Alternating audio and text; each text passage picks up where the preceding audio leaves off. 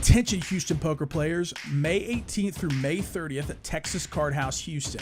Over $1 million in tournament guarantees in the PokerAtlas Tour. 12 big tournament events including the $200,000 guaranteed Mystery Payday event, the $100,000 guaranteed Pot Limit Omaha Payday bonus, and the $500,000 guaranteed No Limit Hold'em title event. Buy-ins range from $300 to $1,100. Full event details, structures available at texascardhouse.com and on PokerAtlas. Generally, we're going to take them off and it's not going to be scheduled break. So if something comes up and we need it, just let me know and we'll make sure we get taken care of. Button is in the 4.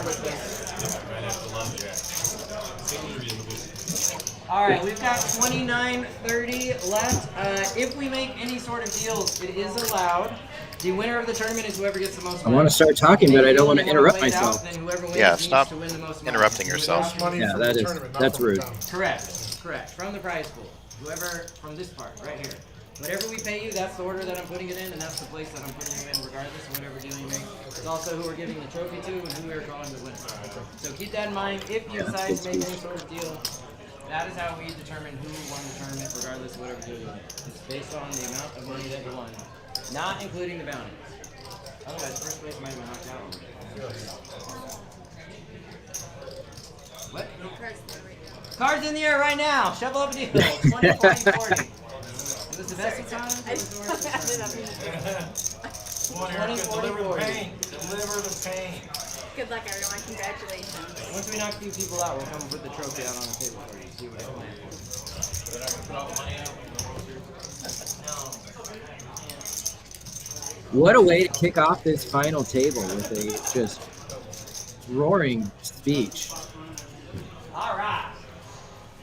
By whoever that guy was.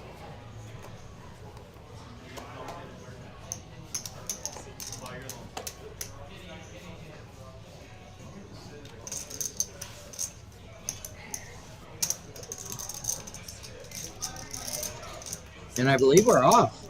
I believe we're ready. Oh, and I can see the commentary. This is good.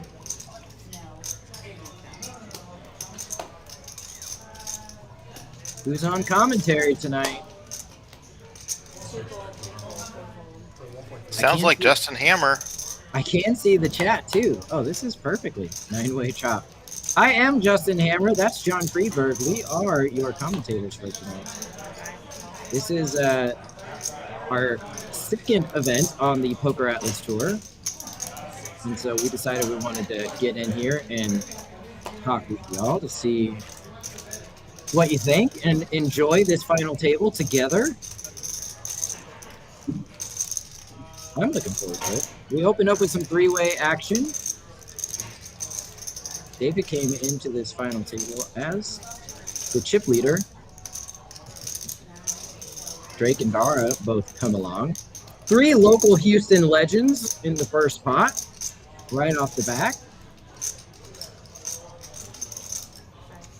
I gotta make sure to share some of this on socials.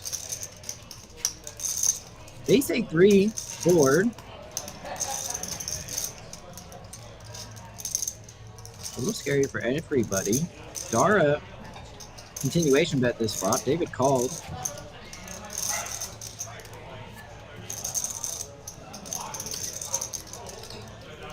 With the 2 9s, which are still ahead. Pretty scary board.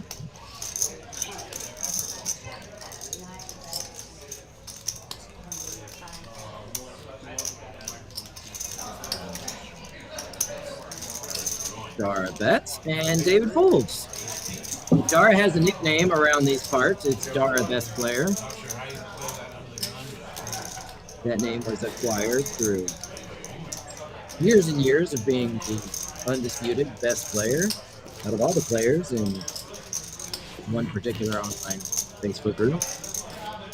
So Justin, you've been around the Houston poker scene for a while. How many people here do you recognize? Not necessarily just at the final table, just in general. You seeing a lot of new faces, or a lot of the same folks, or both? It has been actually a really great experience so far. A lot of familiar faces. It was kind of coming back home in a sense. It's been almost a year since I ran a tournament in Houston, so obviously a lot of familiar faces, but I think the PokerAtlas brand and the new tour, some people got very interested. We saw some new familiar faces.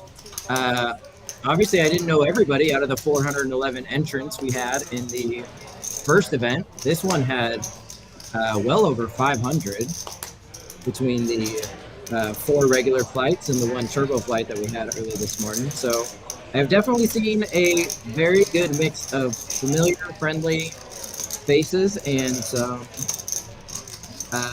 new and exciting coming in to check out, see what's going on with this new tour type of players. But both are exciting. Both have been a lot of fun. Odin Vlog says, welcome back to Houston for now. Welcome back to Houston for now, Hannah. Thank you.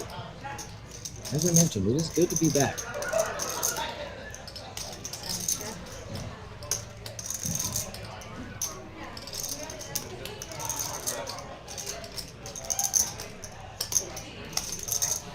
I'm going to tweet that we're doing this commentary.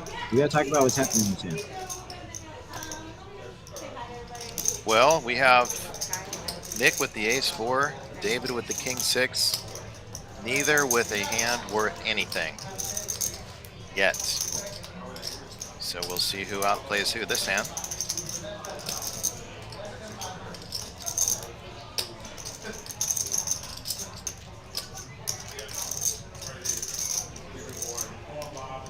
David raised with the king-6. Nick called.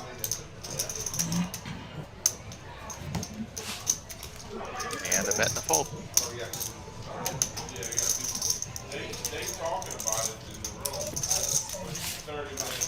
Why position is so good in poker.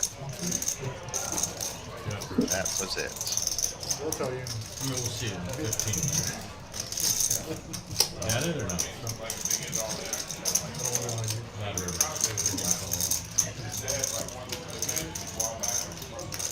Okay, I got my tweet out.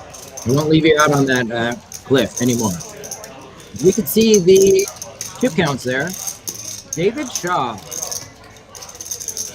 local legend here. David actually won the 150K guarantee that they did here at TCH Houston just a couple of weeks ago. So let's talk about the bounties, Justin. What bounties remain in the basket? There are 9 players left at this final table, but there's actually 10 bounties left to be drawn. This was one where, as long as you drew it by the end of the day, kind of gave players free reign to draw whenever they wanted, and one player instantly jumped into the PLO Payday event, which started tonight. The first flight was at 5 o'clock. That event is going to be running through the beginning of the week with day 2 on Thursday. Still plenty of chances to play that as we see Sean raising here with 2 queens. Looks like David folded 2 9s there. It's pretty strong. So anyway, we have 10 bounties remaining, and it is all of the best ones and all of the, well, I can't say worst, they're all of the lowest ones. So there are actually 3 envelopes left. As you can see right there on the bottom right hand of your screen, there are 2 bins, 2 drums with which to draw from. The one on the right had 54 bounties to start. There were 54 players who made day 2, 54 bounties, but 7 of them had question marks on them. And the question marks meant that you get to draw from the smaller drum. And the smaller drum had all of the biggest bounties that we had. So we had a 20,000, a 10,000, 2 10,000, and 4 $5,000 bounties that were available today. The $20,000 bounty was already drawn. One of the 10,000s has been drawn, and 2 of the 5,000. So what we have left is the $10,000 bounty and 2 $5,000 bounties that these players and Jason Fitzpatrick, who hasn't drawn his bounty yet, one of those players will win. Fitz seems to have this theory that if he goes last, he'll get the big one. So we'll see how that plays out for him.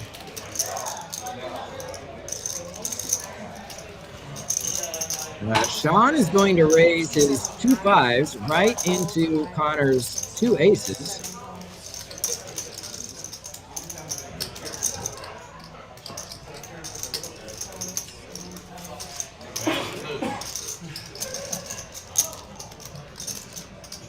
Whoa, look at that camera work. That's pretty fancy.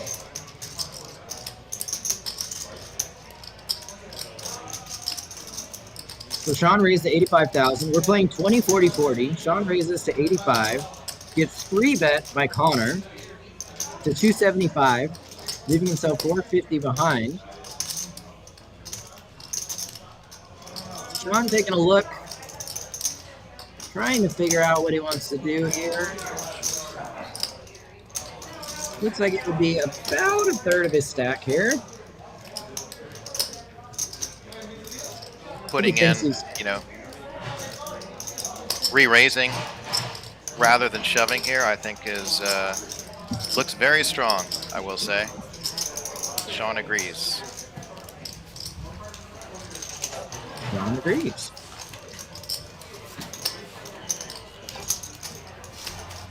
So no matter what, we will still get to experience the big bend. The excitement that you get when you know that you're guaranteed at least $5,000. We will still get to see that. We're going to have them do the draws on the stream when they bust. So we will all get to enjoy it together.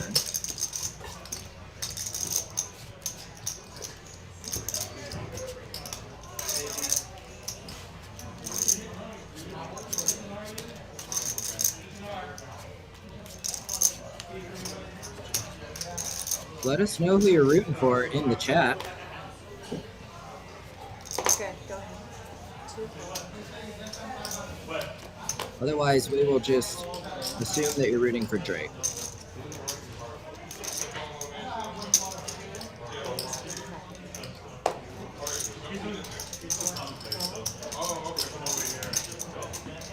Connor with the ace-9 of diamonds, raising it up to 85,000.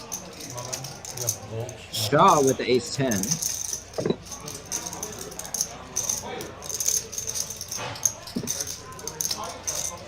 Justin, do we know who had the most bounties and what that number was?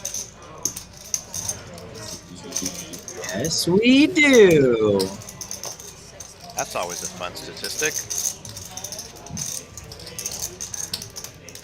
So the person who, no matter what, is just running pure. His name is Brandon.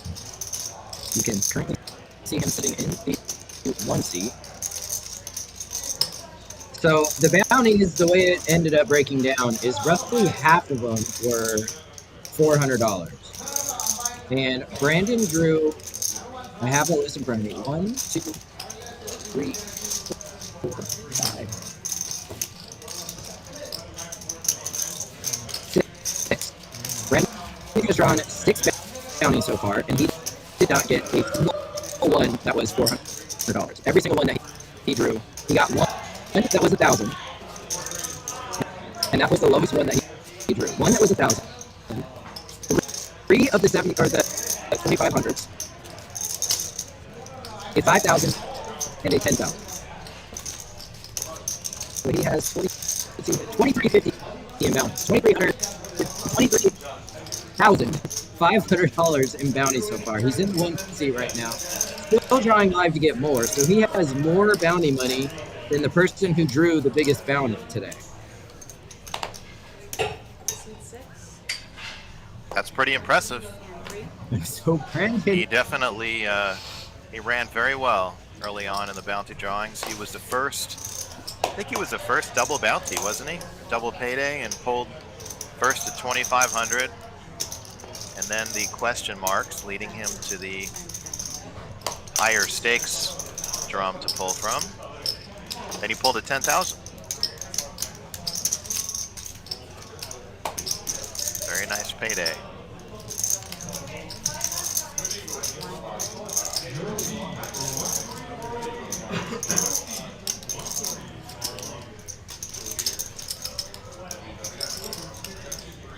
Which mic is bad?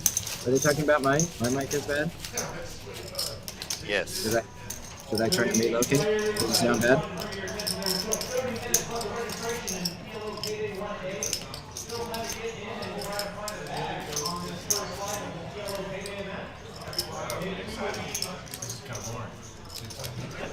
Just give it a minute. She'll start dealing. Let's do a bomb pot around the PLO.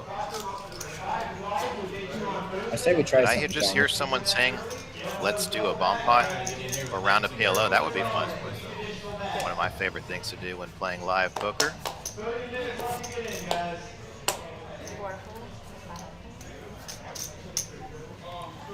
Drake sitting on ladies here.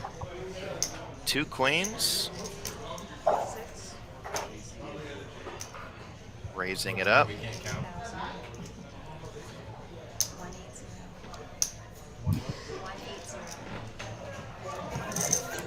Drake raised to 180. Nick looking at the ace queen of hearts. Very pretty hand.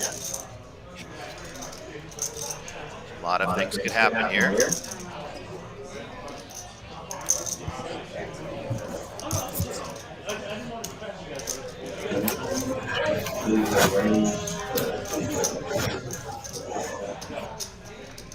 What will Nick do?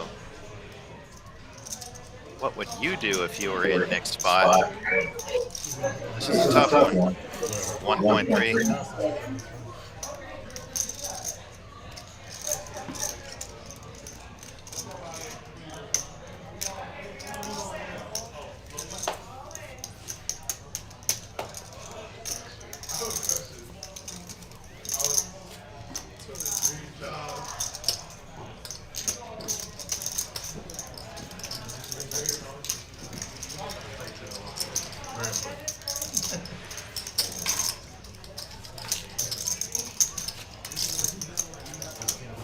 And Drake wins. No contest.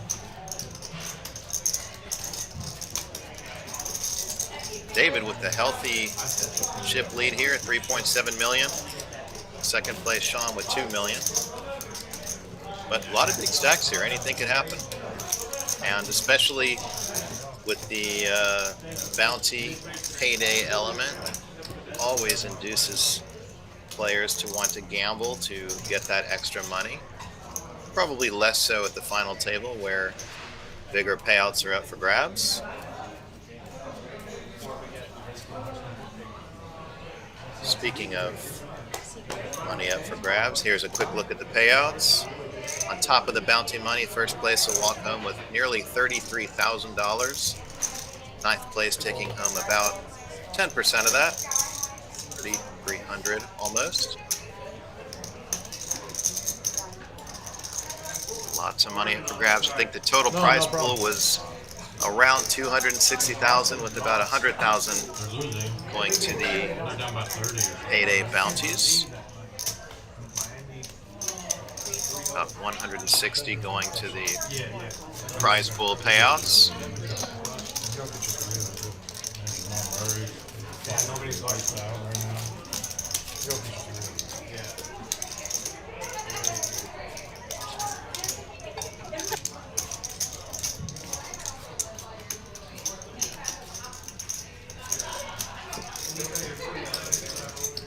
I see Alan Lee here in the shot. Alan is the GM, Texas Card House Houston. A great fearless leader, Texas Card House here. I actually know Alan for a number of years back when he used to work in Los Angeles. A couple of card rooms out there that we, PokerAtlas, also work with. Good guy. Very smart.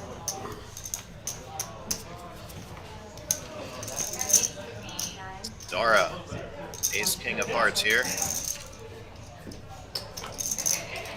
Looks like he's raising it to about 80,000. Jonathan folds on the button. Ace deuce of diamonds. David with all the chips making a loose call here. 7-5 off. Ooh. That is a Very good flop for David. Not so much for Dara, but tough for Dara to get in too much trouble. David fills up on the turn. Sevens full of fives. Unfortunately, Dara's ace-king has nothing here. So he's probably not going to make much, if anything. David, that is, with his sevens full of fives. Oh, interesting. Dara calls here, floats him. Sees a river. Oh my God, it's a king. Exactly the card David wanted to see here to get paid off.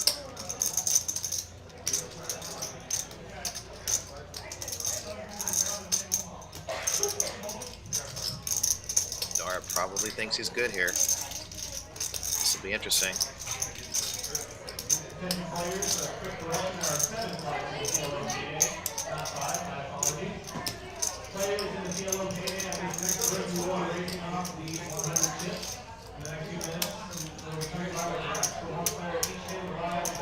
David makes a reasonably big bet, 575.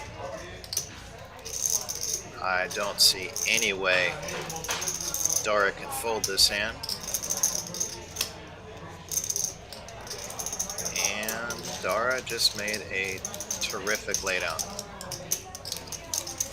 Wow.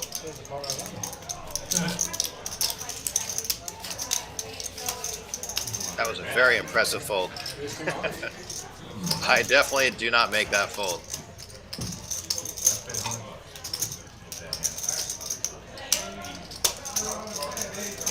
David up to just shy of 4 million chips, almost a 2-to-1 chip lead over second place.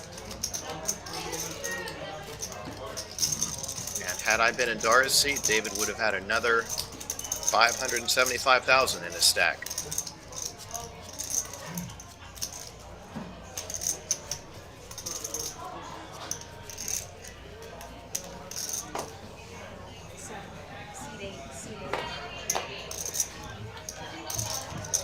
Lots more events here coming up at the PokerAtlas Tour Event here at Texas Card House. Just today we started our $400 buy-in, $100,000 guaranteed prize pool. Hot Limit Omaha, our PLO payday event. 7 flights. 1 this evening. 2 tomorrow, which is Monday.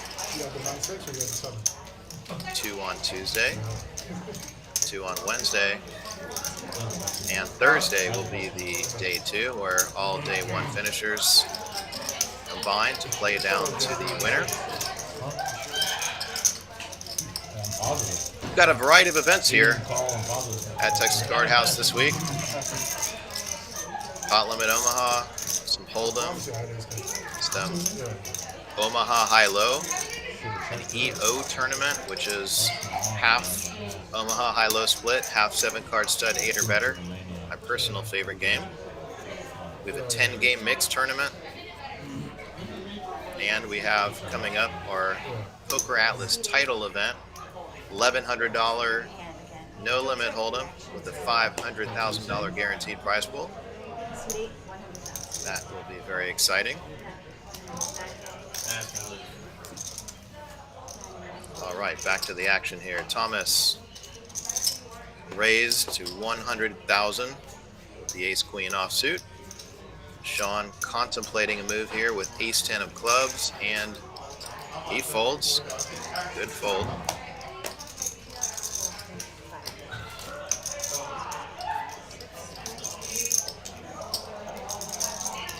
Let's see if somebody wakes up to a hand they can call with here, or maybe make a play back. Thomas. Nick sitting on the 6-7 suited, and he calls. So we will see a flop.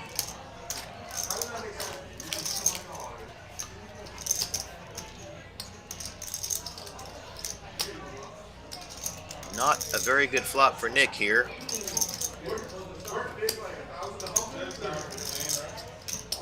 Does not improve on the turn.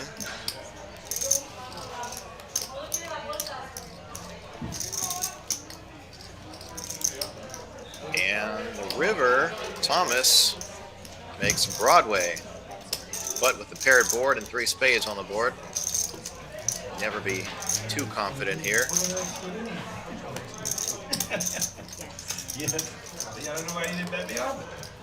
But he obviously wins that pot. Yeah, what'd you show? Ace-queen. You had ace-queen. They're telling me to give it another test run. How does it sound? There you are. How does it sound? Still bad?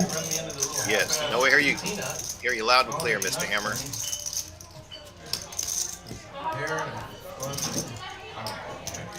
We'll give it a roll, see if it's working. I saw Norman Chad in the chat there a little bit ago. I don't know if you noticed that. Yeah, Norman Chad's one of my stalkers. Everywhere I go, he seems to just troll me everywhere. Sometimes I go get my mail in the mornings, and he's outside of my driveway just there to make fun of me for one thing or another. I believe that about him, actually. Yeah, true story. He was here, but he actually had my back, so I can't troll him. Better, they say.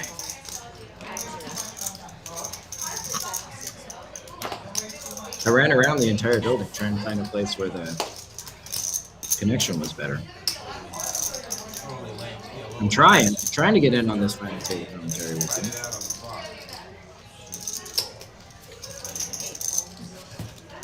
Loose jerks are coming. On the way. Ordered one from DoorDash. We'll be here shortly. I have to say that Alan and the Texas Card House team did a fantastic job on this property. It's beautiful in here. 28 tables, all very high quality casino style tables, not those flimsy, shaky tables that you can't stack your chips on because they wiggle too much and fall over. Very comfortable chairs. I like it here a lot. Really enjoy playing here. Most everyone I've talked to when they walk in here use the word beautiful. If they're telling me about the room. And they are not wrong. It is a beautiful place to play poker. Probably my favorite thing about Texas Card House Houston is it's in the shopping center with a lot of really good food options, all in the same shopping center, including my very, very favorite restaurant to eat at when coming to Houston, El Tiempo. Best Tex-Mex in town. Prove me wrong. Prove me wrong, he says. You can't. Nobody can. It's the best. Not the best priced necessarily, but it is the best. Oh, we've got some action here. Sean and Connor both with pocket nines. This will be interesting. There. Is it on?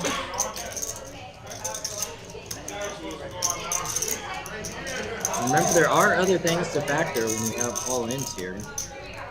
Potential $10,000 bounty you could win when you knock somebody out. It's not just your normal ICM implications.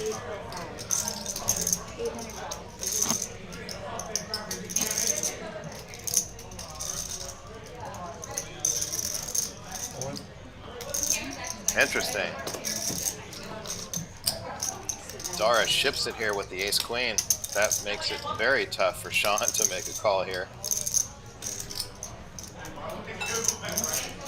And if he folds, he will be very happy to see Connor turn over basically his only 2 outs. Well, not necessarily. I guess technically he's in the lead, but he'll be happy to see Connor has 2 of his nines.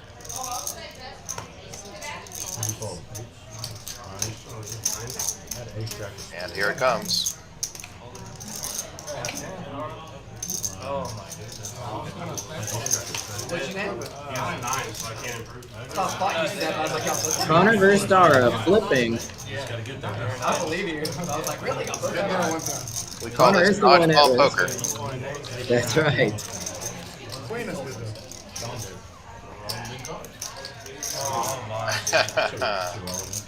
Probably the best flop. Yeah, that's a pretty Pocket good nines can flop. see here with 2 nines dead. Pretty good flop there for 2 nines. No diamonds.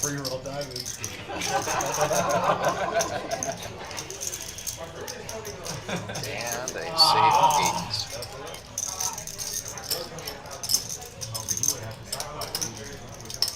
Big.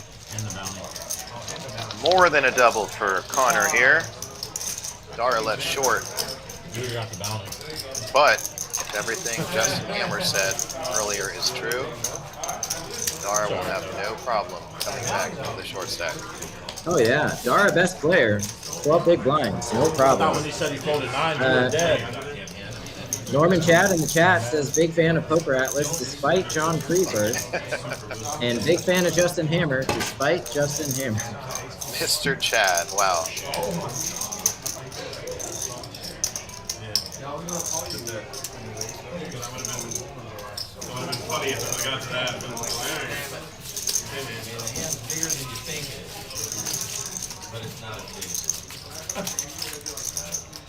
Norman Chad, one of the all-time greats, if not the all-time great in poker commentation. If you have any negative feedback on my commentating, Mr. Chad, you can blame yourself. I learned everything from you. And if you really like mine, then I learned everything from Long.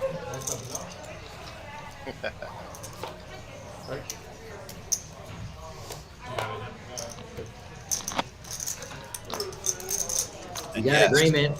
agreement from Caesar on El Tiempo. He is right. Yeah. He is right. El Tiempo is a fantastic Tex-Mex restaurant. They have a bunch of locations now. They're all over Houston. I have to disagree with you on the price though. When I went there, it was a very, very good price for me. You mean because I bought you lunch? Correct. Yeah. Well, we also got lucky. We went there on Wednesday, and I think they had that special on Wednesday, so kind of got lucky on the fajitas. We're great. Oh, and right, Dara just puts it right back in. King Jack.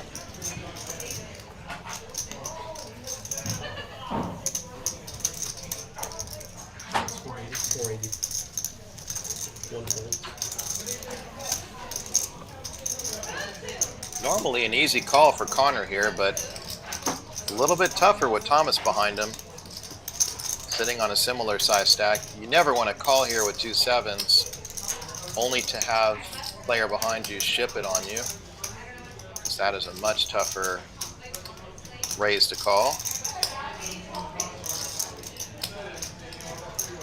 But I will say with the bounties in play, if Connor could do a couple of things here. Honestly, he could fold, he could call, and he could also ship here. I think any of those are fine plays. Thomas most certainly going to call here, given the bounties at stake.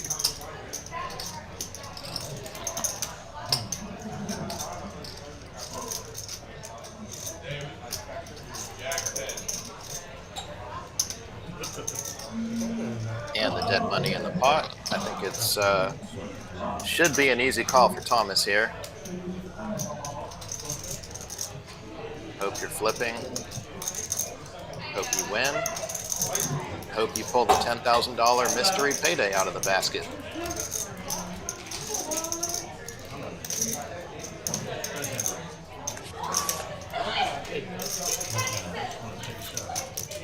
And he folded.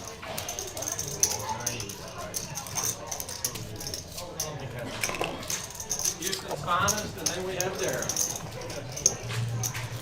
Yes, Norman Chad. Perhaps we should talk to your agent and increase your per diem. Big one. Lines up this hand, guys. Norman says he doesn't go to El Tiempo with Hold'em Media Dan because the drink costs alone blow his budget to bits for the week. Yeah, I've actually been to a Tex-Mex place with Dan, and it's a good read. Rich Castro says, now I want LT info. Are they sponsored this stream yet? No, but I expect to get a call from them soon. 4 raises. Yeah. Maybe they can work on their pricing a little bit also.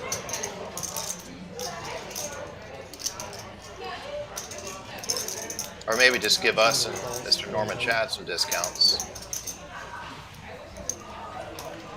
See 2 calls, 110. 3 players. I will say though, traveling a lot all around Texas and other parts in the southwest part of the U.S., Houston absolutely has the best Mexican food, best Tex-Mex. Even more so than say San Antonio, Austin, Dallas. Something really unique about the Tex-Mex food here in Houston.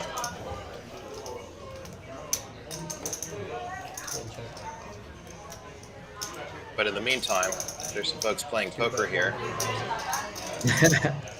You get John talking about food, we can turn it into an 8-hour podcast. No problem. Those are my 2 passions, poker and food. 2 of my favorite things in life. 4 call. Do you think there's any way you could ever, like if you dug down and thought about it, any way you could combine those 2 things, like your passion for food and poker? Yeah. In say like a tournament environment? Yeah, eat while you play. 2 bet, 350. But I mean, like if you were organizing a set of tournaments, would you ever consider combining those 2 things? Yes. It's funny you asked that, Justin, because that's exactly what we're doing here at the PokerAtlas Tour at Texas Card House Houston with our Finger Licker No Limit Hold'em event on Memorial Day, Monday, May 30th, 29th maybe. We are running a No Limit Hold'em tournament, and we are buying barbecue for everybody. There will be a lot of barbecue here, hence the name, our No Limit Hold'em Finger Licker. So yes, loving food, loving poker Fast and loose. is the root of the idea for the No Limit Hold'em Finger Licker. Coming up here at Texas Card House, Monday, Memorial Day. I'm not looking at the schedule though, so I forget the buy-in. Maybe someone can remind me. It's either 300 or 400, I think. Somebody will correct me quickly. You might be the only one that doesn't play. Only top 15%. Oh, you want that after? Anybody want to see those nastiest things?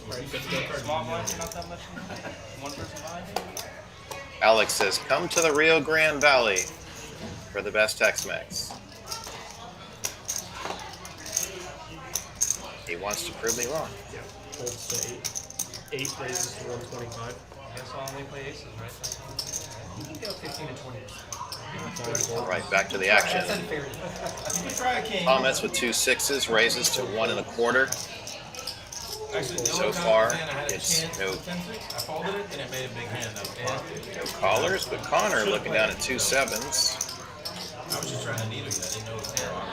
No, that's cool. In the I mean, I raised with 2 6s. big blind, I believe, and he folded. Looks like we're making a real pair. Tight fold. At least you loosened up the table, I guess. That's it. Fast and loose. That's me.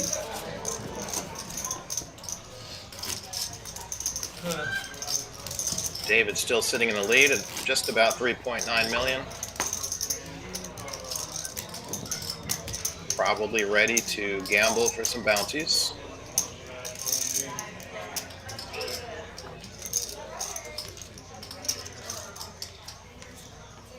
I sure would be with all those chips.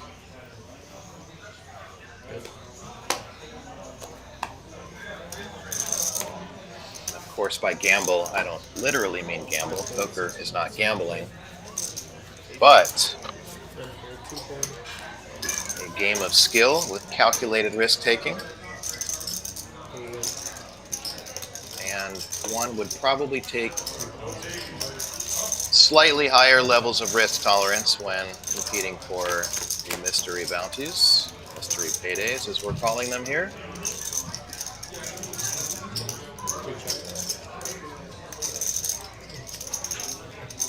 4-bet, 50,000. 3 play.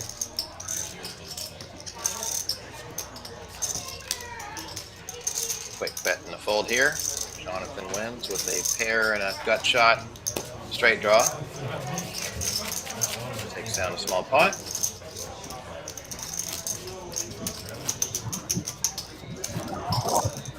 I feel like we're seeing a very typical final table dynamic here. Nobody wants to be the first to get knocked out in any final table, especially one that's being live streamed. All sorts of thoughts going through people's head probably, and one of them is very commonly, I don't want to be the first one out. The second thought, I would say very common at live stream final tables, is I don't want to make a mistake on the live stream. So that being said, I think all of that goes away once the first player is eliminated. It seems that the psychology changes tremendously in the average final.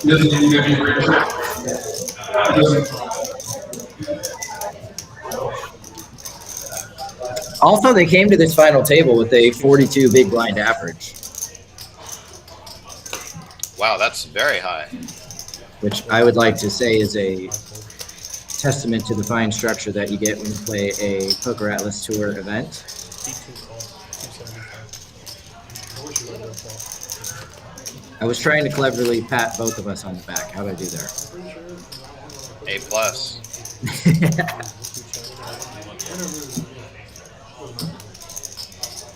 They are still super deep. 175. Good call.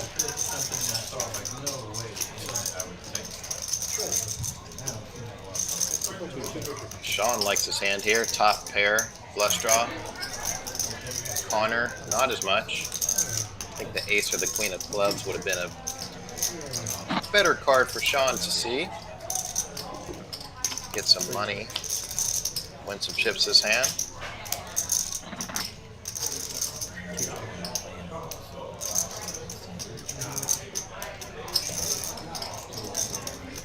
But he will likely win this spot anyway with the pair of nines.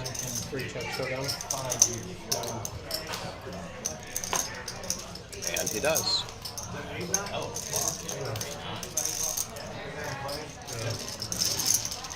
Just in case anybody's wondering, and Justin helped me out here, I believe the red chips are $5,000 chips. White chips are 25,000, I say dollar, but really 25K chips. I was going to say, And Savage Browns, is rolling over somewhere every time he hears dollar. yes. But go ahead. Yes. Browns are 100Ks. Yes, that is correct. 5s, 25s, and 100,000s are in play.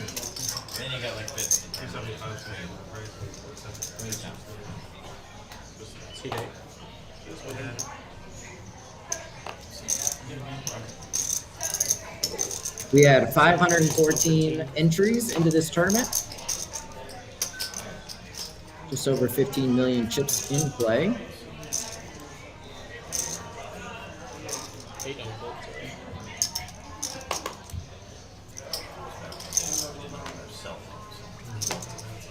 Seat 1 calls, 2, 3 fold, 4 fold, 5 fold, 6 fold, heads up, 2 players. Brandon with the ace-jack against the jack-10 of clubs of Nick. Brandon, of course, is our big bounty winner thus far.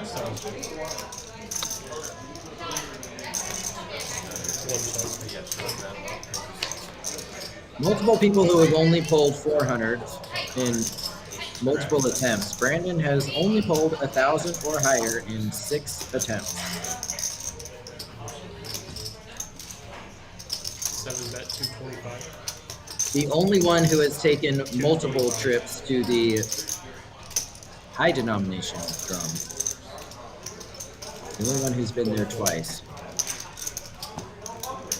As Nick wins that pot with a little well-timed progression.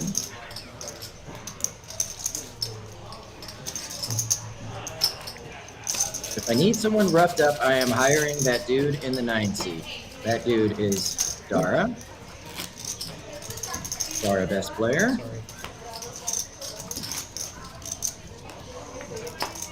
And despite his big, mean, burly stature, is actually a very nice guy. And I don't know that he would rough up whoever you were trying to hire him for. He would probably just sit that person down and play them heads up and rough them up in a game of poker. Or maybe that's what he meant. Speaking of, right on cue, all in with ace queen hearts. 740,000.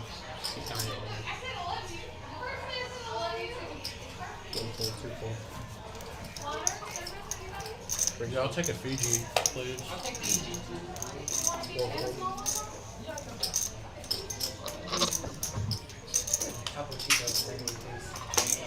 Fiji right here. Call. Yes, I call 740. Ooh, we have an all in and a call here. Sorry. Bounty man, do it. All in and a call. Yes, all in and a call. Thank you. Dara with the ace queen of hearts. David with the ace 10. Double up here, Dara. Courtesy double up, he says. You feel it or no? Do you feel it or no? I actually feel different this time. So, yeah, 740. Yeah, I'm good, thank you. Okay, 25. This will be a very nice recovery from for Dara. You're too good. You can hold here. Now do it.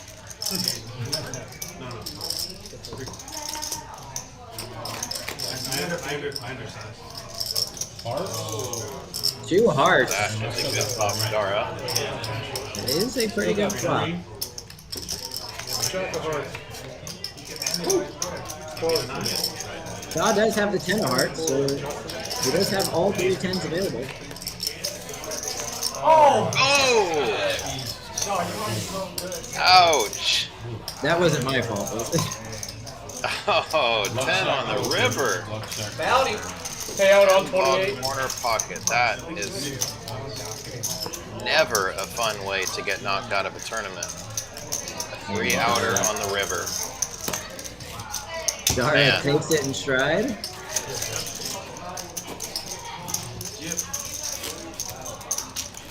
We got Ryan Crow in the chat. Yeah. Big shout out to Ryan Crow. Yeah, he wants us to pull the bounties immediately. Not everyone knows who Ryan is, but he is one of the most important people in the Texas poker scene. He is the CEO of Texas Card House. Now with 6 locations open, Austin being the first. I won't go in order because I don't know the order. They've got a location down in the valley, Rio Grande Valley, down in Edinburgh, I believe. Austin, 2 locations here in Houston, one up in Spring, one brand new one on Westheimer, which is where we are, right in the heart of Houston, just down the street from the Galleria. 5 raise, 125. Up in Dallas, 2 locations now, with their newest being TCH Social in Las Colinas. Gorgeous venue. I absolutely encourage everyone to check out any or all Texas Card House locations. They run a fantastic operation here. So congrats to you, Ryan, and thanks for popping in. Yeah, Ryan, appreciate the shout out. We both went to the opening of Las Colinas, and that place is beautiful. And not only is it beautiful, but they have this thing called bad beat bacon. And it's not a bad beat if you eat it. It's what you eat to recover from taking a bad beat.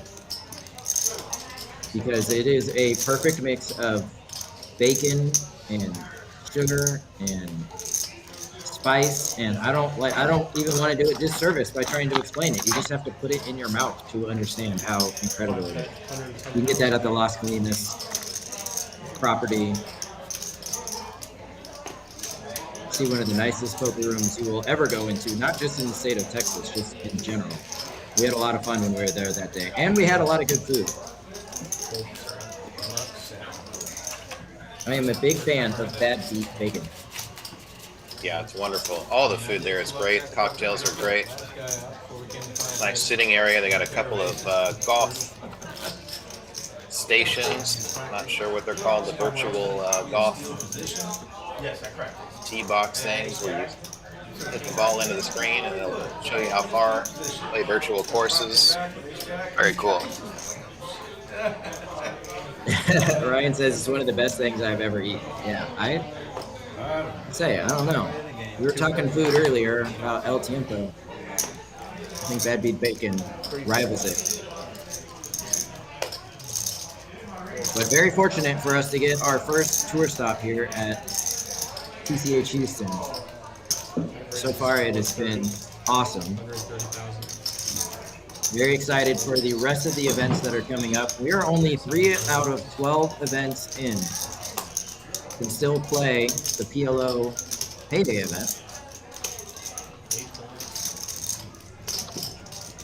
6 more flights, 2 a day on Monday, Tuesday, Wednesday. Day 2 will be on Thursday. Only $400 buy-in. You get $1,500 for every bag that you can get. And you will be able to play both flights in one day. So if you want to get here, play the 11 o'clock flight, bag, come into the 5 o'clock flight. We'll come in about an hour into the tournament.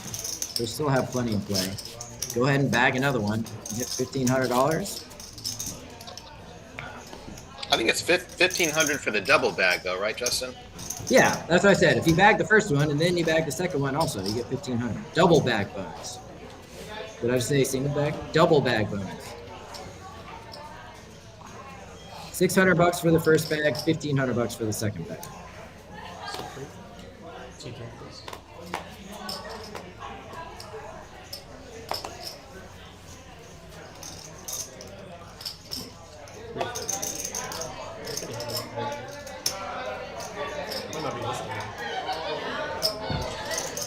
Raise 110. We'll raise 110.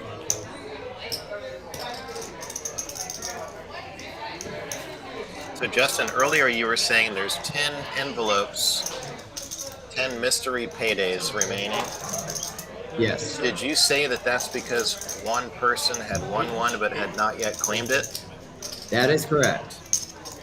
In this particular tournament, I told them that they had the day to claim it. They could do it whenever they wanted.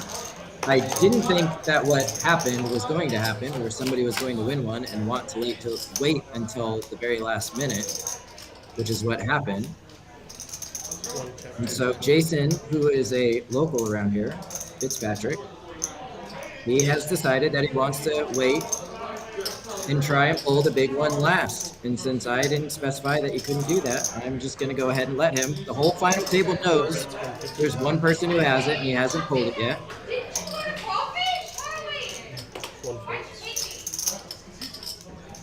The math actually doesn't change at all when you pull. As long as he does it before the end of the day so that we could show every bounty was in there, got no problem with it. So there's 9 players who are all going to draw at this final table, and there's one who is still holding on to this.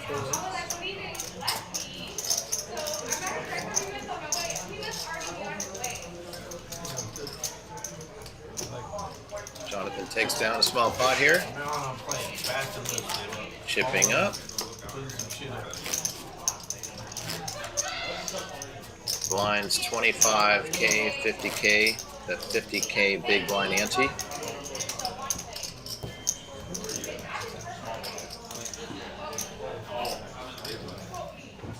The big blind ante sure did take over the poker scene pretty quickly. Tournament poker scene, I should say.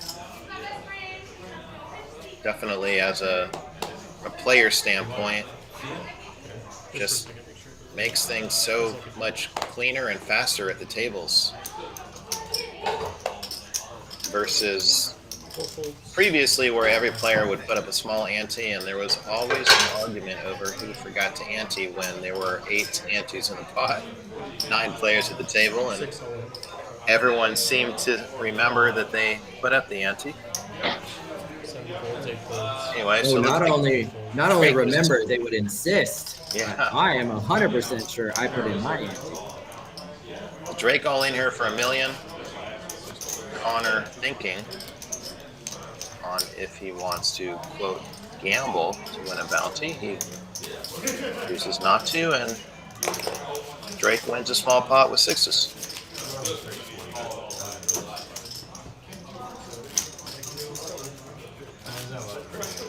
I actually ran one of the very first big blind ante tournaments. At least that I knew. I ran a big blind ante tournament, a really big tournament. And by big, I mean Hey, lots of DJ. players. DJ. Before anybody was doing big blind ante.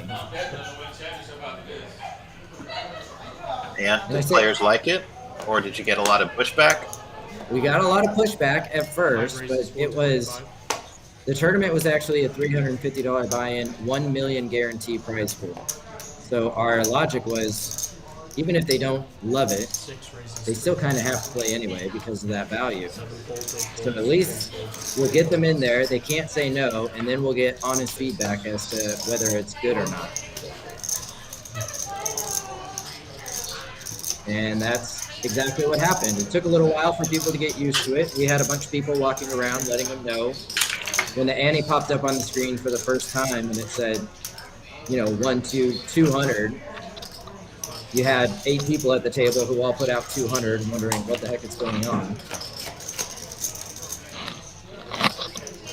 But eventually they got in the rhythm and people seemed to really enjoy it. And the next series we did, about half of them were big blind ante, and then the next series after that, they were all big blind ante, and then never looked back.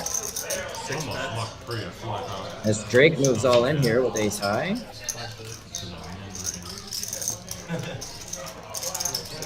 Drake making some moves.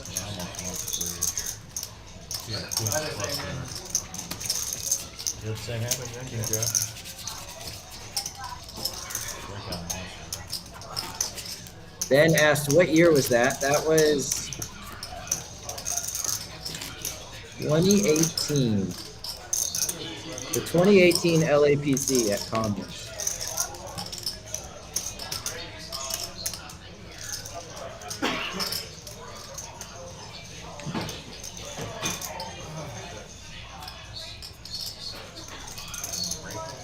You get your bounty?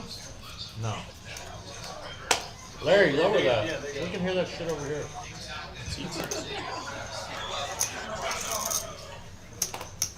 David with the assist there. Getting Larry to turn down his YouTube. 8 folds, 1 folds, 2 folds. 3 all in. Thomas playing pretty conservative.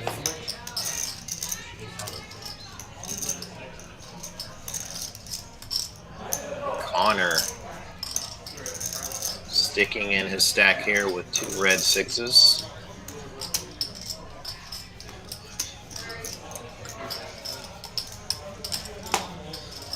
Not a bad hand for Jonathan here.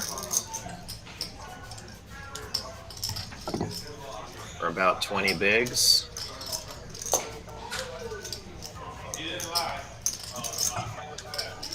Not an easy call, but not an impossible call here.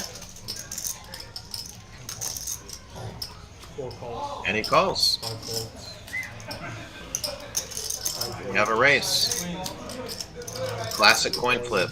Pocket sixes versus ace 9 suited.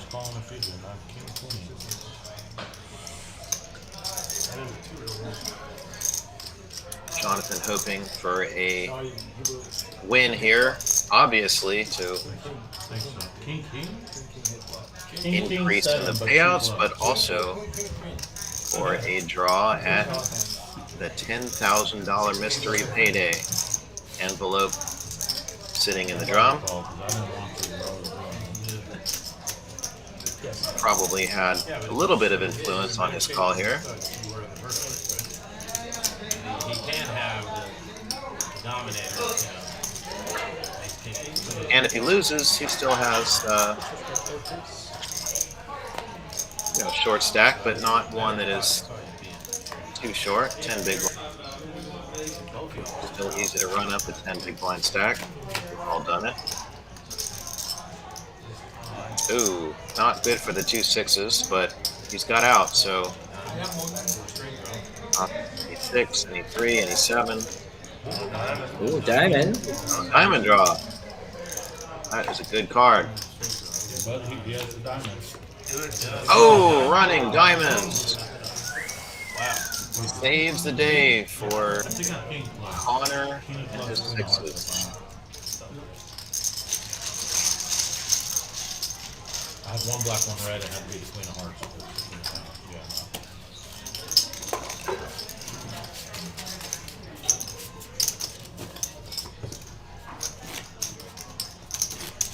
I was just informed there will be a 10-minute break coming up in 2 hands. Hand 29. We're on hand 27 now. Yeah, the funny part about that is if you make the regular raise, the hand plays out not that much different. You know what I mean? You're not throwing away those 6s with a 9, 5, 4 flop.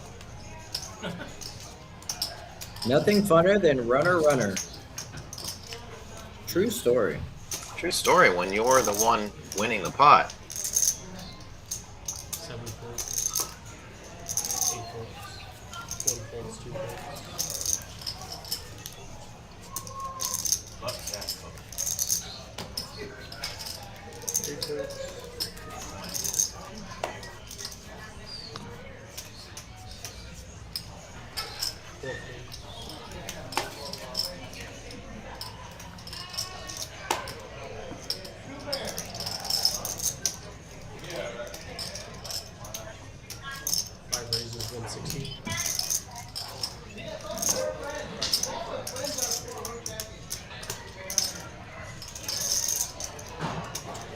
Drake with ace queen, facing a raise from David,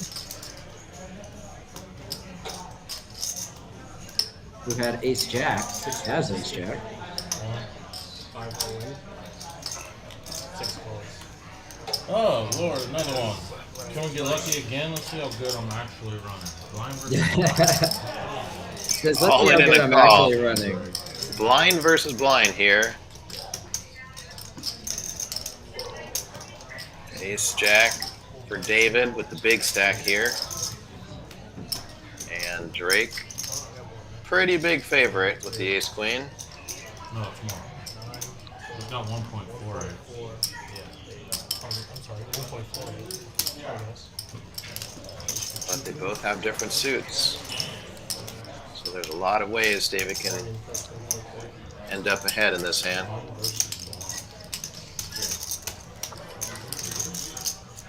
Huh? Yeah, that's what I just said. It's for chip lead for you, right? I'm good at these though. Chip lead or tournament play. Did David get lucky twice? Man, I'm gonna be tripping. Here comes the flop.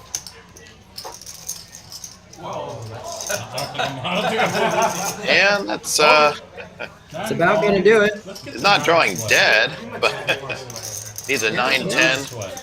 Oh, that's a perfect card. Actually, Nine or a king. King 9 ball. 9 or a king. Oh man, I wanted to survive. That would have been probably one of the worst beats in the history of televised poker. After that flop.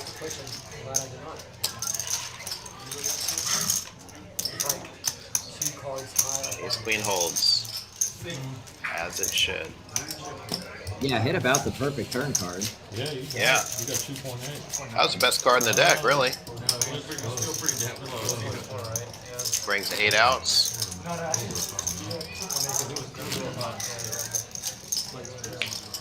But instead, Drake will get the double.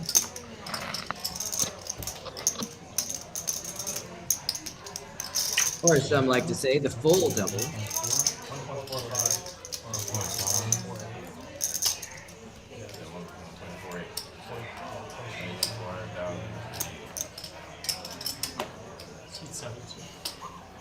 Take a look at the chip counts there. That moves Drake and David very close to even in chips. That'll be one of the pots that makes it into the Poker Atlas playback review that we show a little later, probably tomorrow.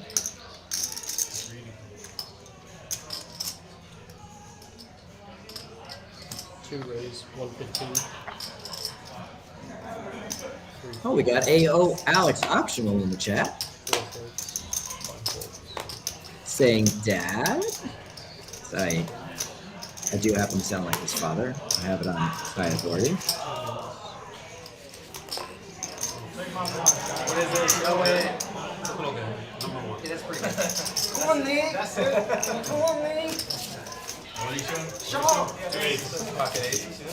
Five Pocket aces. Limp them for one. So you can play that, right? Or you can play that, right? I might be able to. So has everyone seen our Poker Atlas playback? And the red aces are only for suckers. One of the cool, highly innovative, first of a kinds here at the Poker Atlas Tour. If you all haven't seen it yet, we're doing for each event, for every single player in each event here, we are creating a start to end chip count visualization, They're not gonna let us do it. animated chart, really cool. Players are requesting a Starts break. with every player and eventually ends up They're not gonna let us do it this way, at the final table and Floor on ultimately 28. shows the playback of the tournament.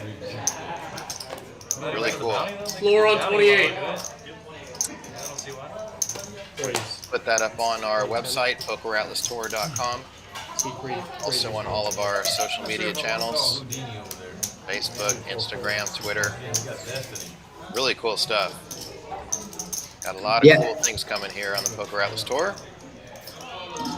Players requesting a restroom break. You can see it for sure on the Poker Atlas Twitter, the Poker Atlas Instagram. Those are all Poker Atlas Tour. The video is up right now. And if you play in a Poker Atlas Tour event, you will also have your chip count as part of the graphic. You don't have to win it. All you have to do is play and you'll show up there at some point, just like your chip counts will show up at some point on our site, which we do provide the updates for every player who plays. We got some questions from the chat that we will address. They're about to go on a break here, C3 calls. so we'll fill everybody in on what's happening in the tournament. Heads up. Just a quick little break.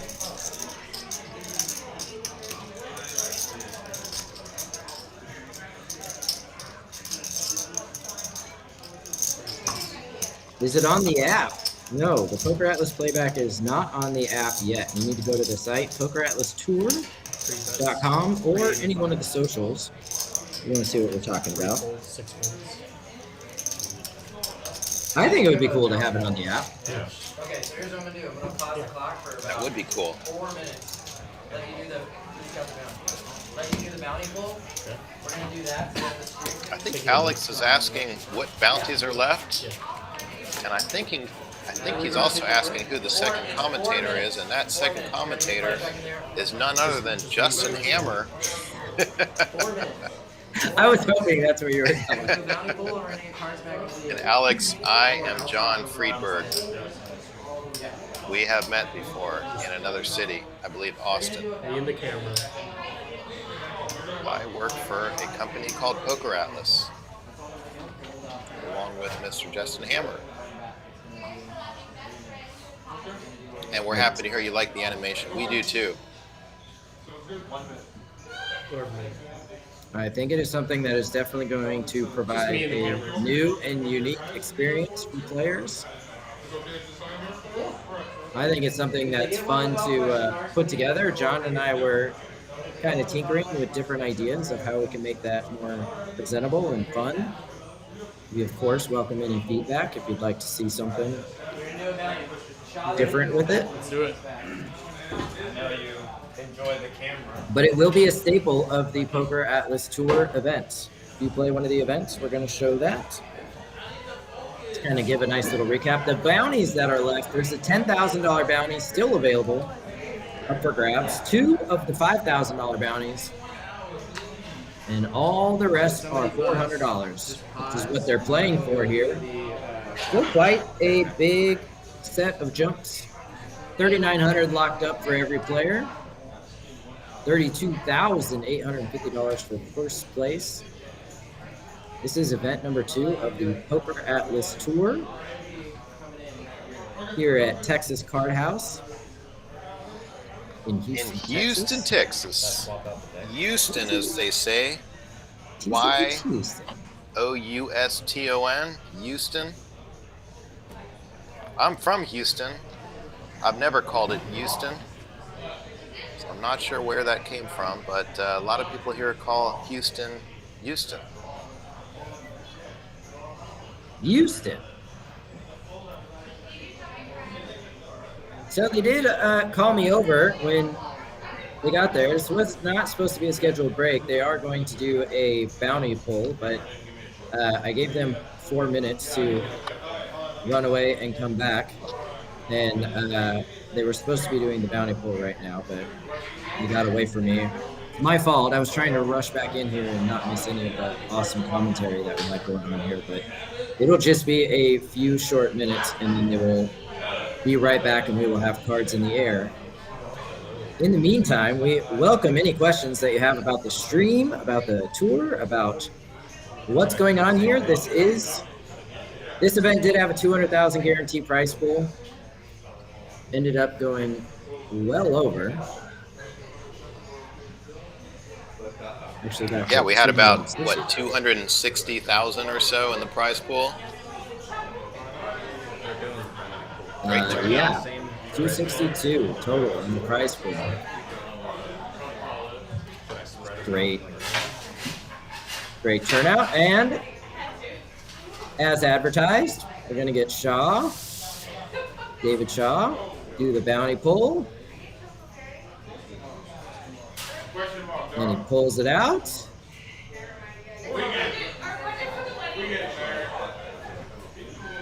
And looks like he got another 400. He didn't show the camera, and nor is he drawing from the other drum. So there it is. Upside down 400. I just stepped into the box. I don't. Let me see if chip counts have been updated. Okay. And there we go. Take another look at the payouts there as they get situated. We should be getting cards in the air here shortly. What's in the 10-game mix? Alex Optional wants to know. Tick reveal. Yeah, that was pretty strong. Yeah, don't ask me because I don't even know 10 types of poker games, so I'll defer to you, Justin, on that one. I asked John to help me with the 10-game mix, and he said first should be El Tiempo, second should be Amalfi, then there should be some kind of Persian food in the 10-game mix. Hold'em, pineapple, crazy pineapple, 1 card Hold'em, 3 card Hold'em. All of the games. John wants every game named after food. The actual answer to that question is the 5 horse games. Hold'em, Omaha, Stud 8, Raz. Badoogie, Deuce to 7 triple draw. No limit, pot limit Omaha, and no limit single draw. Was that 10? Was anyone counting?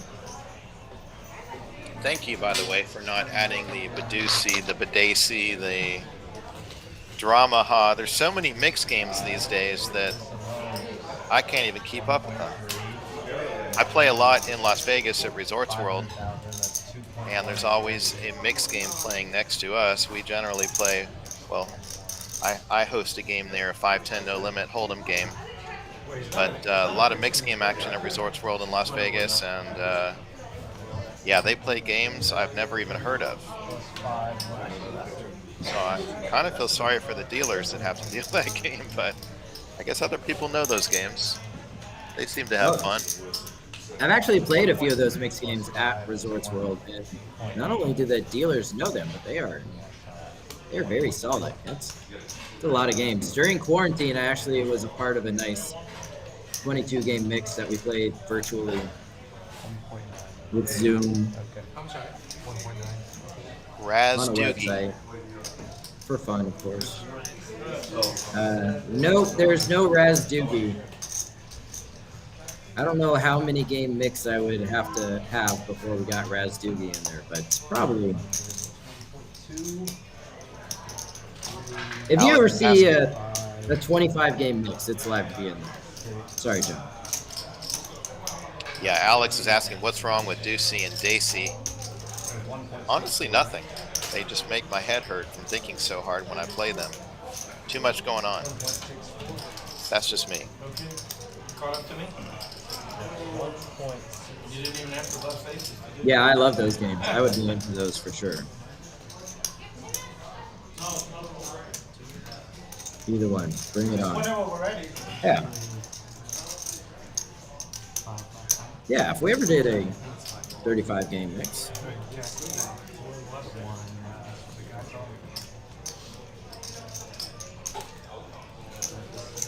I'd be in it for sure. As we take a look at their absolute.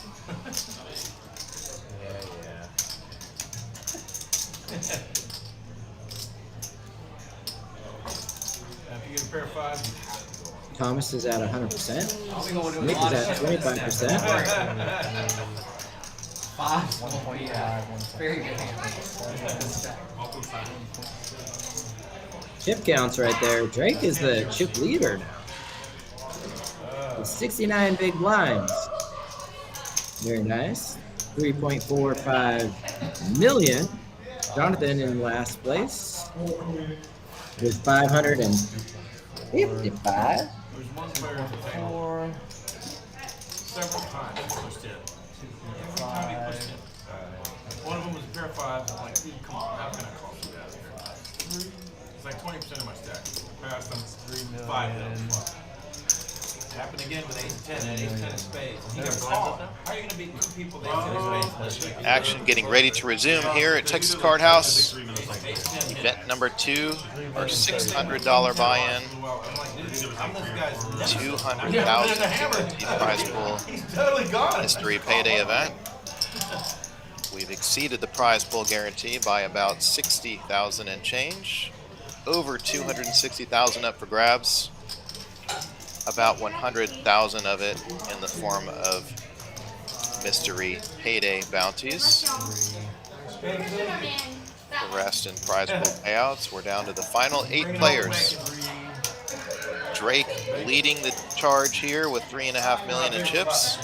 About 70 big blinds. Jonathan is our short stack, sitting at about 550,000. 11 big blinds. Playing 25 50K blinds with a 50K big blind ante. Action about to resume with hand number 30 at the final table here. Mr. Ian Mann walking in front of the camera. Another local poker fellow and PokerAtlas team member here. Looking quite dapper in his suit today. There he is. Smile for the camera, Ian.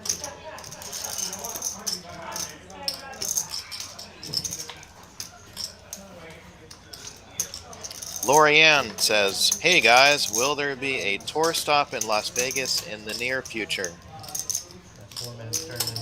The answer is we are sure planning on it. As is at least one casino in Las Vegas.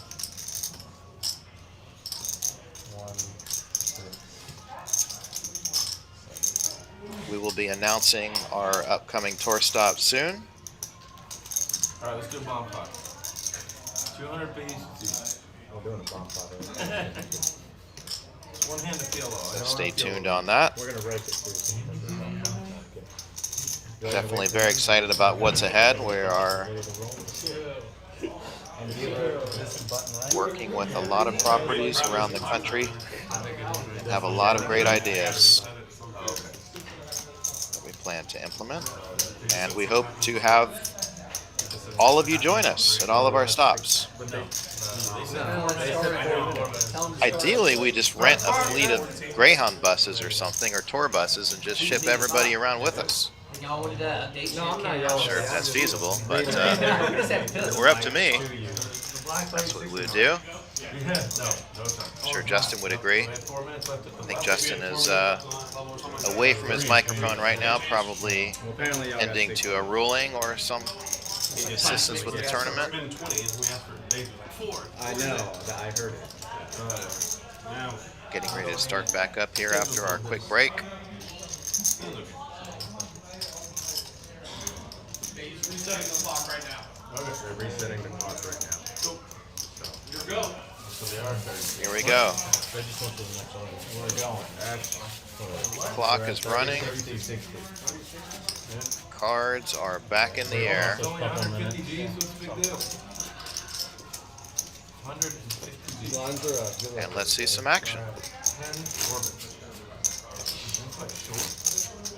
One $10,000 and two $5,000 mystery payday bounties remaining in the drum, along with a few $400 bounties. 400 was the lowest bounty, mystery payday, and 20,000 was the largest. Surprisingly, still three big numbers in there though, with the 10 and two fives.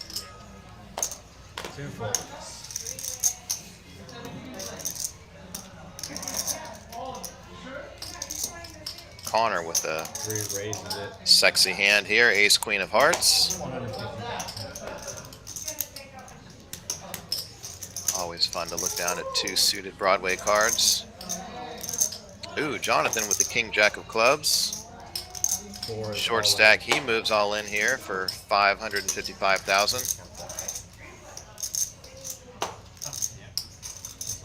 Folding around. Thomas here will probably fold his king 10 off. Brandon will fold his king 8 off. It will come back to Connor, who makes a very easy call here. In the lead, but not necessarily by much. King, jack of clubs, ace queen off. Ace queen red, king jack clubs. Oh shit! I got a dead low. I thought it was diamond and heart.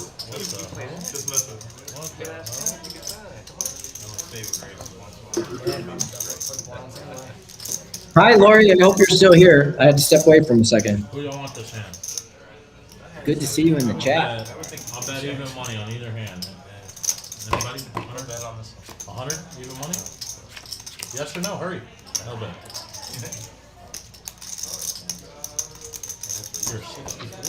Pretty much a useless flop here for both hands. Ace queen still in the lead. King jack hoping, or Jonathan I should say, hoping for a miracle king or jack on the river at this point, and he breaks. Connor will win. Jonathan finishes in 8th place. Connor picks up about $500,000 in chips here, maybe more, maybe closer to 600K or so, 650, and wins a bounty drawing.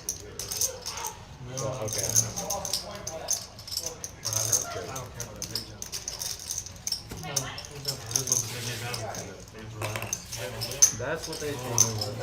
Cameron said second left them when they bust to the bounty. One for 5 on bounty islands on the day. What do you got? That's what I heard. 50%. Bot is moving. 50% on something decent.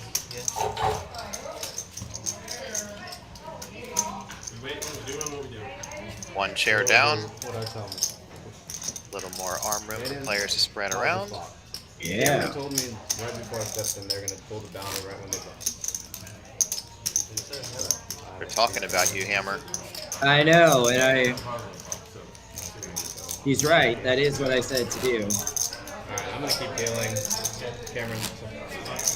I've been in here trying not to know what happened, keep up with y'all, but I have it on high authority that they will do the bounty draw shortly.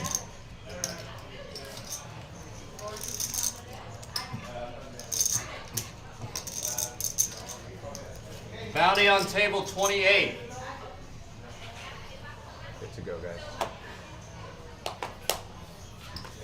3 folds. 5 raises, 130. 6 folds, 7 folds.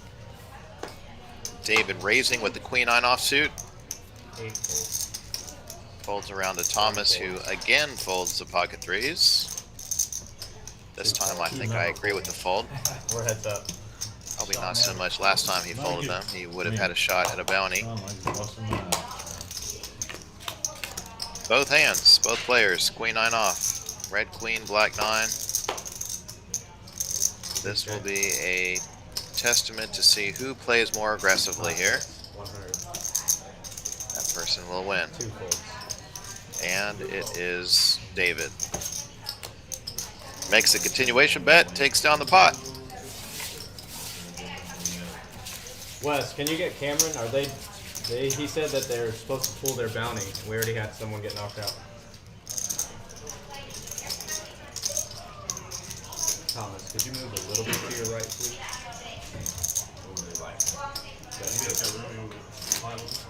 How does they see the cameras are? They said you were blocking the camera. Yeah. Even though you have a I pretty get back. wide. I get wide. That's what happens. Alright, let me move seat 1.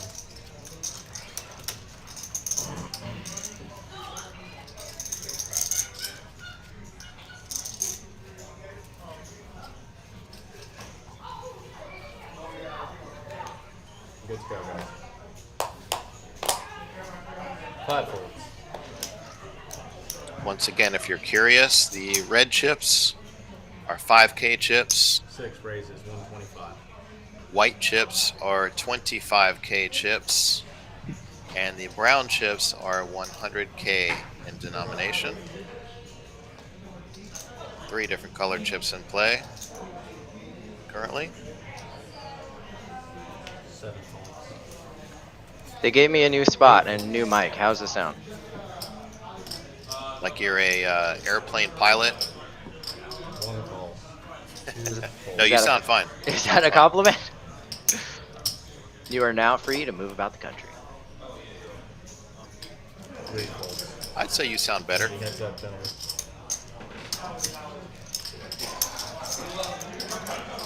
All right, 2 hands.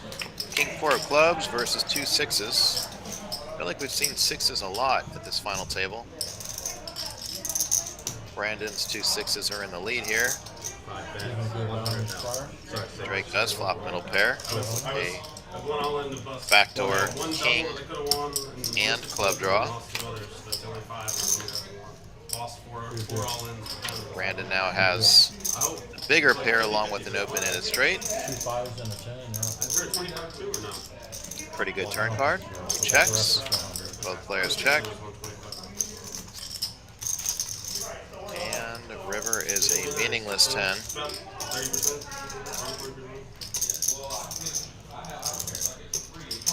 6 bets, 175. 1 call. Drake bets, gets called here. And Brandon takes it down. Well played.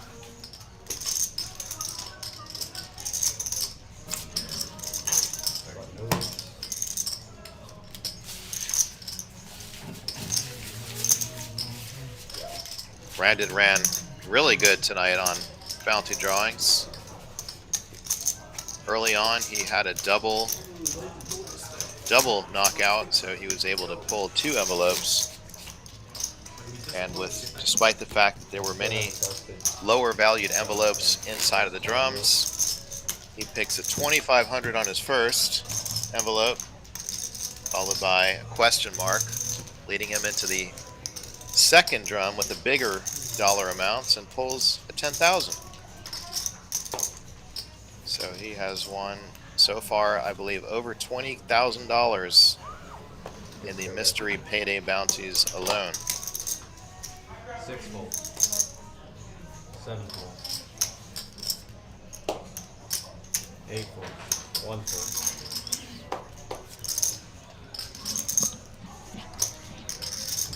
2 raises, 125.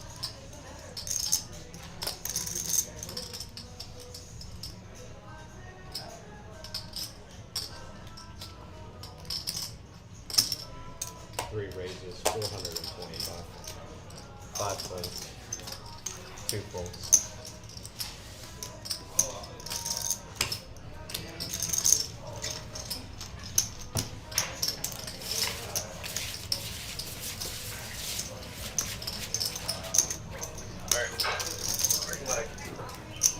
You got it.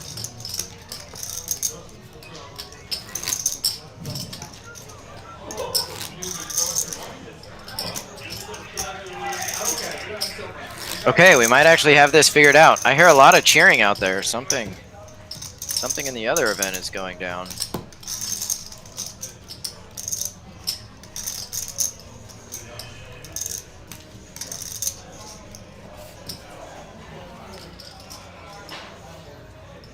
Good to go back. 7 folds. 8 folds. Hopefully my audio is a little better. 1 raises, 130. 2 folds. 3 folds. Brandon with Queen Jack of Hearts raises it up. 5 130,000. 6 folds. And just wins.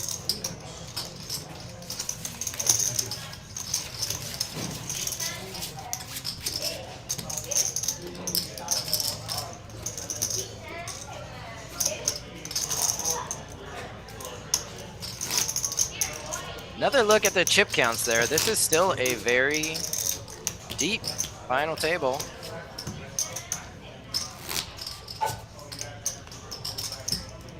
It could last quite a while.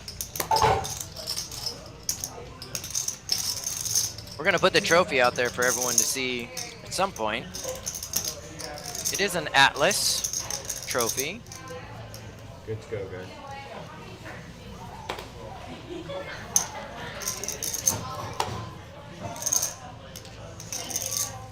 Eight folds. 1 fold, 2 folds. 3 folds.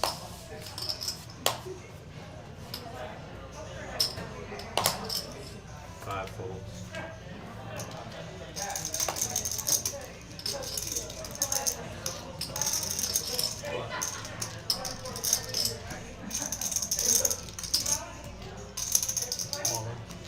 6 is all in. Oh, 7 calls. Sounds like they made some sort of deal in the giant stack. That's what everyone was clapping about. 13-player deal. That's what it sounds like. I'm getting the details now. I'll fill everybody.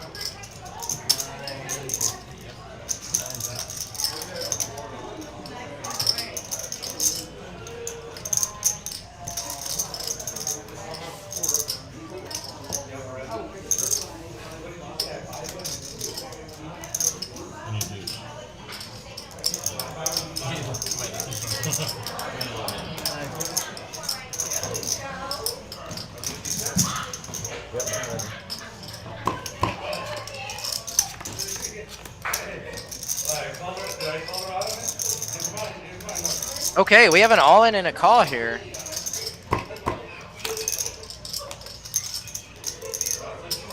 Drake moved all in and Nick called. Drake takes the lead with the 7. Nick's gonna need a king or a queen.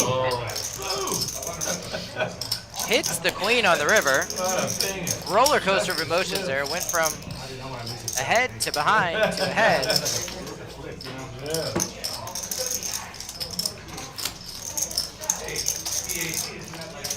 Holds in there. Drake so close to picking up another bounty. As the $400 bounties get pulled, it only leaves a higher likelihood of getting the $10,000 bounty, which is still out there. 2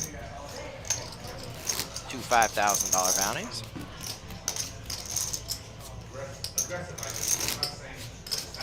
Yeah, that started promising.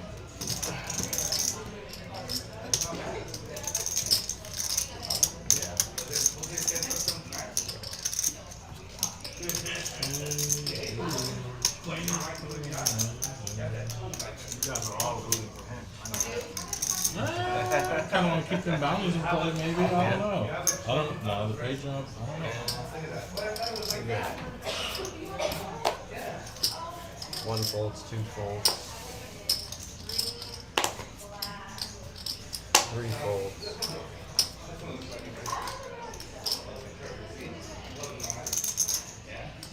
Five raises to 155. Six is folded. Seven folds. Eight folds. Thomas, could you slide a little bit to your right side? Thank you. Here, we just slowly drift into the left.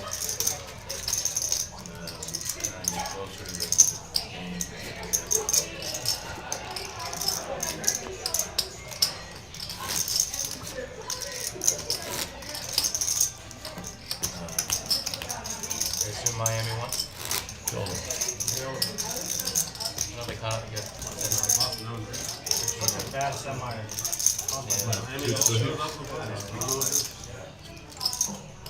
Lakers gonna win tomorrow. Right? Yeah, Lakers win tomorrow. And then maybe Boston win the next game. I don't know. Yeah, they look like they gave up. Two folds. And my Three folds. totally too. Five raises, 155.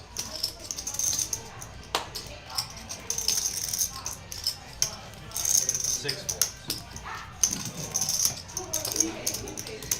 Seven folds. Eight folds. A deal has been made in the giant stack. 13 players.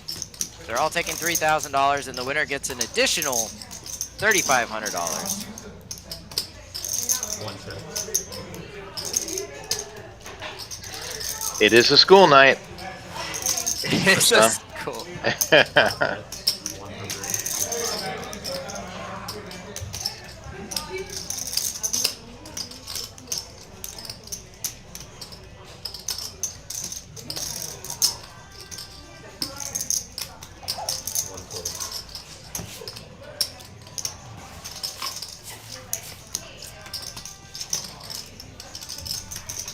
They did turn it into 15-minute levels as well.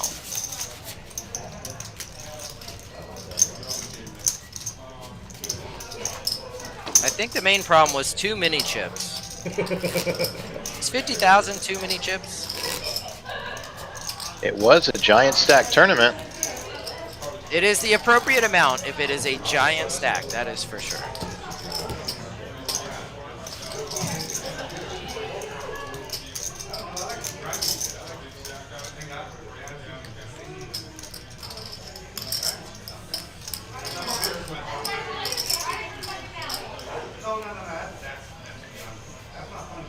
Seat 8.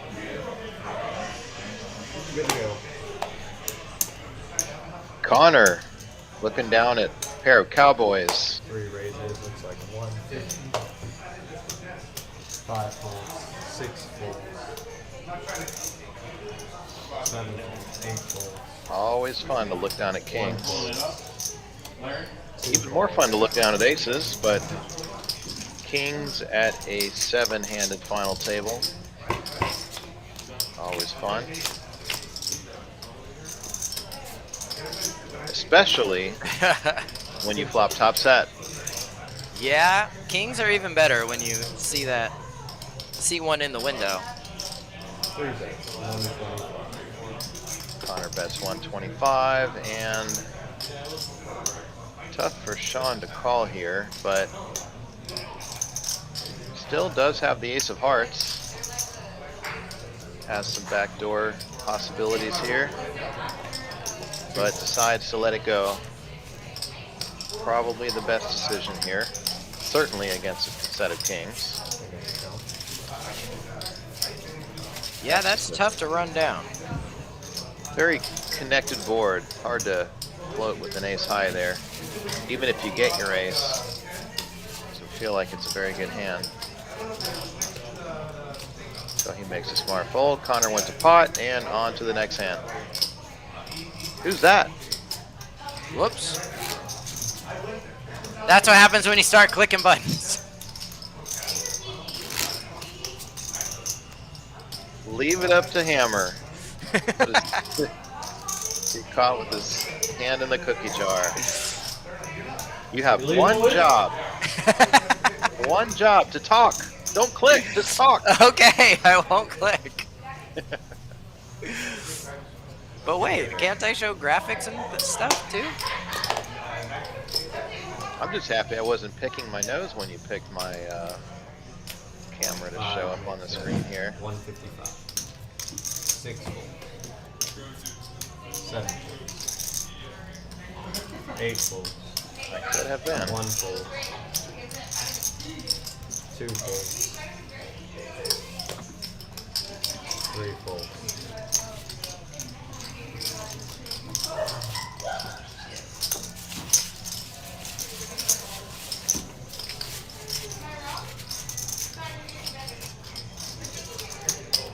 Aha! Here's a look at the payouts instead of John. Nice shout out to producer David behind the scenes here, scolding Justin Hammer for his wrongdoings shortly ago. I deserve it. It's fair. Hey, at least we got some laughs.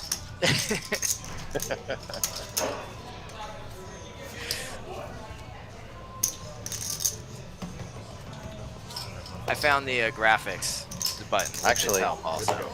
If you do want to show me again real quick, Justin, I do have something to show the world. Oh God. If you can figure that out again. I can, but now I'm scared.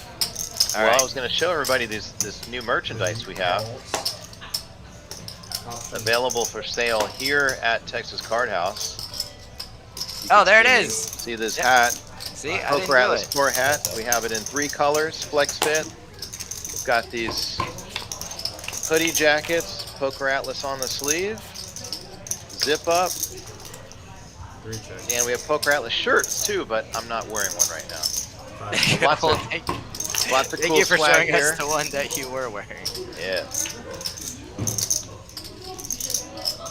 Got some PokerAtlas merchandise, some PokerAtlas Tour merchandise, hats, t-shirts, short sleeve, long sleeve hoodies. Come on down to Texas Card House on Westheimer and do some shopping and some playing. 3 checks, 5 checks. Connor wins that one with 2 8s. Yeah, that was a good demonstration of how you're probably supposed to push some of those buttons as opposed to the one that I gave just a little bit earlier. When your only tool is a hammer, every problem looks like a nail. I think I just found what I want inscribed on my tombstone. That is the perfect epitaph, Justin, for you. A heavy-handed man. Every problem felt like a nail. I heard a rumor that yesterday somebody asked if you were related to the lawyer, the hammer who does lawyer commercials on TV here in Houston. Is that true? No. I mean, believe it or not, Jim Adler and I are not of relation. Just because his nickname is the Texas Hammer and my last name is Hammer. That is... Well, I mean, to be fair, I don't know that for sure. He's never shown up at any of our family reunions. One raises. Never reached out. 60. 2 folds. 3 folds. 4 folds. Sorry, 5 folds. But I don't know. Maybe I'll find out someday that that's why they call him the Texas Hammer, is because we're of relation.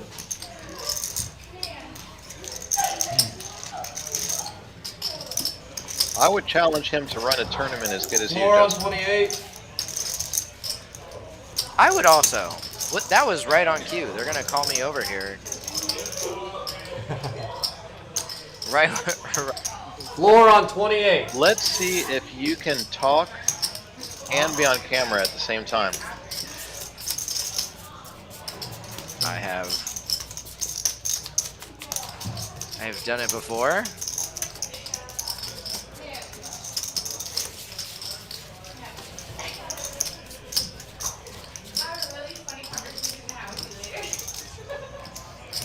Actually, now would be a great time to remind you about the 100K guarantee PLO payday event going on right now.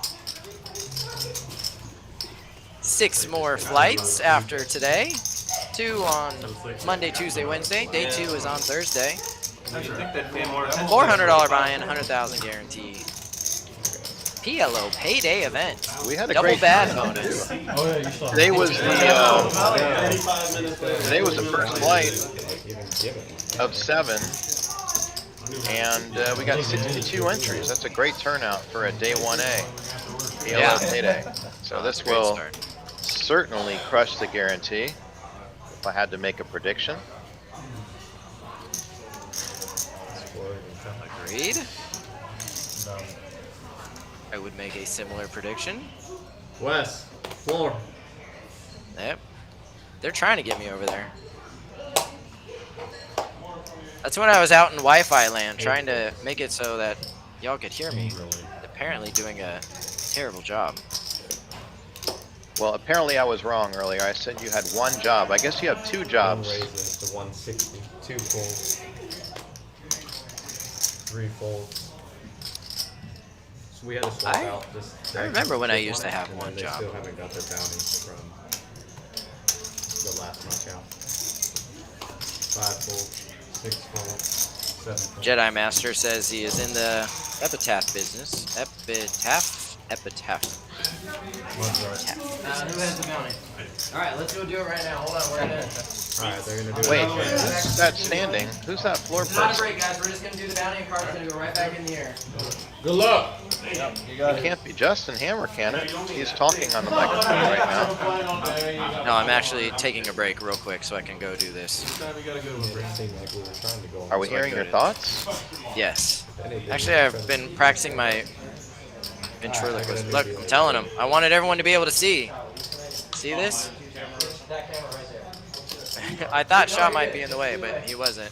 Look, wait, hold on. We got to make sure they see it. Right here. $400 is what he got. Another $400 bounty is out. And we couldn't be more thrilled than we are to celebrate this $400 bounty. I think that's my favorite part about Mystery Payday events.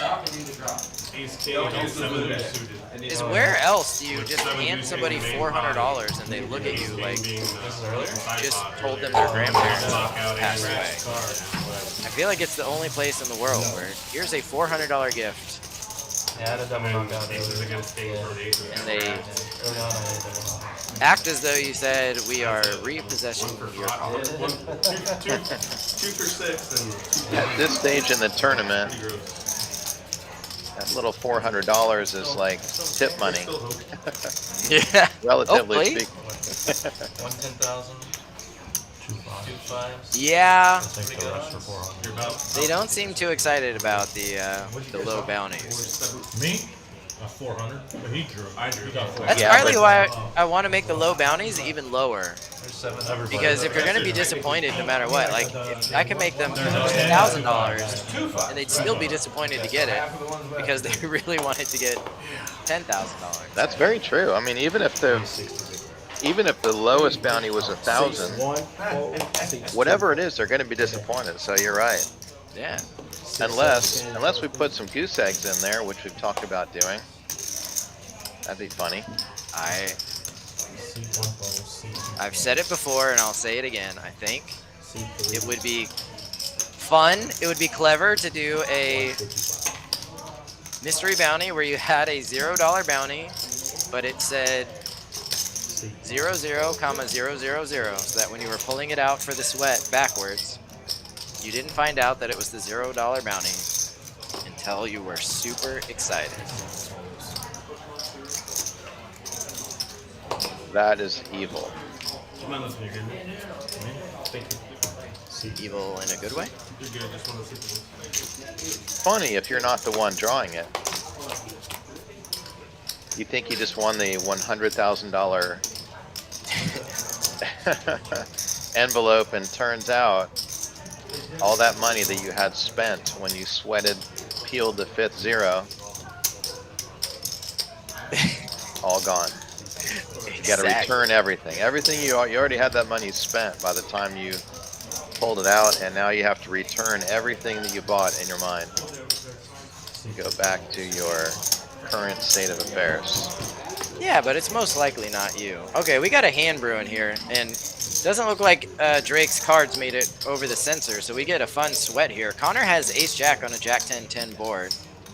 Drake, it went check, bet, call. Drake bet 110,000 on the flop. Connor had raised pre-flop. Drake called. Check, bet, call. Connor checks again on the 4 of diamonds turn.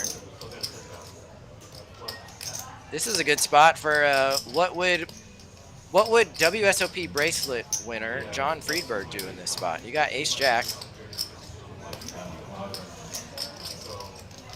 Drake leads out for 340. I would call, just like he did. And I would call again. You're going to check call? I would check call here with ace-jack. Try to bluff catch. All in. $1.2 million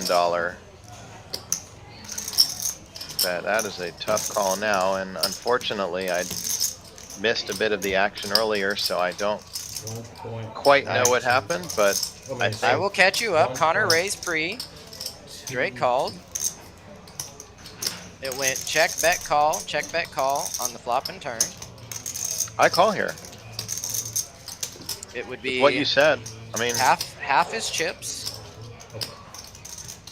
So I'm not folding here. This to me feels like, without knowing any more information than what you said, it feels very bluffy.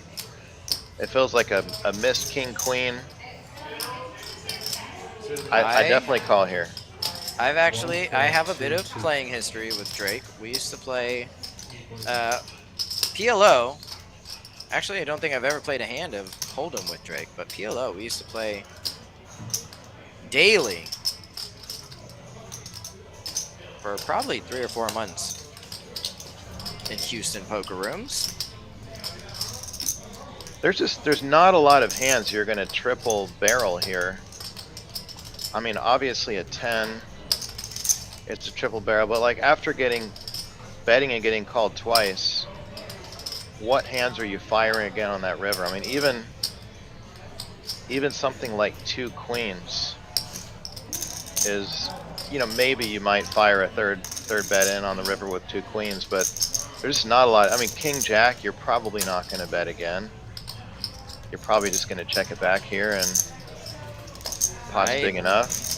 I definitely think this is a very polarizing spot for Drake. My instincts are that he has a 10 in his hand. But also, if you flipped over a king queen or something like that, I wouldn't be shocked. The 3 streets is either 3 streets of value or... Oh, looks like we're going to get to see. I say it's a 10. I think if there's a 10 in his hand, pretty sure he lost his hand. Connor did. Ace 10. Oh, ace 10. That was certainly one of the hands that makes sense for triple barreling here. 8-9 would have been another hand that made sense. Not too many others. Bunch of bluffs. So I still think that's a good call by Connor here. Unfortunately, he got coolered. Yeah, that's definitely a But tough that's not a bad spot. call. It's just No. standard bad beat. When they don't slow play, it's like, I don't know.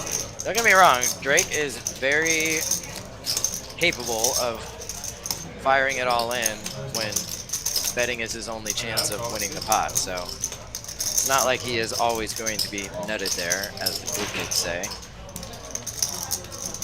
Tough spot. He now takes the Drake in the chip lead now.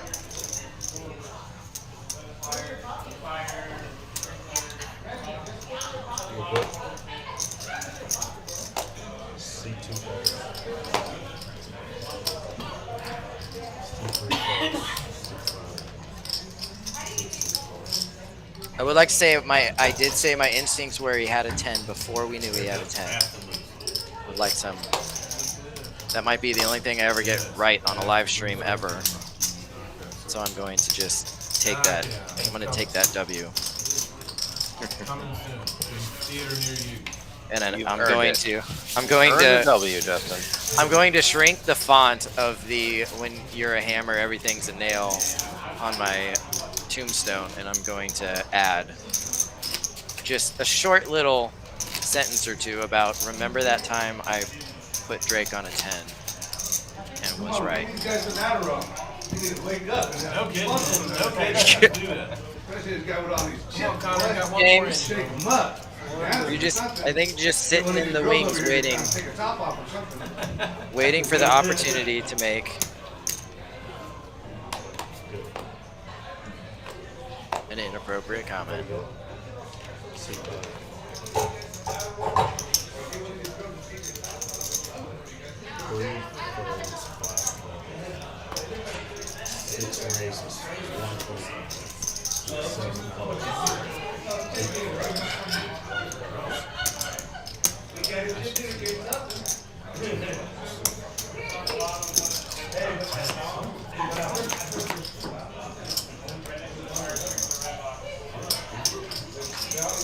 Queen 7 for Sean here. Drake with the ace 3.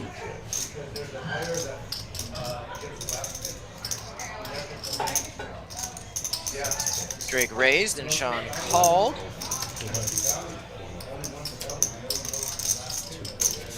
Check bet fold, and Drake will improve upon his chip lead. You know, I actually have a fun story about Sean. Sean won one of my events that we did out here in Houston a while ago.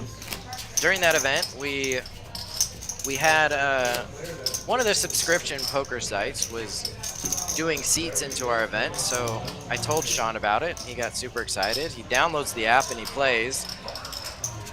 Not only does he win seats into the series that we were running, he won a seat into the WSOP main event for $10,000. Wow. So he played $50 a month, and he played in, I don't know, $15,000 worth of tournaments. It's a good deal for him. Heck yeah, it was. There was a stretch there where he ran pretty good.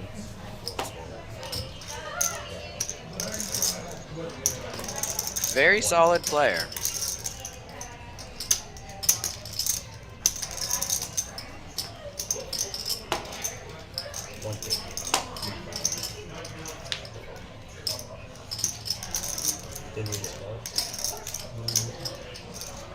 What are we waiting on?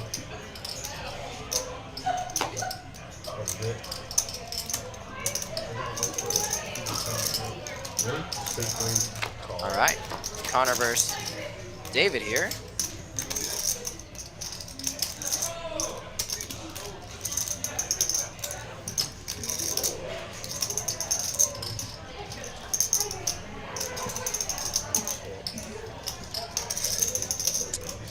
Connor checks. Looks like they both missed, but David missed better, and he bets. 80,000 Connor folds. We will move on to the next hand.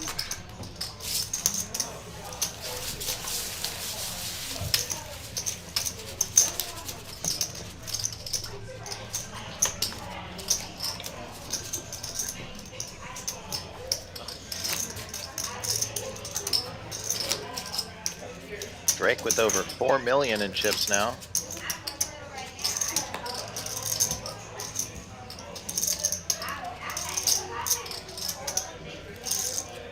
Hammer, someone is asking you, Stephanie is asking you to sing some Elvis. Are you a known Elvis performer? First off, that's Steven, as in Steve Bays. And not only is Steve a hunka hunka burnin' love, but Steve was part of the stable that Mattress Mac put into some World Series events and is a very accomplished poker player in the Houston area. My He is apologies for misreading the name. Steve. Sorry, Steve. It does say Steven, so we'll give you a pass. But yes, I would always sing some Elvis for Steve Bays if he asked. He is a hunka hunka burning love. Is that it? That's an Elvis song, right? After 10 p.m. it's definitely. Make a blooper film. Only the pros can do that. It happens all the time.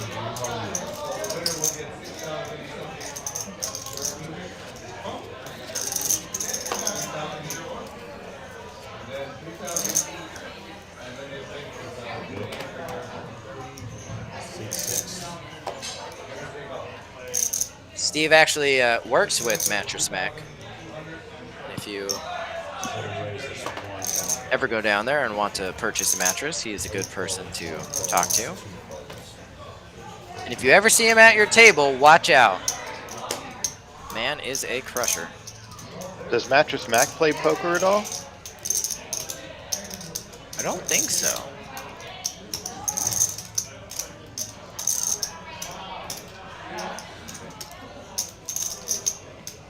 Blinds are up next time, guys. Seat 5 raises to 310. We know he gambles a lot on sports. Pretty impressive dude, and a big asset to the city of Houston for sure. Yeah, he is definitely a hero in the local area. Anyone who has lived here for a while seems to have nothing but nice things to say about him. I don't put myself in that category, but I'm very familiar with a lot of lifelong Houstonians. And I don't know that I have ever heard somebody say a bad word about Mattress Mac. Ever. Very generous, very giving to the community, and definitely has a bit of gamble in him.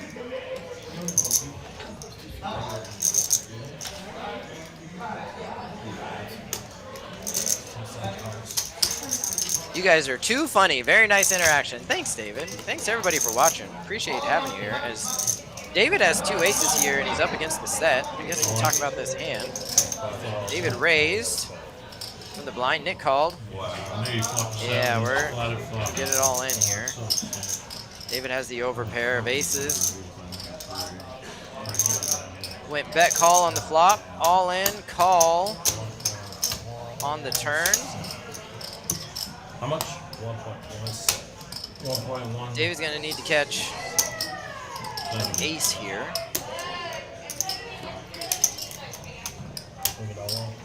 Looks like one of the aces is gone, so he has one out. Just the ace of clubs is the only way he can win this hand.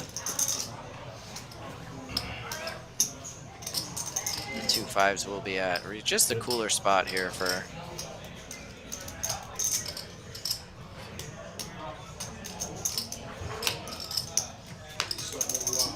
not going to catch that ace. Nick raised under the gun, and David 3-bet. Called and hit the set of 5s. Just a cooler situation there for David, not a whole lot. Big pot for Nick here. Pocket 5s. What a flop. I have to say, flopping a set is one of the best feelings in poker. 40-80-80, guys. 40-88. And Hold'em in particular. so fun to see your card come out. I Even think more it is. fun to get in against an Aces? overpair that doesn't suck out. Yeah. Yeah.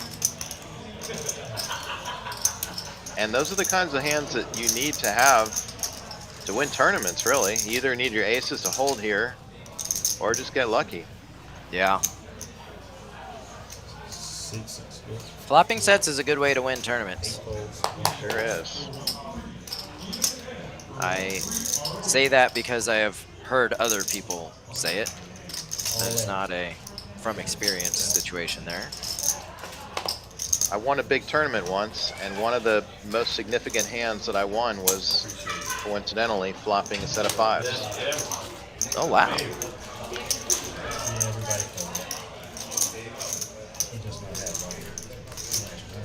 Did they give you any jewelry when you won? They did. Just a little bracelet, little gold linked chain that wraps around the wrist.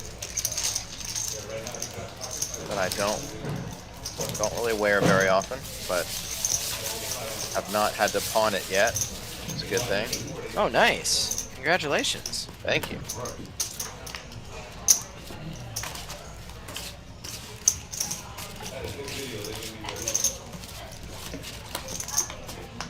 If you do need to pawn it, hit me up first. I might buy it from you.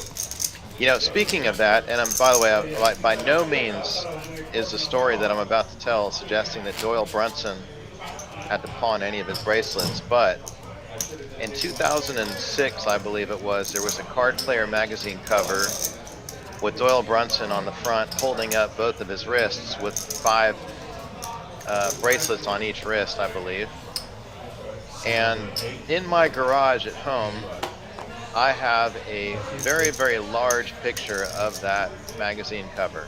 I used to do some video filming with Card Player, and long story short, somehow that ended up in my garage. I won't bore everyone with the details on why.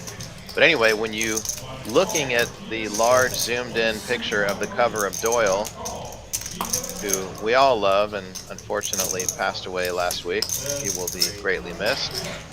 But on the cover of that magazine, in this large 8x4 foot version of the picture on the cover, you can clearly read all of the engraving on all of the bracelets that he's holding up on his wrists.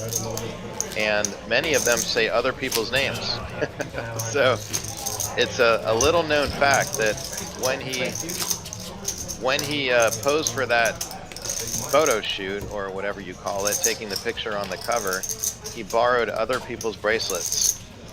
And in the picture in my garage, you can see one says Daniel, one says Eric. Very funny. That's funny. That is funny. He did, of course, have 10 bracelets and deserved them, but I just assumed that he had given them away to family members or had them locked up somewhere that he didn't have access to on the day when he was doing taking that picture. But I still have that in my garage. That reminds me of the old commercial they used to have on back in the day when every other commercial on TV was a full tilt commercial. Yeah, let me guess. Eric Seidel dealing with the clinking of his bracelets. Clink, clink, clink. Was that the one? Yeah, that's exactly the one. I don't remember who the person was, but they were like with a group of people and it like showing off the one bracelet that they had. And then they just do a cutaway to Eric Seidel dealing, and his bracelets are clinking against each other every time he pitches a card. And he's like, "Oh, I'm so sorry. I'm sorry. It's making so much noise." Yeah. Almost like that Doritos commercial where the person is, this is long ago, the person was chewing Doritos and they were so crunchy he couldn't hear anything anybody said. Okay, never mind, I'm dating myself here. No, yeah, I remember that one.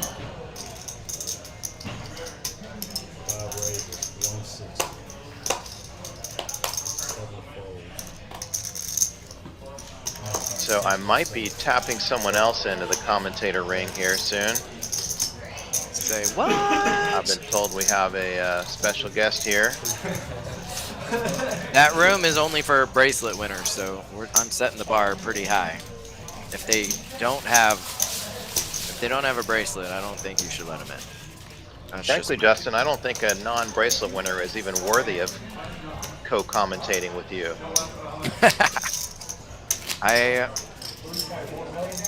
I put that in my writer when I agreed to do commentary that I one bracelet or more minimum. Very smart man. Yeah. So I don't know who they're even considering replacing you with, but if they don't clank bracelets into each other while dealing, I don't know. Alright, 5 holes, 6 holes. It doesn't have to be Eric Seidel level, but you know. Although I would take Lorianne, who's in the chat. She can come in here. Lorianne went super deep. I don't know if you know Lorianne, but she got an entry from Brad Owen into the WPT. I forget what it's called. Championship event at the Wynn. Yeah. And went super deep in that event. Ooh, we have an all-in. Sean is all in with the ace-10 of hearts, a blackjack hand. Suited Broadway cards. Nobody calls. I think they call that a bullseye hand out here. Do they? Yeah.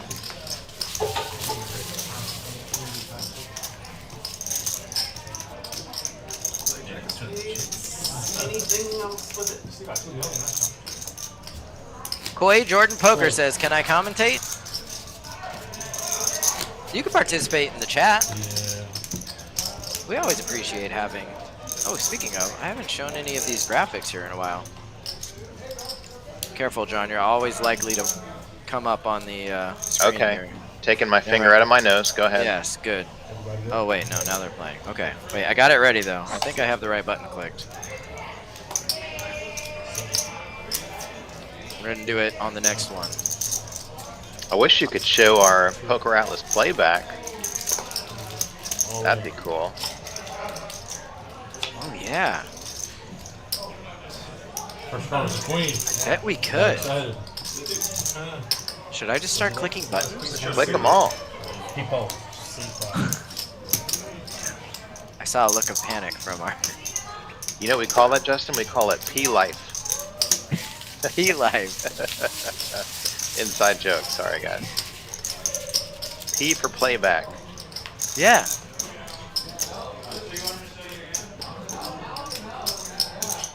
Deal. We might be able to do it. Okay, hey, look. Let's take a look at this. Here's an event I don't know that we've talked about on stream yet. The main event. The title event. The grand. The awesome. The amazing. The incredible event. Our title event, 500,000 guarantee, $1,100 buy-in. That starts Hold on, guys. Hold on. soon. Hold on. It sure does. That's going to be a good one. A half of a full $1 million prize pool guarantee, $1,100 buy-in, 40,000 starting chips, 3 starting flights, followed by a day 2, and of course, a live stream final table right here at Texas Card House in Houston on Westheimer Boulevard, or is it Westheimer Road? Who cares? It's on Westheimer near the Galleria. Westheimer. I never knew, so I never actually committed. I need to correct you though. It's 4 starting flights. 4 starting flights. That's what I Thursday, said. Friday, Saturday, Prove me wrong. Sunday, and day 2 will be on Monday. And here's the good news for you: if you make day 2, but you are unfortunate and you bust early, not only do we have another event that you could play on Memorial Day, but we're gonna have barbecue. And we have very much respect to our advertisement. We are a brand name you can trust and appreciate, and so when we tell you that it will be finger-licking food, stand by that. Stand by that statement. It will be food so good it necessitates licking your fingers. So you should definitely come check it out. I will be here. I'm supposed to be working, but I believe I will be eating barbecue at many points throughout the day. As will I. And boy, do I want to play in these tournaments. These are some juicy tournaments. Juicy brisket with the tournaments. Oh, yeah. And just phenomenal poker action here in Houston. Personally, I don't like to play in tournaments that I am involved in hosting and running, so I won't be playing, unfortunately, but a lot of my friends and fellow poker fanatics will be playing, and I'll be very jealous of them. Hopefully, look forward to seeing some of my friends at the final table. Maybe I'll be back in the booth with Mr. Hammer. We'll see. Heck yeah, we will. Just depends how much barbecue I eat, if I'll still be awake. Yeah, that's true.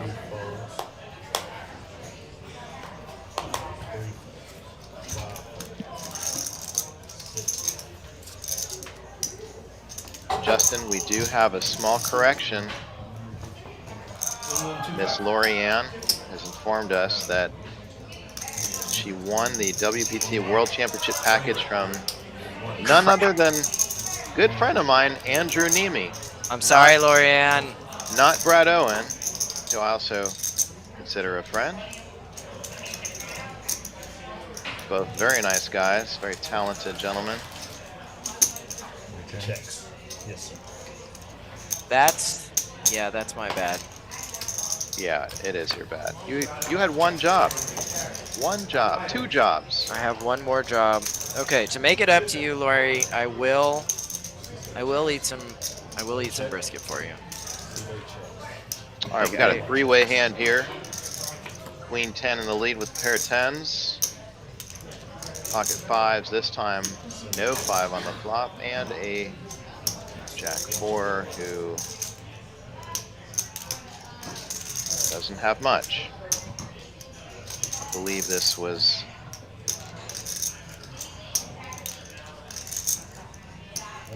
not going to be a big pot here.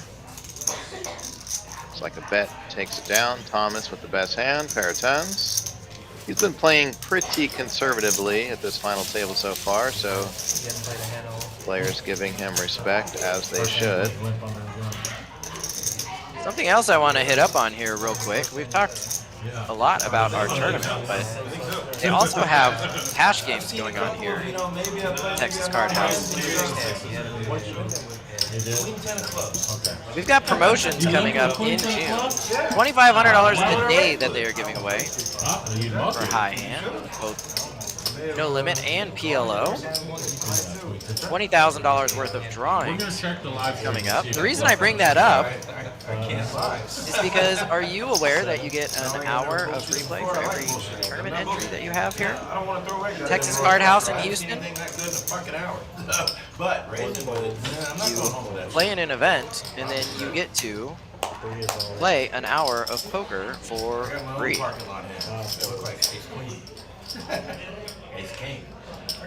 So some of these giveaways that they're doing, there's not additional money taken from any of the live pots ever. That is not something that they do here. So when you play a tournament, you get to play for an hour. There's no juice. They don't take anything out of the pot. So you basically just get to play your stack against everybody else's, not pay anything extra, and you could be eligible to win thousands of dollars every day through the month of June. So even if you're just a tournament player, come check out the tournament and then use the added bonus to play in some cash games and maybe get lucky and win some extra money. I think that's a pretty cool promotion they got going on here. Very cool.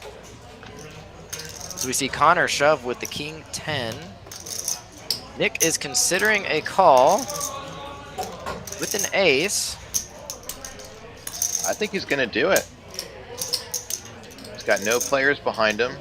It's only 20% of his stack. He's got an ace, and there are some rather large mystery payday bounties remaining in the drum. I think we're going to see a call. Oh. Yeah, I was going to say, I think he is... Oh, I think there is action behind him. Oh. I did not. And see Thomas that. folds the ace jack of spades. Would have been in a pretty dominant spot there. Jesus Christ, I just mucked the ace jack of spades. And You he's did. getting that information is being relayed to him now. We'll do it next time.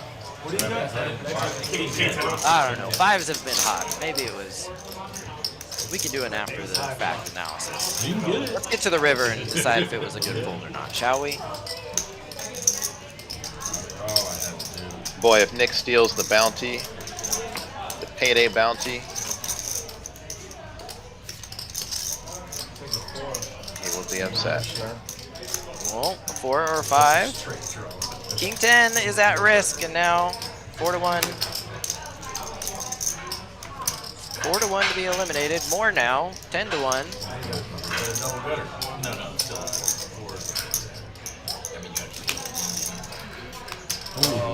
Oh, King. he pulls the king ball corner pocket.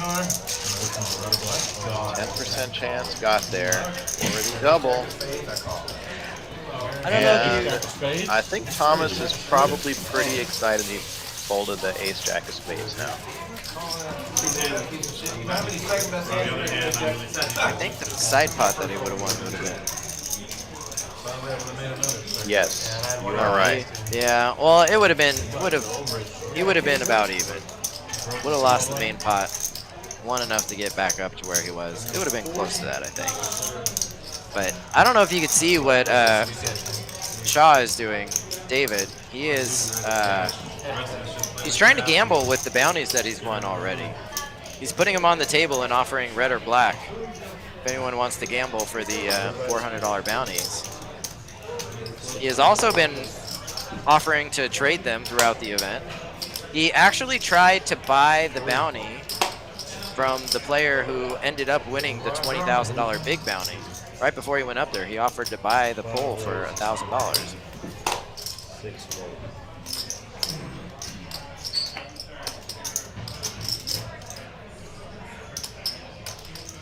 And this is Texas. Such things are allowed.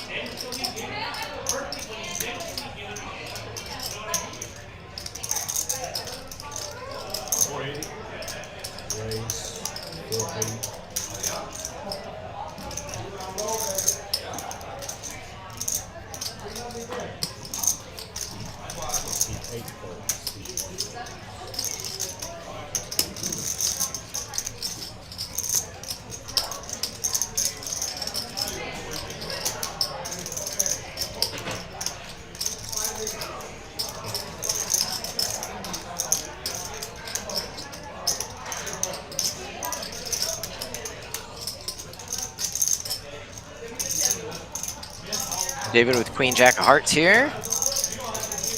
Raised and got re-raised by Nick. David makes the fold. Good aggressive play there. Drake is still chip leader. I like Nick's aggression a lot here. It really does take aggression to win tournaments. While most players, I shouldn't say most, but I'll say very often players are just playing fairly conservative, fearful of getting eliminated early, and certainly oftentimes fearful of making mistakes when others are watching. But aggression wins tournaments. Very easy to take advantage of players that are not wanting to take too many chances early on in final tables, or just any bubble situation. Big difference between 9th place and 1st. Obviously, money increasing every spot, but still quite a gap between the current lowest payout and 1st place. So I always admire players that really step up the aggression when they make it to final tables, because that's how you win tournaments. You can't just wait for cards unless you're really getting hit by the deck. It doesn't happen often enough.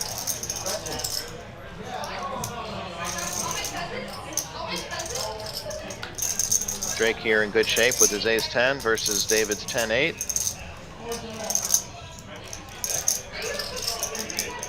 One bet should take this pot down.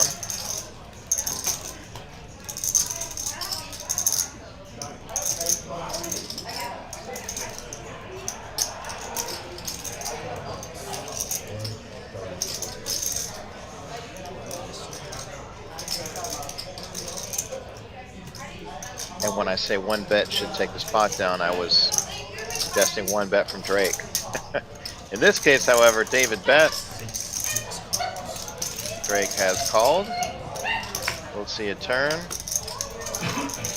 David actually made a hand now. Pair of tens, still not as good as Drake's two pair. Ace is up.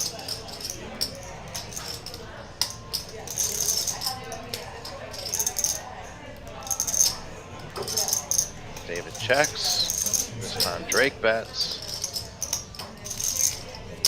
And it would be a tough call for David. He folds, as he should. Drake wins a pot, takes him up to 4.2 million now. Extending his chip lead. Steve had asked in the chat, what are the payouts? I put it up there. Didn't say anything about it, so just in case wasn't paying attention, here's what we got. As far as payouts, everyone guaranteed $47.20. First place, $32,850.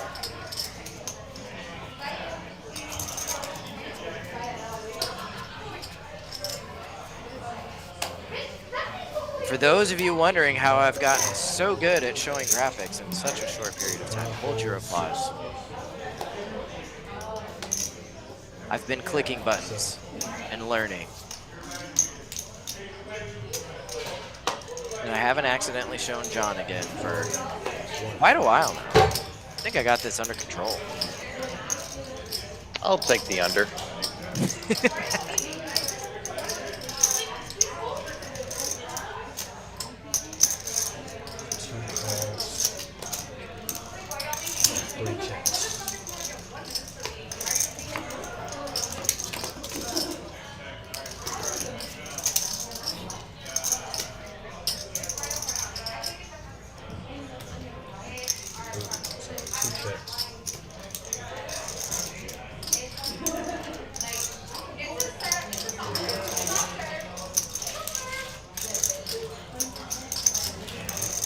This is a blind versus blind situation where it went call check, check bet call.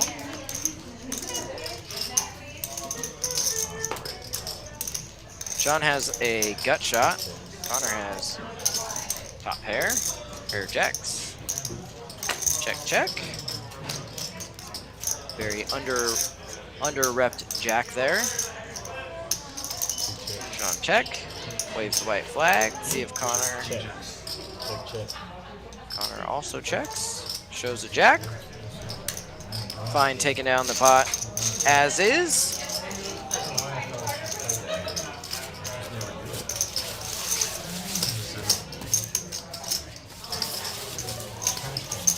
And we'll take down the pot. Also, tomorrow we start our mixed game portion of the tour, of the series, of the stop. Kicking things off with some Omaha 8 or better.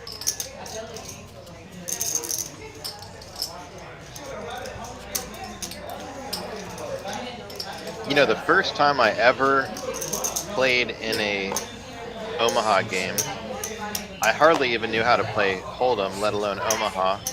Sat down at a table not even knowing what game it was.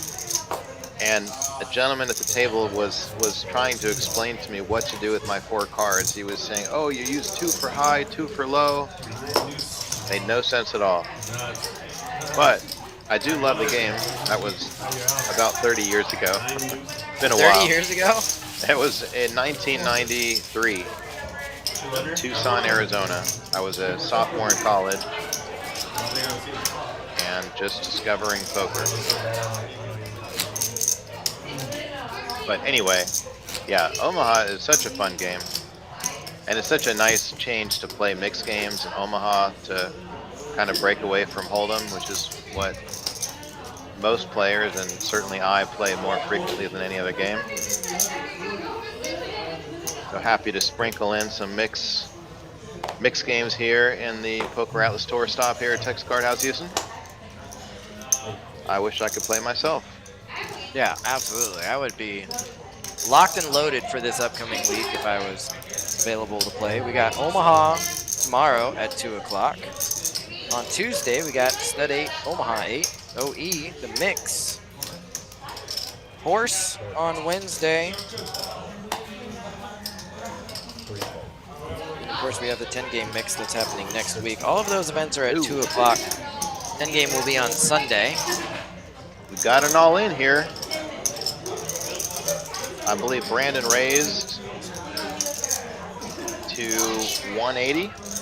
Yeah.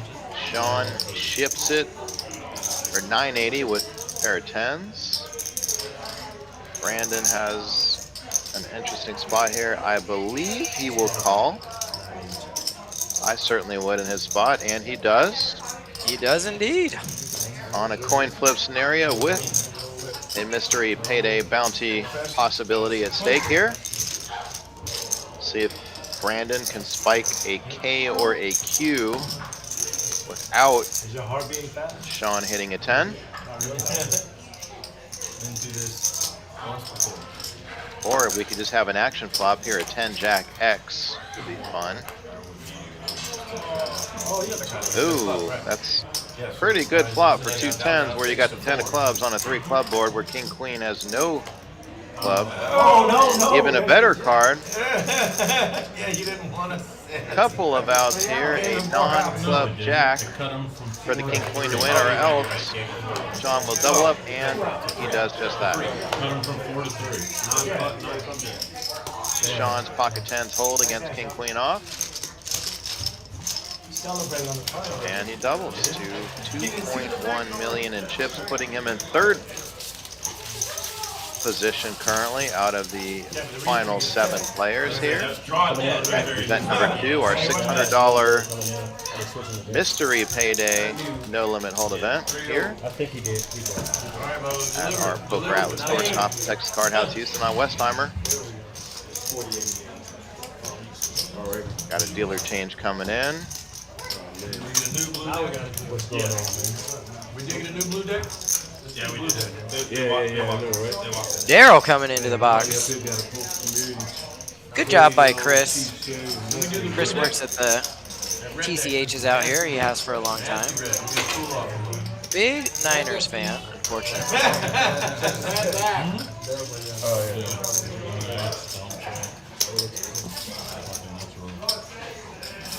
Daryl, also a great dealer. These players are in for another treat. I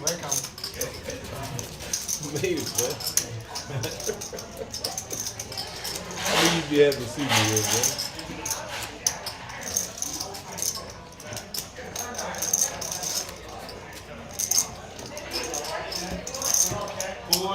Boy. Good luck, man. WTSD. Got everybody? What would Showdown do? No, went to Showdown. You don't have to do Connor has gone to Showdown in half of the hands that he played.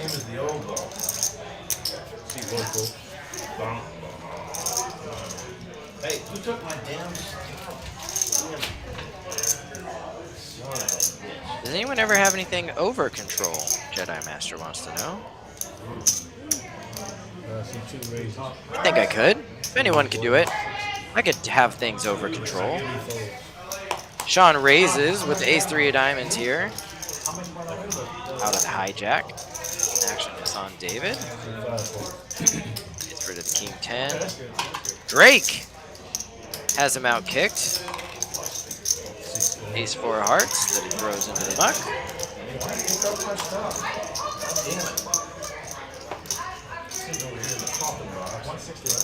Yes.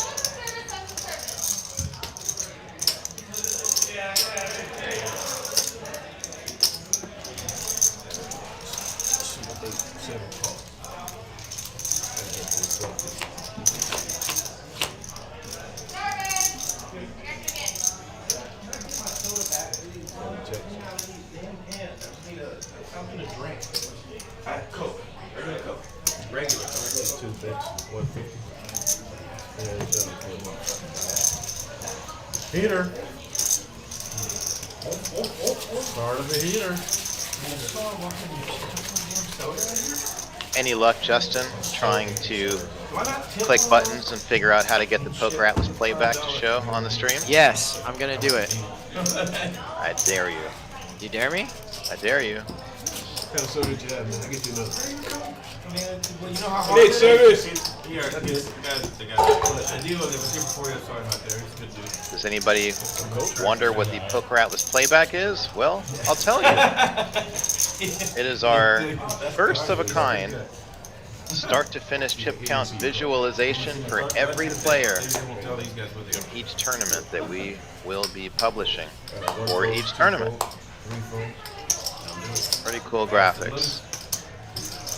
Justin will be showing that to us shortly. Or you can look back on our website, PokerAtlasTour.com, or any of our PokerAtlas social media channels, Instagram, Twitter, I want you to bring him a Coke back there Facebook. too, in the back room. Yeah, but this is for. You'll see it there. We've got really good feedback on it so far. Very cool. We like doing new things here at PokerAtlas. We like to innovate. Now, can I get Yes, we do. All right, I'm trying. They said we'll see if we can do it. Just please, please, please stop pushing buttons. Speaking of pushing buttons, here's a look at the payouts. There seems to be a lot of them out there. $32,850 for first. That's what they're playing for. We haven't mentioned it in a while, so just in case you are newly joining us, we have a $10,000 mystery payday still available. What was $5,000 mystery payday?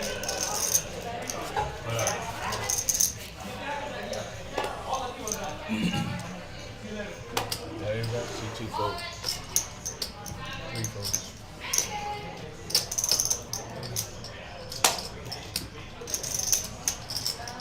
Two kings. Shaw looks down at 2 kings.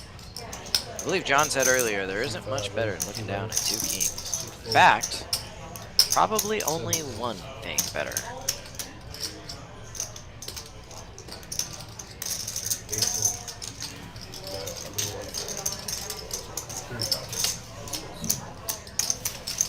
That is a lot less fun, raising with kings and getting no action. A lot less fun than getting shipped on by king queen.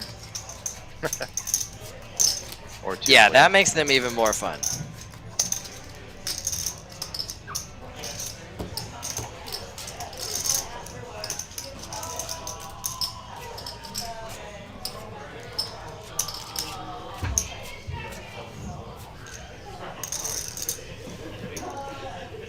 Okay. See 3 folks, 5 folks.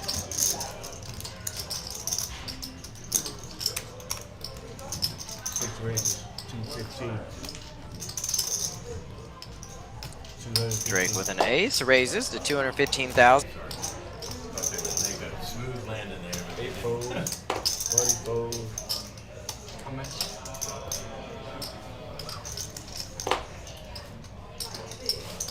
Just like the dentist appointment, 2:15 in the afternoon. Sean posturing here. Pretty sure he's not going to be doing anything other than folding here. Drake playing the big stack.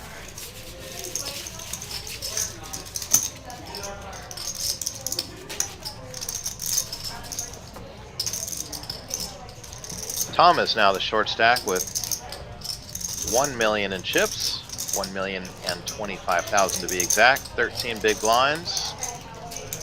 Drake in our chip lead, in the chip lead, just under 4.2 million in chips, 52 big blinds, and a pretty full spread of chip counts in between. This is really any person's tournament at this point. Any man's tournament, I could say, since there are only men at this particular table, but Very exciting to see. Our first event was won by a lady. Yeah, Robin. Robin. Very cool. I always root for the women in poker. Always fun to see women win in poker. Absolutely. Robin played very well, and if you do go watch our PokerAtlas playback, you can see her exact journey, how she got there.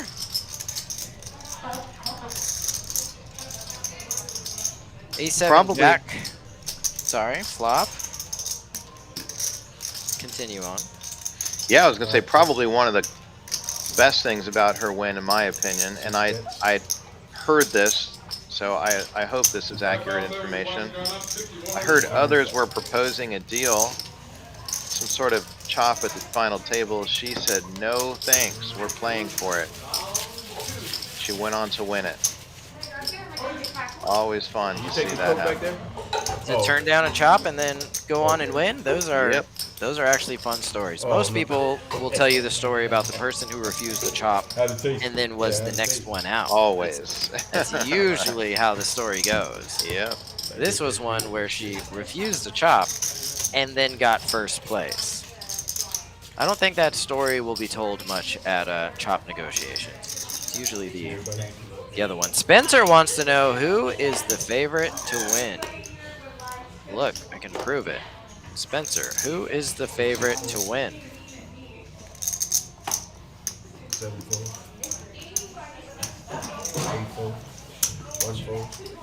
I think there are a lot of contenders at this table for who has the chance to win, but I think that Drake is not only a solid player, but he also happens to have the chip lead, so I'm taking the easy out and saying the good poker playing chip leader is the favorite to win.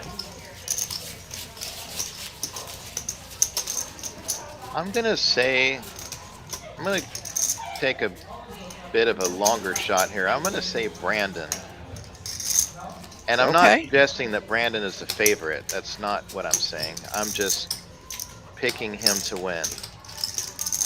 Brandon in the 1 seat. He has had a fantastic day drawing bounties. He's playing very well. Admittedly, he doesn't have a ton of chips, but I just have a feeling he's my pick in this tournament right now. Yeah. 8 fold, 1 fold, 2 fold, 3 fold.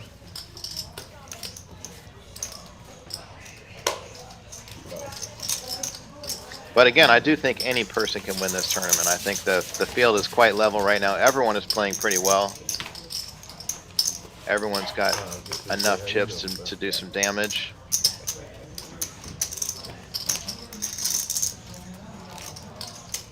I'd like to see Thomas kind of increase his aggression a bit. I feel like he's playing a little too conservative. Maybe relying on, waiting on some better cards to make some moves. But frankly, I think he can use that image to his advantage right now.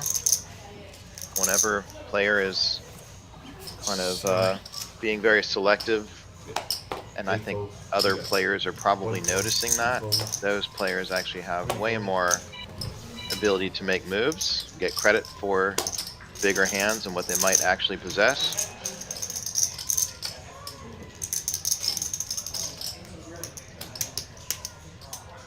That graphic came up just in time while you were talking about it. His raise first in was 8%. Oh, did it? Okay. Yeah, while you were talking about it, yeah, right on cue. Some excellent production team work going on here.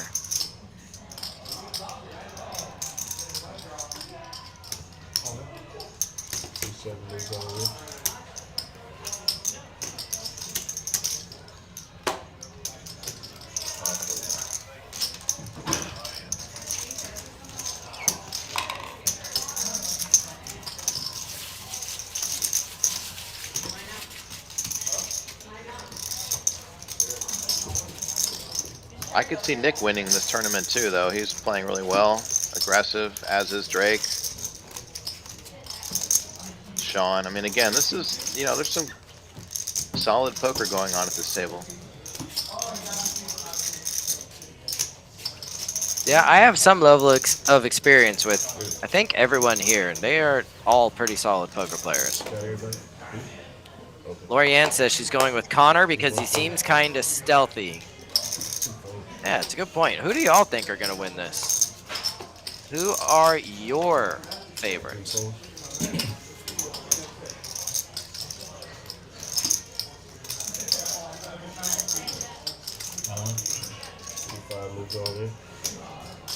David with the ace-king.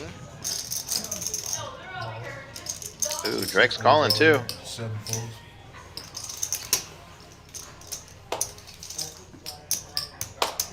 Reshipping, I should say. Yeah, he is. As he should in this spot. Play for the bounties. He's got plenty of chips to spare here if he loses with the queen jack. Yeah. But he's in great shape. I mean, he's happy to see ace king here. I can promise you that. He's way happier seeing ace king here than he is ace queen or ace jack. But obviously he was hoping for pocket tens or lower. But he's certainly in the hunt here to win this hand.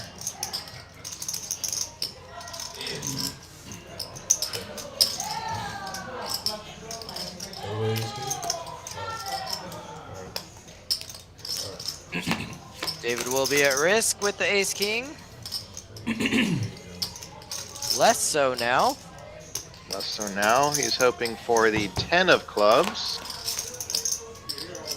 Oh, okay, pick got up a some sweat. outs. Queen or a jack on the river. And it's a miss. David will double. Drake loses some of his lead, but still in great shape. Still in the chip lead, I believe.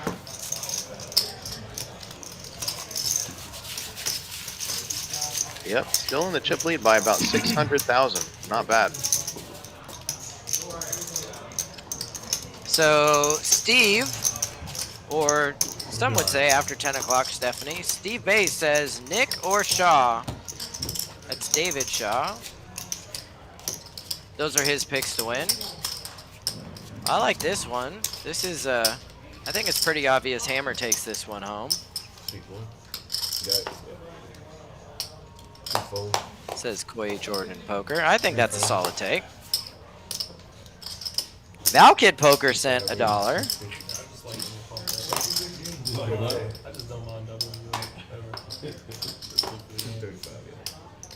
Thank you for that.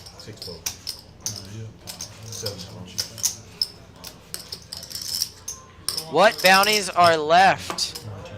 Coy Jordan Poker wants to know. The big ones are a 10K and 2 5K bounties.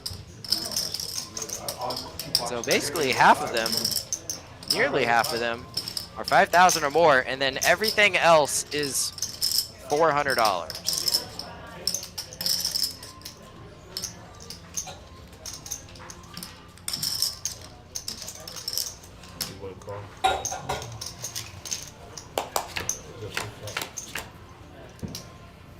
If this was deal or no deal, I'm pretty sure the banker would offer $2,800.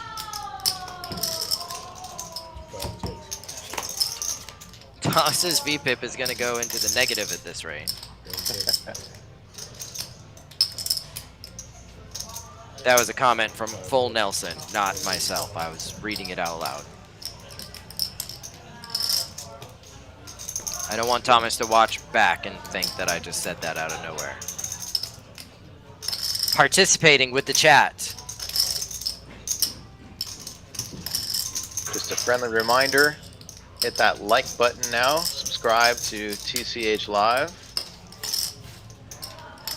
Lots of great poker streams coming up, both from our PokerAtlas Tour stop here at Texas Card House Houston and beyond that. Lots of great poker content coming out of Texas Card House properties.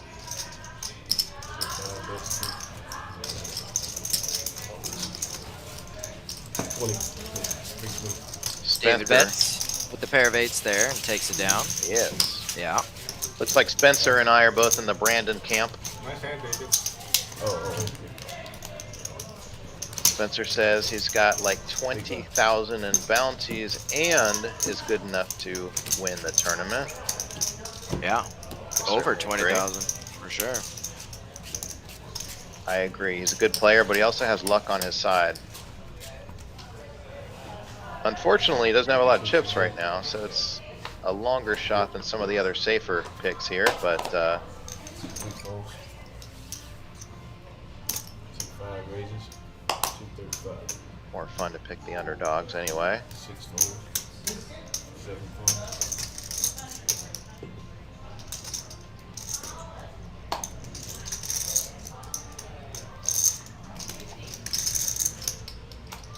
All right, Thomas. Chips are dwindling, buddy. Start making some magic happen. I bet he doesn't. Oh, am I wrong? Nice shove here. I mean, David's probably going to fold, but given the bounty consideration. Oh, Sean has a play to make here.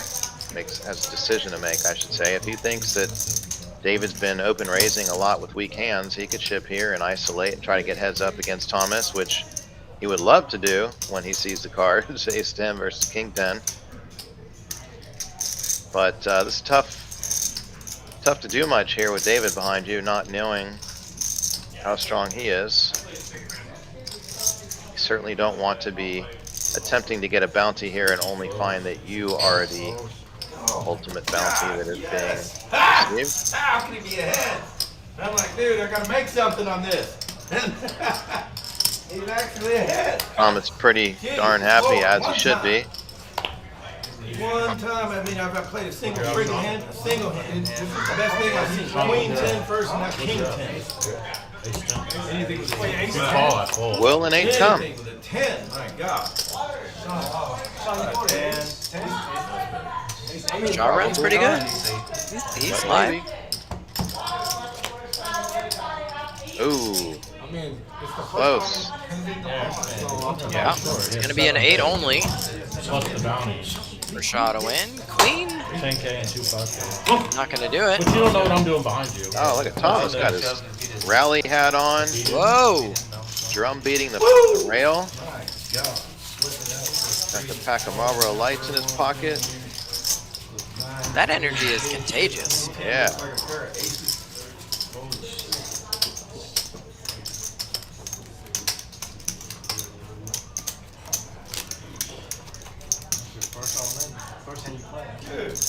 I mean, the only person I thought I might be able to bet you him.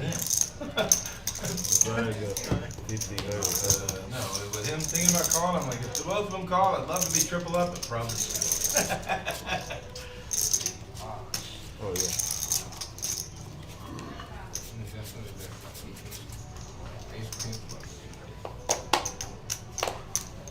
Yep. 5 raises. 2 Definitely thought he was 6 coming for the fold. pre-celebration. 7 fold.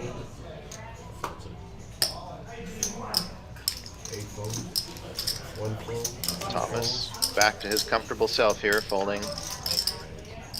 Good hands. Ace 8 of spades. And 2 folds.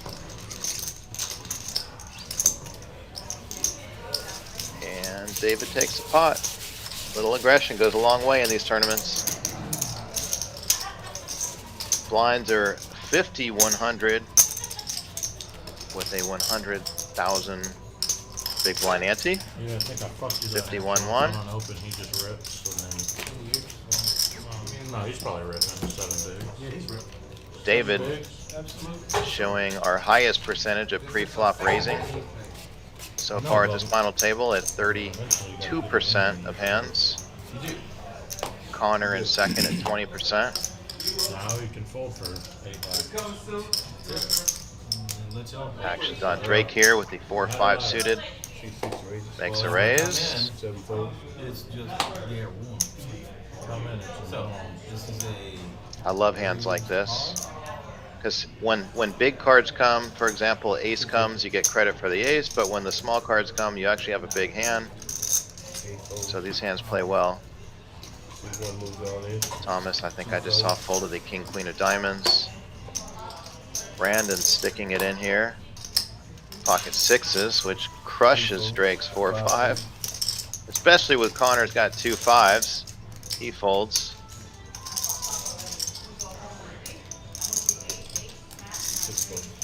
Drake knows his 5 high is not a good hand to flip with, especially against 2 6s, so he makes a smart fold. Brandon wins the pot, increases his stack by 200,000. 7 big blinds. And all pairs. Dude, I would shove ace 8, ace 9. Money. Mick 2 says, let's go, Brandon. He busts them.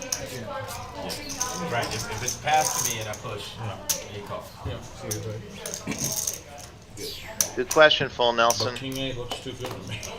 Full Nelson says, how is Tom still in this tourney folding king, queen of diamonds? I'd play king 8 if they handed it to me right now. I'd play it. OMG, he says. I gotta say, I agree. King 8. I do agree. Jack 3. 3 8. 3 5. One. Say it again.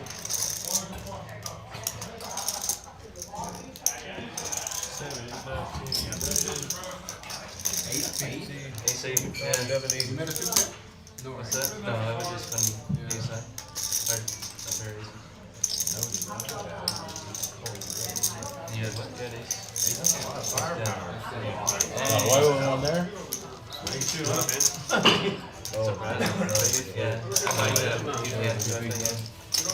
Pocket pair. I know. Play like 3 hands. Oh, there you go, the guy who knocked me off. Uh-oh, we have a railbird complaining to the person who knocked her out. Wishing him luck. Nice gesture. Thank you. That was nice. We played the room the other night as well. You deserve to be here. See you, buddy. Oh, sweet. 7 players remain. Thomas with the 8-9 off under the gun. He will most certainly fold this hand. We need some blood drawn here. We need someone. I don't care who. I want someone to pull it out.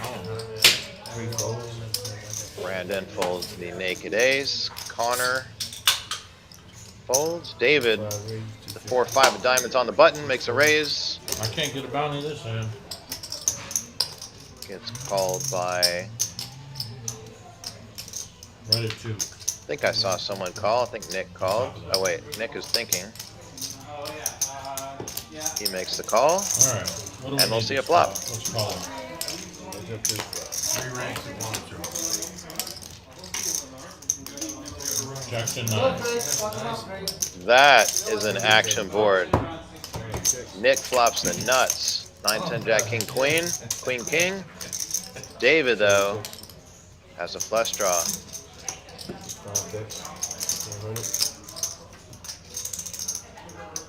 Oh wait, it looks like there's a queen on the turn that we're not seeing on the... Okay. Flush gets there. Nick is not going to like this.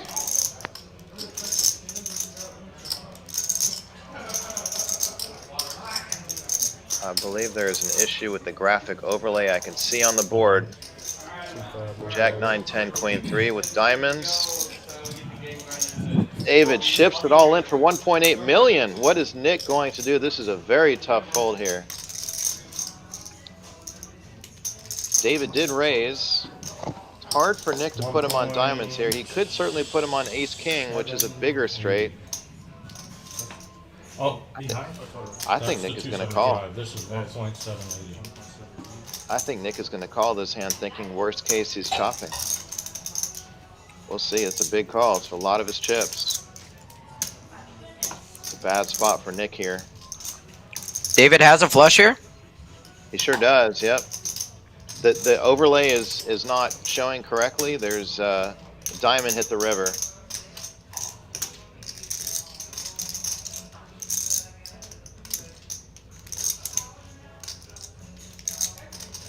I think Nick is going to call here. I just don't know how he can fold this hand.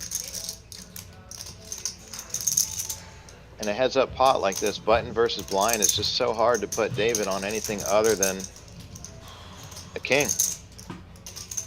Hard to put him on ace-king, hard to put him on diamonds. Makes a big bet here. Valkid Poker says he can find a fold.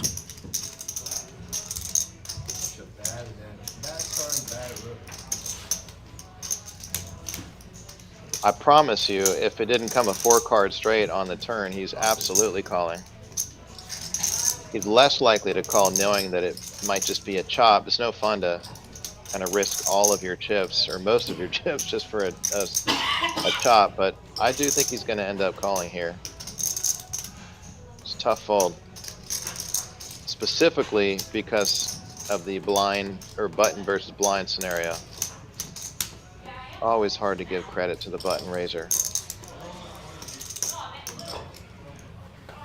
Nick also under-repped his hand a bit during the action, I believe.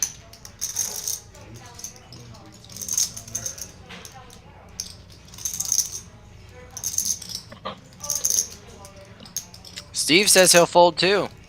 Valkid Poker says he'll fold. I think he'll call. I'd call.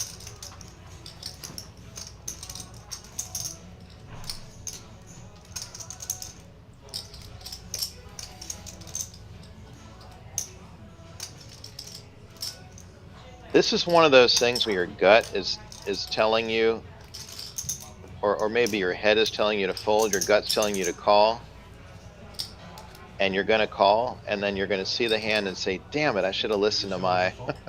Yeah, whichever one I didn't listen to. Right. Yeah. I knew it. This is tough. I might be influenced by the fact that... Oh, he folds! What a good fold! Wow, what a good fold. I'm impressed. You can see it in 30. I'm very impressed. Make you sweat it for 30. The chat was definitely mixed there.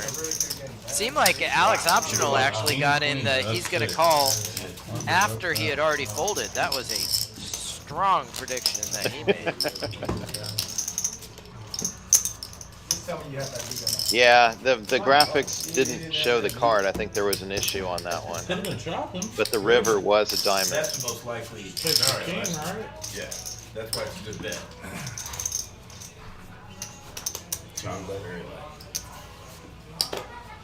See 7 and 8. Yeah, I guess that's fair. Steve has a sore hand from patting himself on the back there. He's proud of his prediction there. He got it right. Think I'm gonna add some more space to my tombstone. I already have the hammer nail thing. Getting the Drake's 10 correct. And now I'm gonna add I was there when Steve Bays correctly predicted a fold by Nick. It's gonna be a pretty busy tombstone, but I think this is gonna be worth it. It's gonna be a good remembrance of me in my life. Are you getting a 5-minute break? Yeah, let me switch up the new level. Yeah, like check. 60 minutes. Learn and turn to like 5 minutes. Yeah. Check. King Jack. Nothing too. Oh, I'm about to. Wow. He called out the nut nothing, but there's actually a better nothing out there.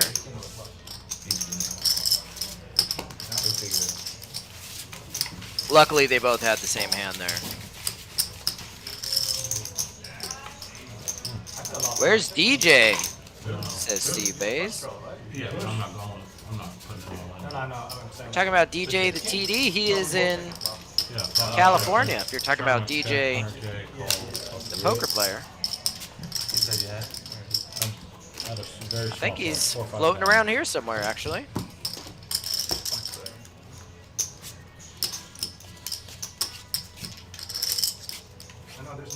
Quick reminder about the title event. Starts on Thursday. Satellite's running for that bad boy throughout the week, so check that out.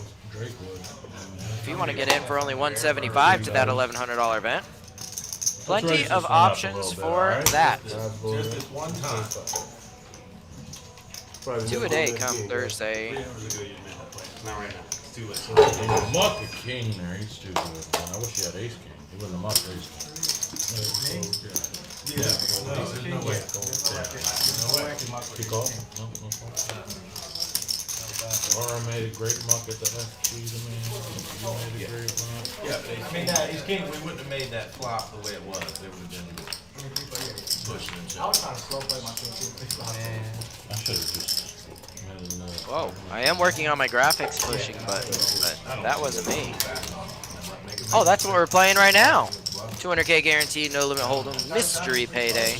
Actually got over 262,000 in the prize pool. Every bad beat story I ever heard starts with that flop to straight. Really? Not everyone, but you know, flopping straight is the guaranteed beat. Flopping a set and then I got one. Mine started with flop the boat. Yeah. Or flop the bottom full. How about that? No, flop the boat. Turned Daryl. flush and got beat by a straight flush. They're talking about bad beat stories. Those are pretty unique though. Those are pretty unique. How every bad beat story starts. King's full. Yeah. Let's say I flopped the straight. And then he lost to a single ace. That was brutal. See, I've been in this business for a while. I feel like I've heard my... Probably the worst full house beat I ever seen.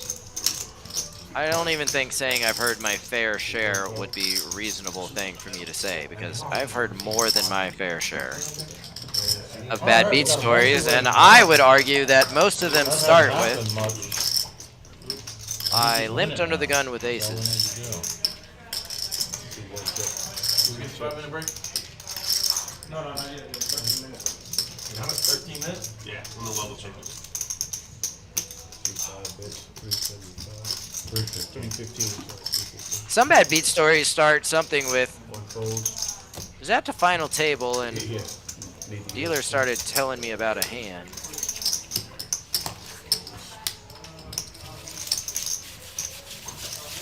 Maybe not this one. Oh, I'm gonna take that one. Single table Sadie.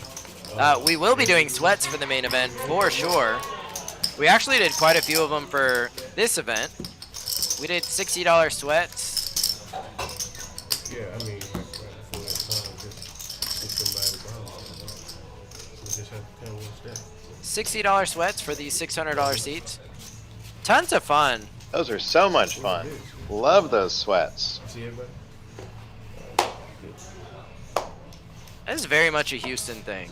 They might do some version of it elsewhere, but it's not the same. Never done that I'm just getting before. really good hands, guys. Yeah, sure you are. I can't wait to roll this tape. Good night, Steve. Thanks for joining us. I'm Henry the Italian. Come play one of these events, buddy. We'll see you here. No, I don't. It was boring as hell to play it. Just watch yourself muck. 5 hours. You don't see that. Here, this one's for you, man. There you go. I don't want to see another. Lawrence, Larry Wayne predicting Shaw for the win. No, I got pissed away all the time. I had shit hands that I already know. Can't win. Larry can be heard nightly here in the tournament area. Having a good time, man. If you're within earshot, you know if he's here.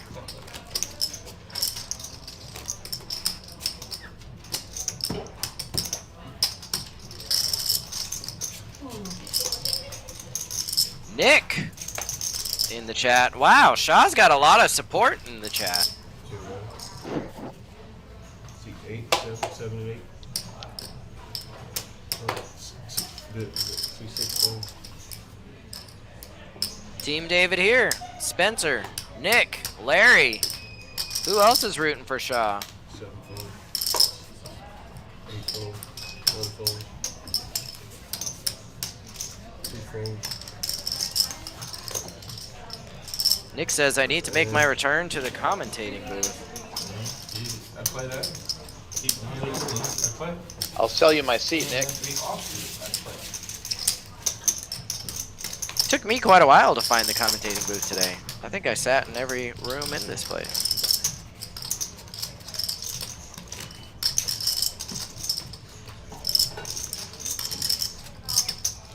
David in the chip lead now with 4 million in chips. Thomas no longer in the bottom position. He's currently sitting in 5th place out of 7. Here's a bad beat story. Final table, first hand, I'm big blind, got ace ace, button shoves with queen queen. Second in chips, she's first. Y'all know what happened. Ace is held, jumps into the chip lead, eliminates every player. I'm just guessing how this story ends. There was 9 players left, probably played 15 more hands. Tournament's over, first place. They offered you more than first place money to chop, you took it. Went home, bought a lotto ticket. I'm like 99%. Calling. Can I get a count? Scratched it off. Won $2,000. Everybody calls his own set. Met the love of your life, got married, had kids. And probably found a magic lamp on the way home. Let me know how much of that story I got right. None of it. None? A snap none. I bet at least half. All right, Brandon with king queen. And they're face up. I imagine this is an all-in and a call. Yeah, Brandon moved all in. Nick called. Brandon will be at risk here.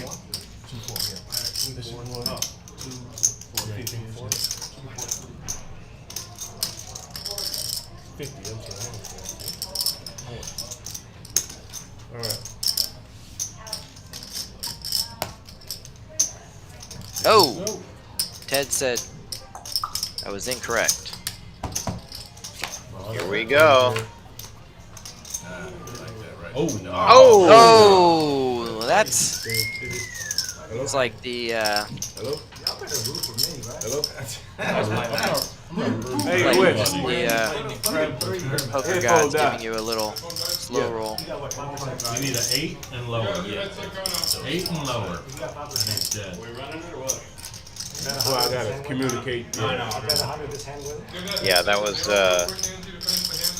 queen in the door, and dealer spreads the flop, and boom, 9-ball hiding in the back corner. No, I'm saying anything under 8 is good.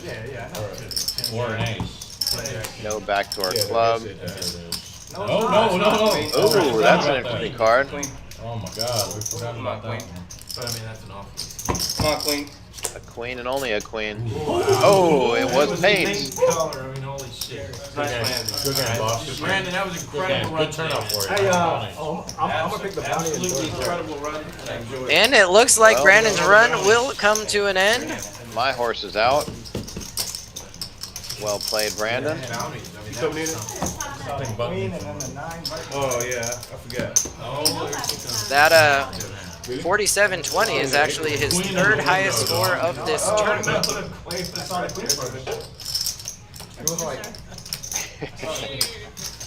Yeah. There was the lag. How often do you get to say something like that? That's funny. No, man, if you 3-bet me, I fold, and that doesn't happen. You're about to get a 10K bounty because of that, dog. I always thought it's fabulous. Why are you trying to trap me, man? I'm a nice guy. Predicting. I'm gonna get a 10K bounty. Yeah, you are. 10K bounty. You're getting 5. Oh, there's a Chris Hinchcliffe sighting. Yeah, you're getting a question mark. I feel it. Well, there was only 3 of them. So. Actually, you know what's funny? That tournament that I was talking about earlier, where we did the first ever Big Blind Danny tournament, Yes. the $350 $1 million guarantee. That gentleman who just walked in the screen, he's the one who won that event, first place, no chop.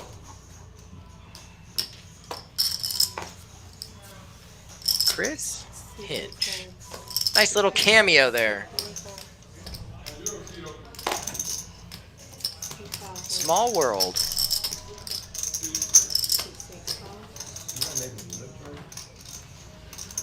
Yep, GG's for Brandon. Enjoy the bounties. That's what they're saying in the chat. Agreed.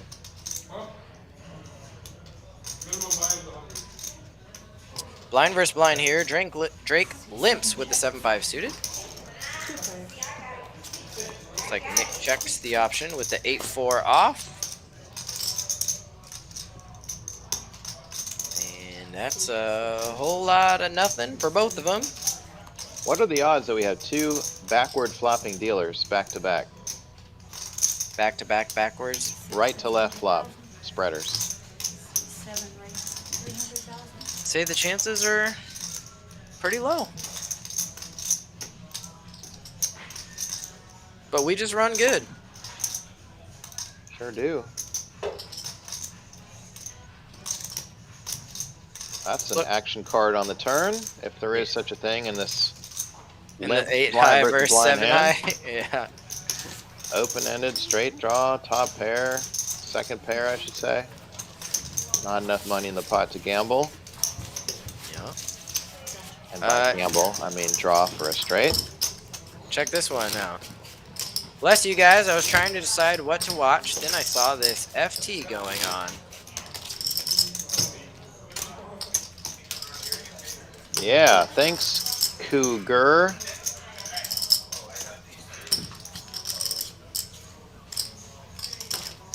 Cougar. I'm glad you found us. Thanks for joining us. I'm glad that you're here. Sean raises to 250,000 with ace-6 of spades. Gets called by David with the king-8 diamonds. Actions on Drake on the button with a 6-8 of hearts. Will he 3-bet, squeeze here, or fold? He will fold. And Thomas will likely fold his 9-7.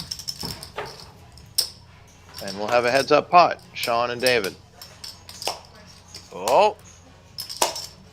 Nope.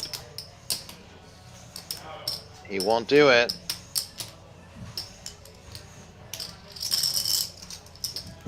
God, It he would looks work if he serious. did. It would work if he did, but he won't.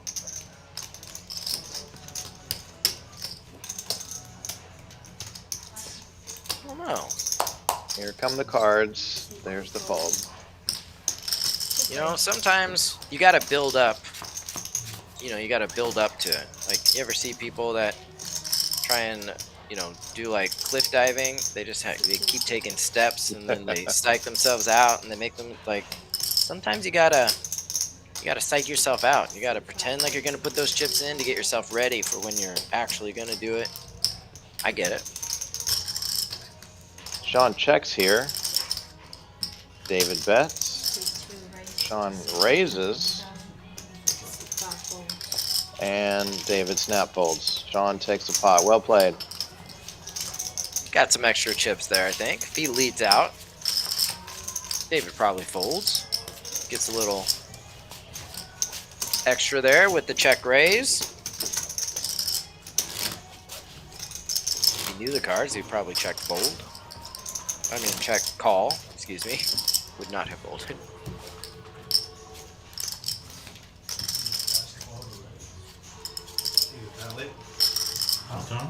PLO payday! Maybe 9 p.m. Started today, continues tomorrow. I think they already bagged for tonight. Did they? Yeah. Yeah, we had great turnout on this Flight 1A. 63 entries, I believe. Considering there's 7 flights, we've hit a quarter of the prize pool with 1/7 of the flight. So I think it's safe to say this event will smash the guarantee if the current trend continues. It'll be a good event either way. That is a fun one. Payday. You get paid extra if you bag multiple times. Even if you bag once, you get paid, bag a second time, get paid even more. I predict out of 7 flights, we will have one person that bags 4 times. 4 times? I would, man, I don't know. That's a, I know some people who are planning on just firing away at that, so. Thank you. I think we'll see someone bag 4 times. I really do. And if they do that, they're making $5,100 just in bag bonus money if I'm doing the math right. Yeah, that sounds correct. Then what? That sounds accurate. I mean, I'd rather get permission, but at some point, like, they have them over here in an hour. And then I'm gonna grab my 10K bounty. Yeah, there's that too. There's that too. Oh, 2 kings. 2 kings alert. I feel like Shaw has had 2 kings multiple times. I like the new tone. Wait. C5 raises 310,000. Oh, that's supposed to be 250. You guys go have a pee break. Can I do the T-top?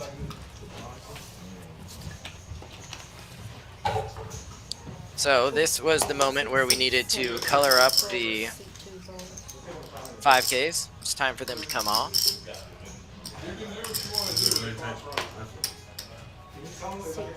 What's the other one? Oh, and he folds and shows an ace. Looks at 2 kings. Whoa. Nice tight fold. These guys are too good. You know, part of having a nice long structure is, you know, having it deep.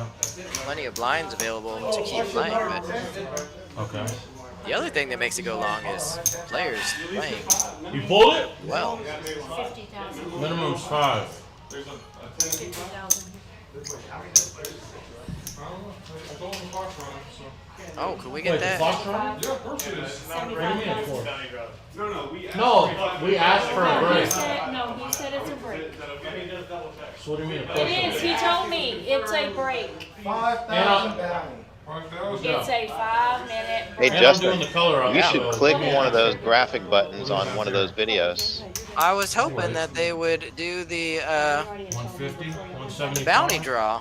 I don't. Oh, There you go. oh, okay, I see. I can click over for this. I got it. I'm It's with a you. little lower. There's some videos down there. A little promo. So I got What is it? 3, 6. I got 1 on chip. Will I do on this off? On these, yeah. Attention Houston poker players, May 18th through May 30th at Texas Card House Houston. Over $1 million in tournament guarantees in the PokerAtlas Tour. 12 big tournament events including the $200,000 guaranteed Mystery Payday event, the $100,000 guaranteed Pot Limit Omaha Payday bonus, and the $500,000 guaranteed No Limit Hold'em title event. Buy-ins range from $300 to $1,100. Full event details, structures available at texascardhouse.com and on PokerAtlas. That makes 3, 4, 4.4. How was that? Good job, buddy. Well done. Oh my gosh. Now that I know I can do this, you know one of these has my face in it, right? Hold on, watch this. I want you to know there was a lot of care and effort that went into the filming of this, so we're going to show it. Are you ready? Yeah, ready. Fire. Okay. All right, tournament players, if I could have your attention really quick. We have 409 entries in this event. That's going to be $102,250 in the prize pool. We more than doubled the guarantee. Thank you so much for coming out to the very first stop, the PokerAtlas Tour. We are so happy to have you here. So happy this first event went so well. Please remember, this is event 1 of 12. We are going to be doing this for the next 2 weeks. We have over $1 million in guarantee, and at this current pace, we have over $2 million in guarantee. If things keep going, that's how it's going to go. We very much appreciate you having here. Please keep coming back to Texas Card House in Houston. We're going to be doing this for the next 2 weeks. Come join us. Happy to have you. Dealers, please. We're going to start the rest of this tournament. Shovel up and deal. Shovel up and deal. Chip counts will be available on PokerAtlasTour.com if you'd like to see where you stand with the rest of the field. PokerAtlasTour.com. Check them out. 2-2. Who was that guy? I mean, tell me you're not impressed with that. I am so impressed. That was... It's like I have it.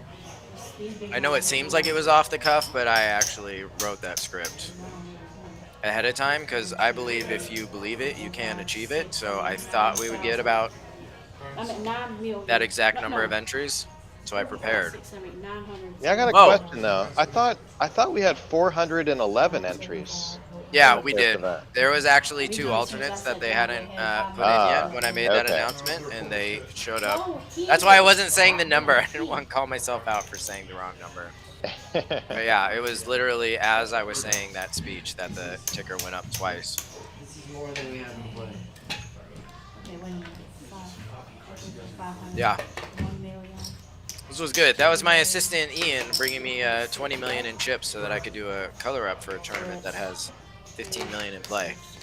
You can never be too careful. Oh, whoa, I hit the wrong number. Whoop. Here we are getting these 5Ks out of play. I think right before they go, we're gonna do this bounty draw. We're still owed a bounty draw.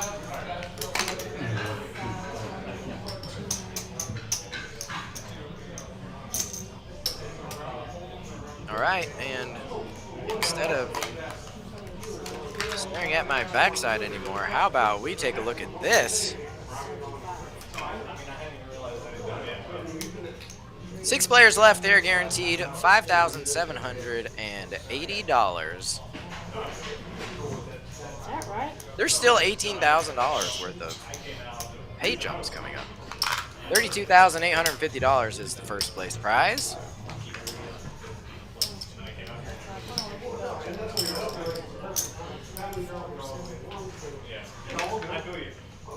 Should we? I'm gonna try one more. I'm gonna try one more video. I dare you. Do you? Dare you to try one more. Here it comes.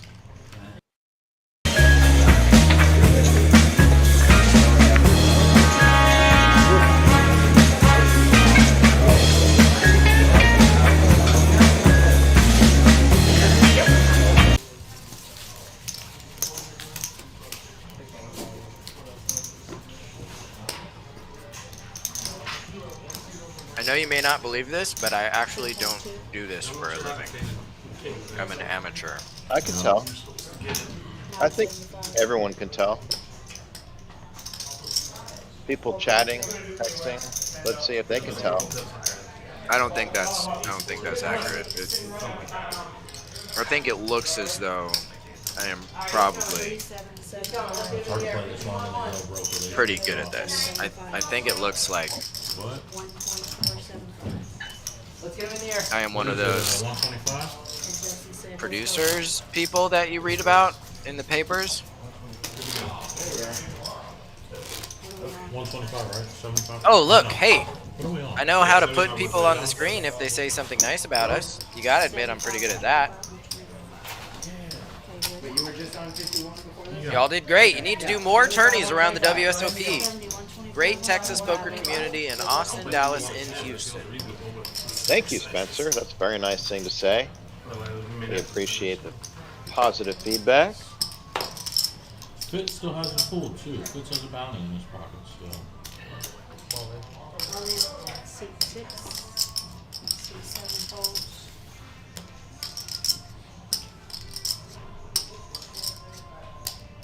Seat 8 folds. Seat 2 folds. Drake with a big jam here. Pocket tens. Lucky for him, no one woke up to jacks or better.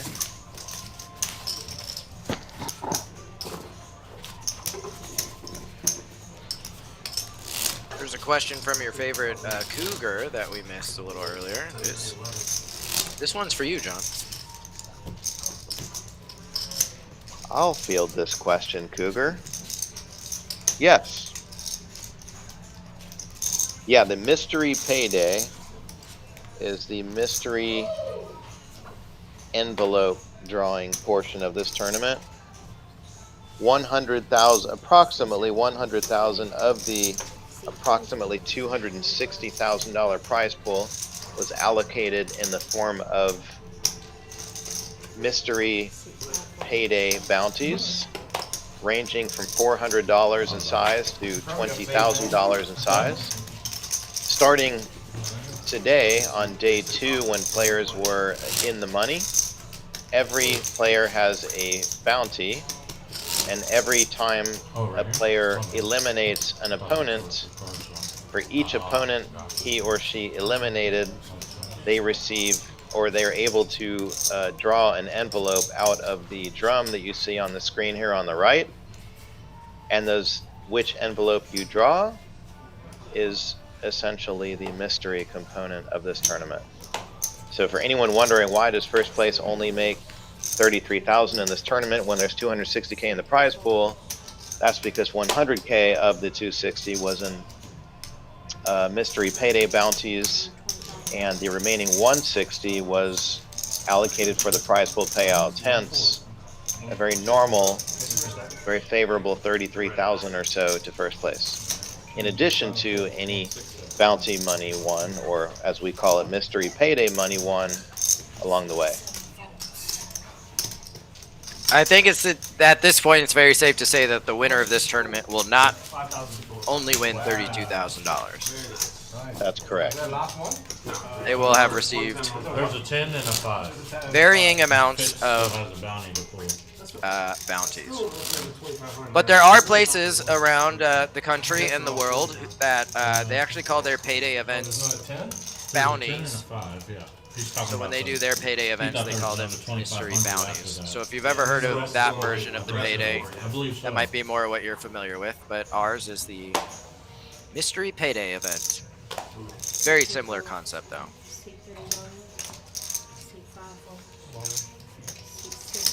Little mention from Texas Card House CEO Ryan Crow, still cranking along, putting in the overtime hours. You're right, Ryan. You're right, sir. I've come so far, Ryan. I've even learned how to put comments on the screen. I sort them through this filter. Is it positive for John and I? And if the answer is yes, we find a way to get it on the screen, talk about it. I think I have this thing down. At least you don't need to improve. Guess what? We have an all-in the call here. Connor's ace deuce off versus Drake's king 10 off on a 9 deuce 9 flop. Queen ball on the turn. Picked up some more outs. A jack would do it now. Connor's ahead at the moment and wins the hand. Connor will get the full double. We're definitely seeing more action now that there's fewer players. I think people feel a little bit more willing to take some chances here, knowing that they're not the first or the second or the third to get knocked out of the tournament at this point, or the final table, I should say. Little shout out from Spencer to Ryan Crow, saying his crew did great. We absolutely agree. Alan, Lee, and Victor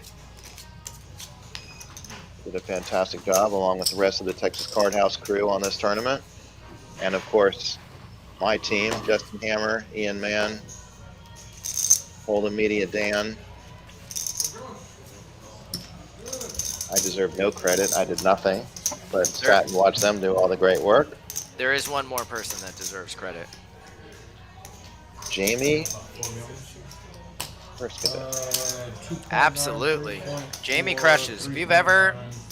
4.4. I mean, most people don't get to experience it, but the people who utilize PokerAtlas the best almost always do so with the extraordinary help of Jamie, and she deserves a shout out as well. I think I think this team is pretty solid. We got some action here. Couple of cowboys for Nick. Ooh, and David folds the queen 10. Queen what? Queen 10. TCH team is rocking and rolling. It's when something awesome happens, like you get 411 entries on an opening event. I've been fortunate enough to get a lot of credit for things like that, and PokerAtlas probably does too. But you cannot pull something like that off at all if you don't have a crack staff of dealers, of people managing the dealers, of people at the front getting them in.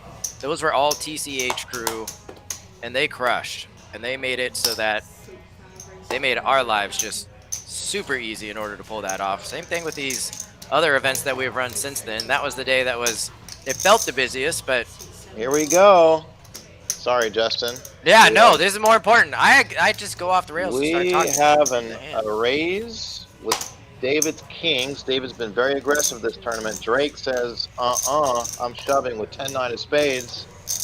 Connor with ace king. Wow. This is gonna be a three-way all in. Wow, and David has them both covered, so he can get 2 bounties here. He sure can. And all 3 hands are live, really. 9-10 spades plays quite well against these 2 hands. Obviously, Connor can spike an ace ball here and beat the kings. That's it, right? We're all in. This is the hand of the tournament right here, folks. Definitely the hand of the tournament. Oh, wow. I'll finish talking about the TCH crew later. I mean, I've seen big stakes pull up some friggin' miracles here. Wow, did you hear that? He said, I've seen Big Slick pull some miracles here. I've seen all 3 of these hands pull miracles. These are actually 3 miraculous hands. These are 3 of the most common starts to bad beat stories. All 3 of these hands.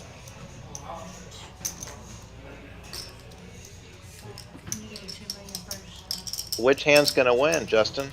What's your pick? Y'all have a real hand this time. I know, right? Well, I don't want to be wrong on my earlier prediction. I'm one of those who likes to double down, not, hedge. So I'm going with Drake. I don't know. That's why I'm very confused. I'm gonna go with Drake too. I like this bet. I said it before that popped up. Did you know the outcome? No, I didn't. I've actually been in here. You saw me go out there to do the color up, and then I came back here. Every Wait a minute. What happened? I'm so confused. I don't know.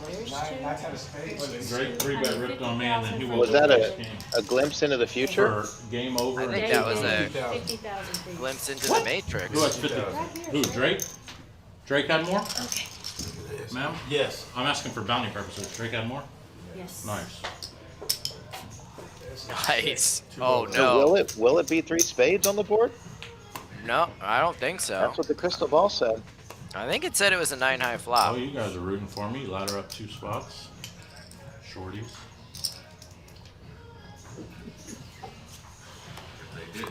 I don't know. Let's see the backwards flop. Maybe that's. Oh my god. Oh my No, God. that's not the same board that we saw. I don't know what that was. Oh, you know what? Maybe it was reading the burn cards? Or, no, they weren't out yet. I don't know what it was. Nothing is. The muck cards? Oh, you just. I can't even win with a queen. Oh shit, you can't win with a queen, yeah. No, but you can win with a jack or a 3. Jack Or a king. I saw it. Wow. Drake with the scoop-a-loop. I believe Drake gets a Does bounty. he get a bounty too? He And does. Drake had more chips than. The Nick, wow. Good stuff. Glad you That got was a big pot. $6.25 Wow. million pot. What a bad beat for David. Not only does he lose the hand, One bounty, please. but he doesn't even get the bounty from the one hand that he beat. Because they didn't have the most chips. Let us know what you think in the chat about that hand. 10-9 might have a chance, says Val Kid Poker. Yep, seems like it now. I'm calling a chop on the board. My guess was right. Aces lose with the FT and kings, and I'm still in it. Dude, that's amazing. I mean, it really is. 5 players remaining. I don't know what their record is the last table. If you don't win With that elimination, they all get about a $1,400 pay jump. Everyone's guaranteed at least $7,160.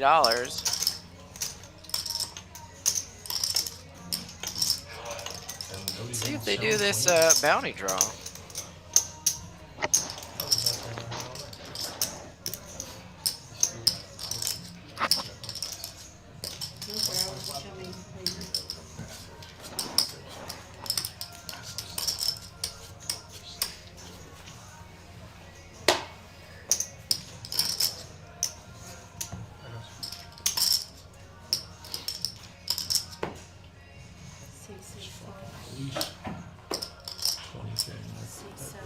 of like when you get a nice little 9 deuce on the next hand after just scooping a monster pot. Give me a chance to go ahead and stack my chips.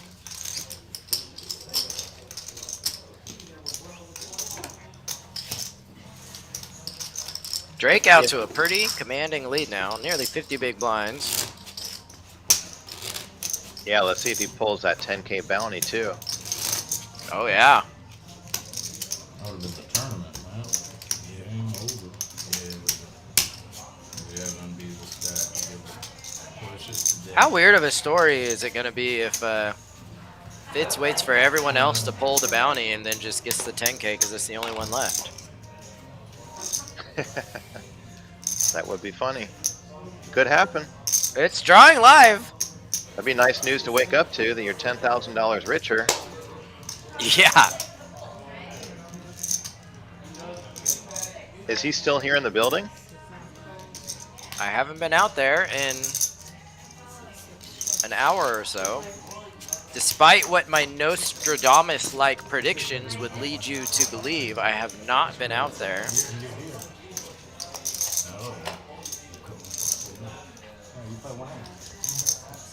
I can't speak on Ryan's behalf, but Spencer is asking Ryan Crow if he will be going to play the main event. I am going to guess probably not. Ryan is one of the busiest dudes I know. I don't think I've ever seen him in the same city for more than 12 hours at a time. So I'm guessing he will not have time to play in the main event. He has a lot going on, running Texas Card House around the state of Texas. 6 locations and counting. Here's a good look at Ian. TD Ian of the PokerAtlas crew. Mr. Man. One of the best assistants to the tournament director I have ever encountered in my time in this business.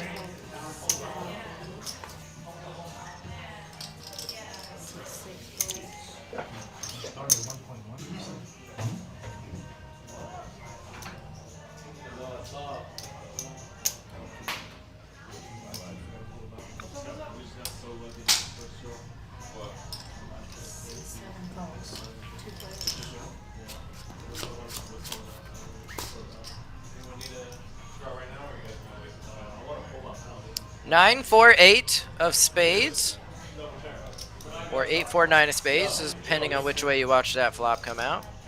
Both players with the flush draw. Thomas in the lead with the flush draw department, queen high, but ace is still the best hand. Even more so now. Nick checks. No pair anywhere other than the one on the board. Goes check, check. Nick says he will gladly take it down.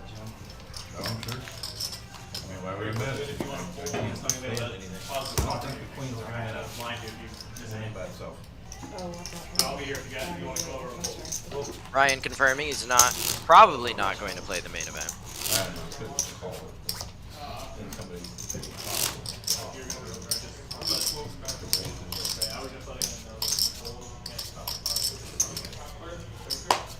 I gotta admit, I'd be pretty uncomfortable telling Ryan he's first alternate because every table in his room is going and I don't have a seat for him currently.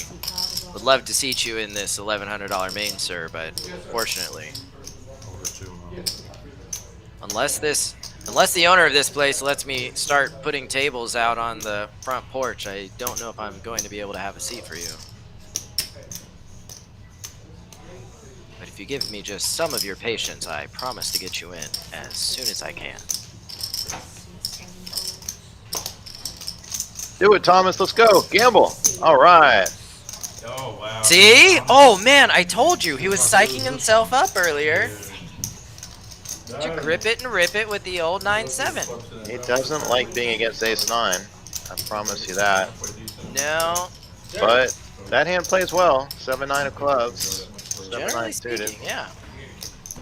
As long as the 9s don't come. They haven't given any of us chips all night. Not for the FT. You're lucky on something. Well, what's the biggest? 10. 10 is over, right? Yeah, as long as it's not a club. Yeah, you're good. Oh, okay. There it is, that's over too. Good game, Thomas. I'll draw this bounty too real quick. I just busted this guy. Kind of busted myself. Whatever. Can I steal? Oh, wait, 400? Wow. I see someone drawing a bounty back there. Mr. Ian Mann helping. No. There we go. Question mark. Oh! Question mark. Oh, Shaw finally got it. We get to see it. 5 or 10K. Hurry up, blind him out, blind him out. Hurry up, blind him out. Blind him Drake out. says. Brutal. These guys are brutal. Drake is getting. Oh, that's Fitz. That's Fitz. He's coming to see. He wants to see. Or as some might call him, 4 Fitz Gump. Am I big blind or anything? Fitz went on a mission to try and look like Forrest Gump at the end of his run across the country for 4 years. He got pretty close.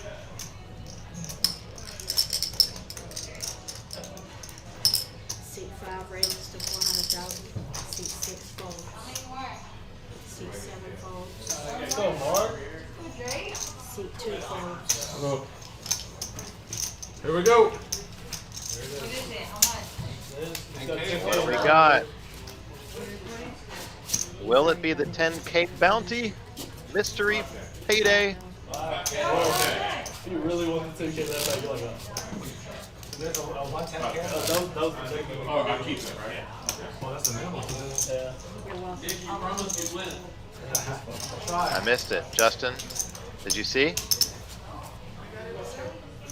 Justin's gone. All by myself. I didn't see. Did anybody see what that was? Seemed like he was excited. Maybe it was a 10K. Meanwhile, 6 raises to 250,000. there was a 10,000 and a 5,000 left. Seat 2 folds. I'll steal. Seat 5 folds. 3 folds. Drake raises with the ace-5 of spades.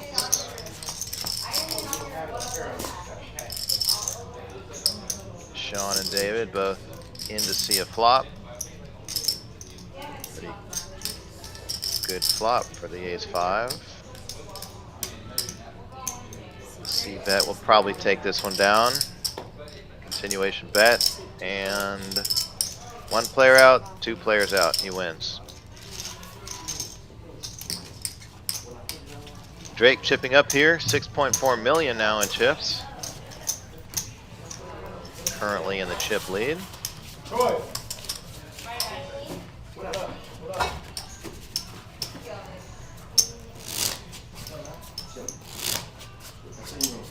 PLO players, remember we have our $400 buy-in, $100,000 guaranteed PLO payday event started today at 5 p.m. But there are 7 starting flights, 2 tomorrow, 2 on Tuesday, 2 on Wednesday, with day 2 resuming on Thursday. Meanwhile, mixed game players, we also have Omaha High-Low Split Tournament, an EO tournament, meaning half Omaha High-Low Split, half 7-card stud, 8 or better. We have a horse tournament. We have a 10-game mixed tournament, all the first part of this week. Before our title event, our $1,100, 500,000 guaranteed, no limit hold'em PokerAtlas Tour title event starts. 4 flights for that. Day 2 on Monday, when we're also running our Finger Liquor No Limit tournament. We are providing free barbecue to everyone who plays. And then, of course, the final table on live stream here at Texas Card House in Houston for our title event on Tuesday. Lots of great tournaments ahead for the next 8-9 days or so. Hope to see all of you come out here to Texas Card House Houston on Westheimer, just down the street from the Galleria. Beautiful new poker room in Houston. 28 tables. Lots of great food in this shopping center, including my favorite Tex-Mex restaurant in Houston, El Tiempo. 1.1 million. 1.1 Seat 6 raises to 1.4 million. Seat 7 raises. All right, so David raised. Sorry, I said that wrong. Drake raised with the ace-4 offsuit. David contemplating That's what I said. whether he wants to call off 1.1 million. He folds. Drake playing well, playing aggressive, and chipping up. Of course, he got lucky with the 10-9 of spades versus ace, king, and kings, but hey, that's what it takes to win tournaments. Aggression and a little bit of luck.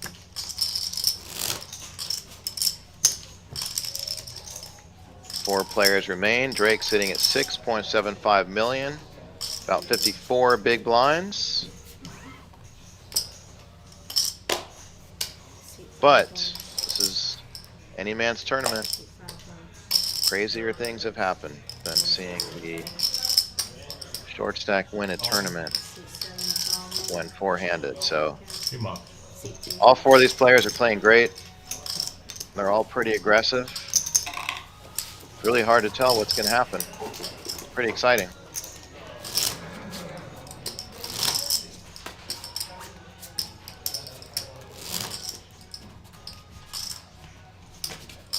No talks of any deals that I've heard anyway so far. I think these players are in it to win it.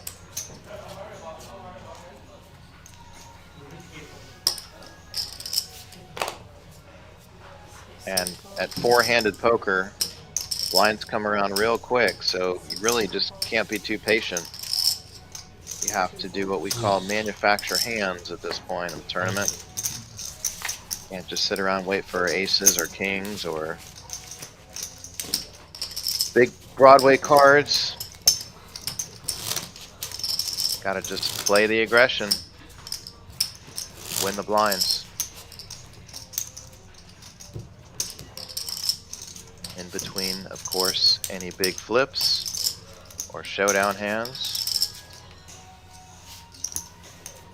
Sean right now on the short stack, but look, if he hits one double, I mean, he's really 2 pots away from being the chip leader. Well, 1 technically if he quadruples, but if he doubles, he's got 3 million, which is half of what Drake has. Excuse me. So it's easy to go from the bottom to the top of these tournaments, but unfortunately, it's just as easy to go from the top to the bottom. So this could be interesting. Nick raised with the Jack-9 of spades at 275. Sean ships it all in for 1.4 with King-Jack of diamonds. Drake sitting on the big stack with King-Queen of hearts. He could easily just stick it in here. Oh, hey, Pat. He's getting better too. And he might. I wouldn't be surprised to see him go all in here. 2.15. So he makes a raise here. I would have called you on it.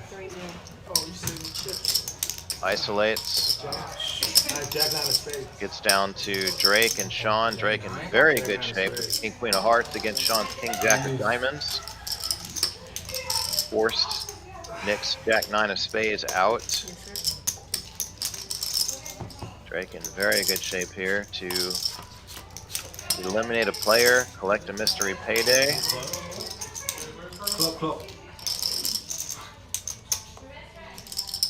And extend his chip lead. Deuce or 7 too. Wow. Oh, they chop. Wow. Running sevens, pairs the board, 2 pair. Kings and sevens with an ace kicker. Very, very lucky for Sean. Wow. I'll take your bounty. A jack, a deuce, or a 7 on the river, and they chop. He hits a 7.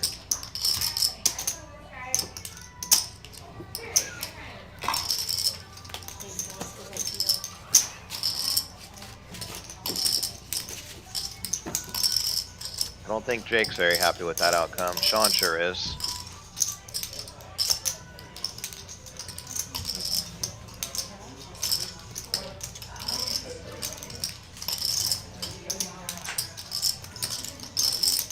We have a dealer change.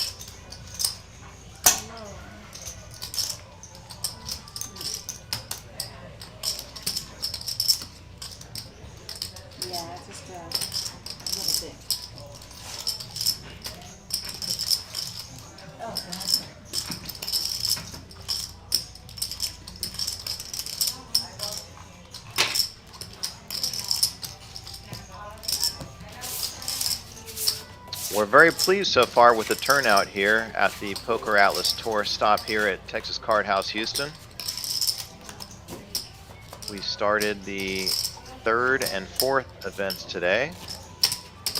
All of the events so far have had great turnouts. Event number 1, we basically doubled the guarantee. Event number 2, we had a $200,000 prize pool guarantee. Finished up registration with over $260,000 in the prize pool. Event number 3 was our giant stack today, $400 buy-in, I believe. Oh, look at that, Sean has aces. 4-handed, he's got aces. He makes a raise. Praying somebody shoves on him. Oh, this gun might happen.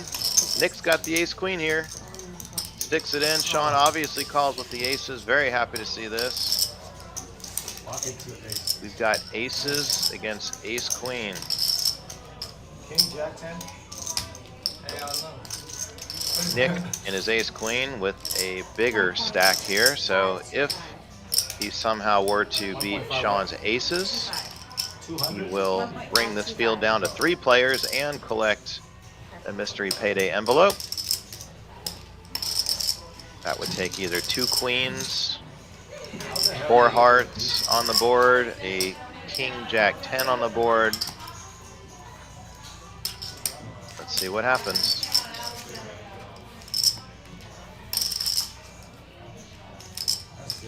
Ace is in very good shape here unless a king or a 10 come. And it's a jack. Aces are going to win. Sean with a double. Up to 3.4 million. Nick down to 2.7 million. And once again, it is any person's tournament right now. Sean being very happy right now. Getting aces at a key point in the tournament and getting the full double. Always a great feeling. Drake leading the pack here with 6.7 million.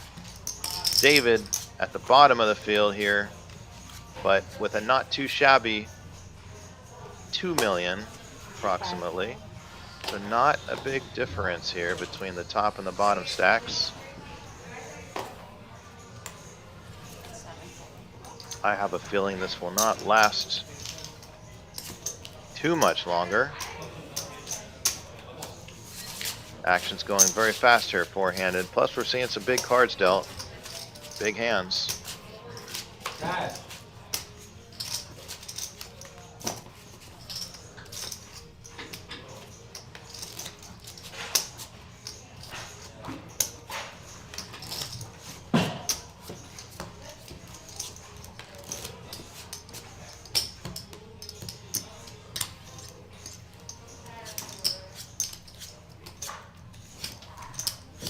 Anyway, as I was saying earlier, we're very happy with the turnout so far. Doubled the guarantee on our first event. Did great on the second event. Over 60,000 above the guaranteed 200K prize pool. Event number 3 today, we had 143 entries. It was a 25K guarantee, $400 buy-in, no limit hold'em giant stack tournament. We had 143 entries, generating a prize pool of over $47,000, basically doubling the guarantee on that event. And our PLO payday event, $400 buy-in, 100K guarantee, had 62 entries in flight 1A today. Very strong start considering there's 7 flights and we're already collected a quarter of the guarantee of that prize pool with the first of 7 flights. We have 2 more flights tomorrow, Tuesday, Wednesday. Lots of other great tournaments coming up here in our PokerAtlas Tour series. Hope to see all of you and all of your friends coming down to Texas Card House, Houston to play some poker just down the street from the Galleria, right in the heart of Houston. All of those results will be posted on PokerAtlasTour.com. How much? I'm sorry. Chip counts for the multi-flight events, but 2 of these are going to wrap up today. Actually, one of them already has. The giant stack is over. We have a beautiful winner's photo that's up on the website right now. You can go check it out. PokerAtlasTour.com.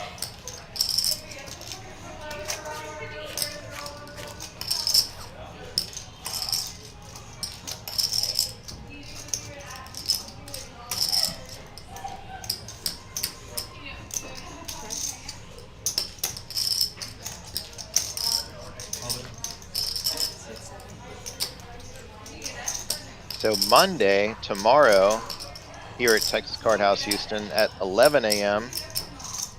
is the second starting flight of our $400 PLO payday event, 100K guarantee prize pool. That's at 11 a.m. 2 p.m.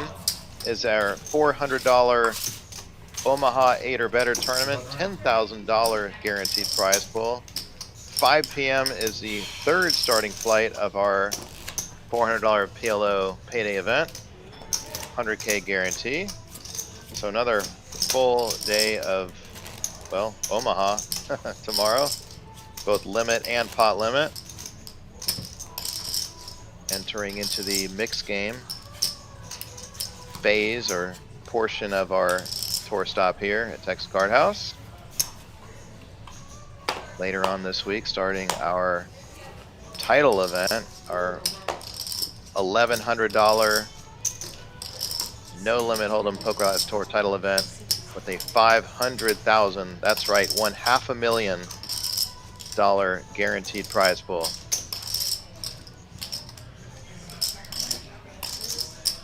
All right, we got some action here. Drake in the small blind calls with a 9-7 of diamonds. Nick raises with pocket 10s from the big blind and wins the pot.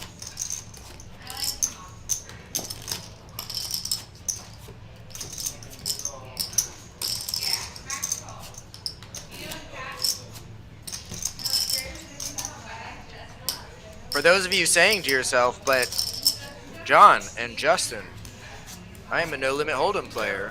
What shall I do on these Omaha days that you have coming up? To you I say, friends, you received an hour of free time for every tournament entry that you had over the last couple of days. And if you were listening to those numbers John just talked about, that is many free hours of live play. And we thought it would be selfish of us to not allow you ample opportunity to partake in those free time hours. So come use some of them. Cash games will be rocking and rolling all day long. I imagine there will be quite a few players using those hours in the live games. And of course, that's good practice for the upcoming promos they have, including $50,000 worth of giveaways. $50,000. That's a lot of money. $2,500 a day from May 29th to June 9th. $20,000 in tickets. Ticket drawings. $5,000 drawings from June 10th to June 17th. And a $10,000 drawing on June 24th. That's a lot of money, Justin. I'll tell you, speaking of cash games, between tournaments, probably what I'm most famous for is running the juiciest 5-10 no limit hold'em game in all of Las Vegas at Resorts World Las Vegas on the north part of the Las Vegas Strip. Next weekend, I will be back here in Houston during our PokerAtlas Tour title event, our $1,100 500K guaranteed title event. But since I'm not playing in the tournament, I will be hosting and inviting people to come and play 5-10 no limit hold'em. I promise it will be fun. There'll be a lot of action, crazy games. We'll do double board bomb pots on dealer changes. It will be a lot of fun. Basically the exact same game that I host in Las Vegas, and literally has lines of people to get into this game every Thursday and Saturday at Resorts World. I will be bringing that game to Texas Card House Houston next weekend. Is there any way I can see what the list looks like for that game or know if it's running or not? Like, what if I don't want to drive all the way down there to figure out if your game's going? Do I have any options at all to know? What a great question. And as a matter of fact, there is an app called PokerAtlas Okay. that allows you to see all of the games in progress, waiting list information, and even tournament schedules if you're looking for tournaments. But the short answer is yes. What I'm probably going to do more seriously, I will probably put some list signups for the 5-10 games for this coming weekend. Now, granted, this assumes that we have enough tables, I should say, and we very well might not have enough tables, depending on how many of you show up for our title event. But assuming we have room to play, and I think we will do our best to reserve at least one table, I will try to get some lists going in advance so we can get people to sign up and reserve a seat. But we have an all-in and a call here. King Jack versus King Queen. Whoa! Not the first time we've seen this one tonight. Sean's King Jack is at risk from David's King Queen. David has more chips than Sean, so David is in a must-win situation here with the dominating hand, King Queen.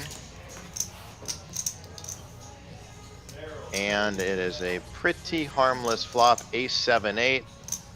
Sean hoping for a jack, and only a jack at this point after the 3 on the turn. And a meaningless deuce on the river. David will win the pot. 2.6 million chip pot. Double, David double. is very happy to get in with the dominating hand and come out with a winning hand. Doesn't always happen that way.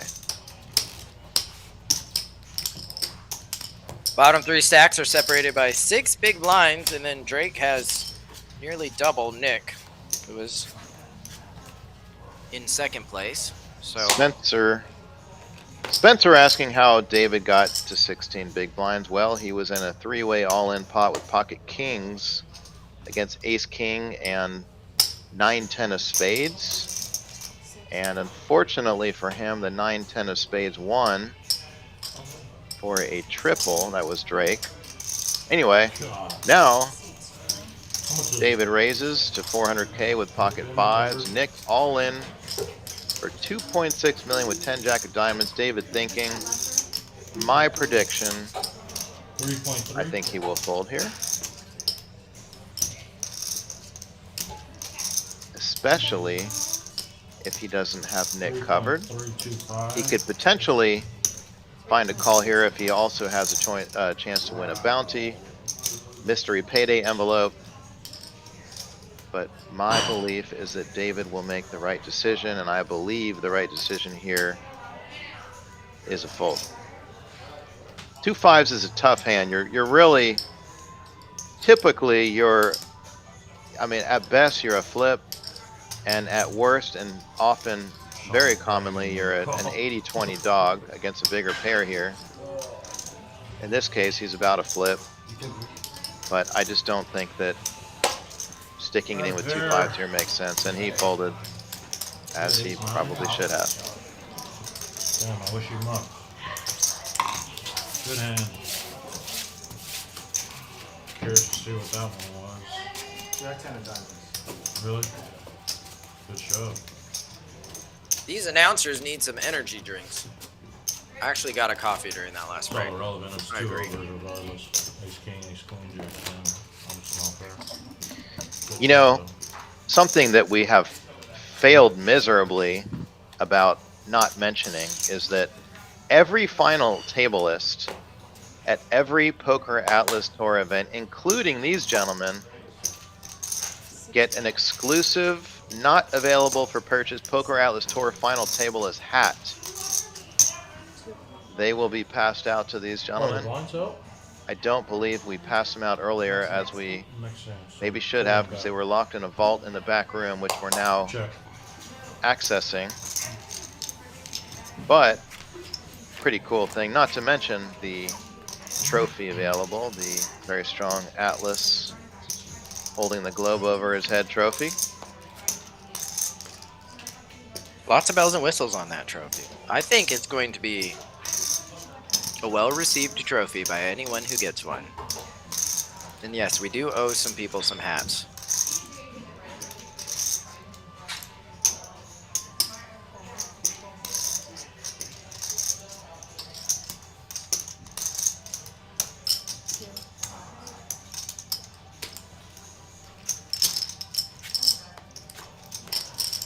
Three nines for David here. Sean was called with that flush draw, I guess. Bet raise call on the turn. Shaw has a full house now.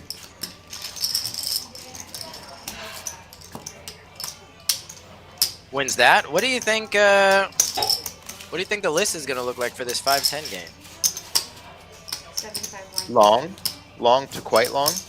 Long to quite long. Honestly, I'm a little bit unsure. Just in full disclosure, what I don't want to have happen is put the list up, get 50 names on it, which we often get in Las Vegas, and then not have enough tables available to spread a bunch of games. So it might not be a wise move to put that list in advance, but I will say, if you want to play some very fun 5-10 no limit hold'em here with some double board PLO bomb pots at Texas Card House Houston this coming weekend, let us know. I personally will be splashing around a lot. Meanwhile, Sean ships it here with deuces. Doesn't get any callers, wins the blinds. Wow, that's brutal.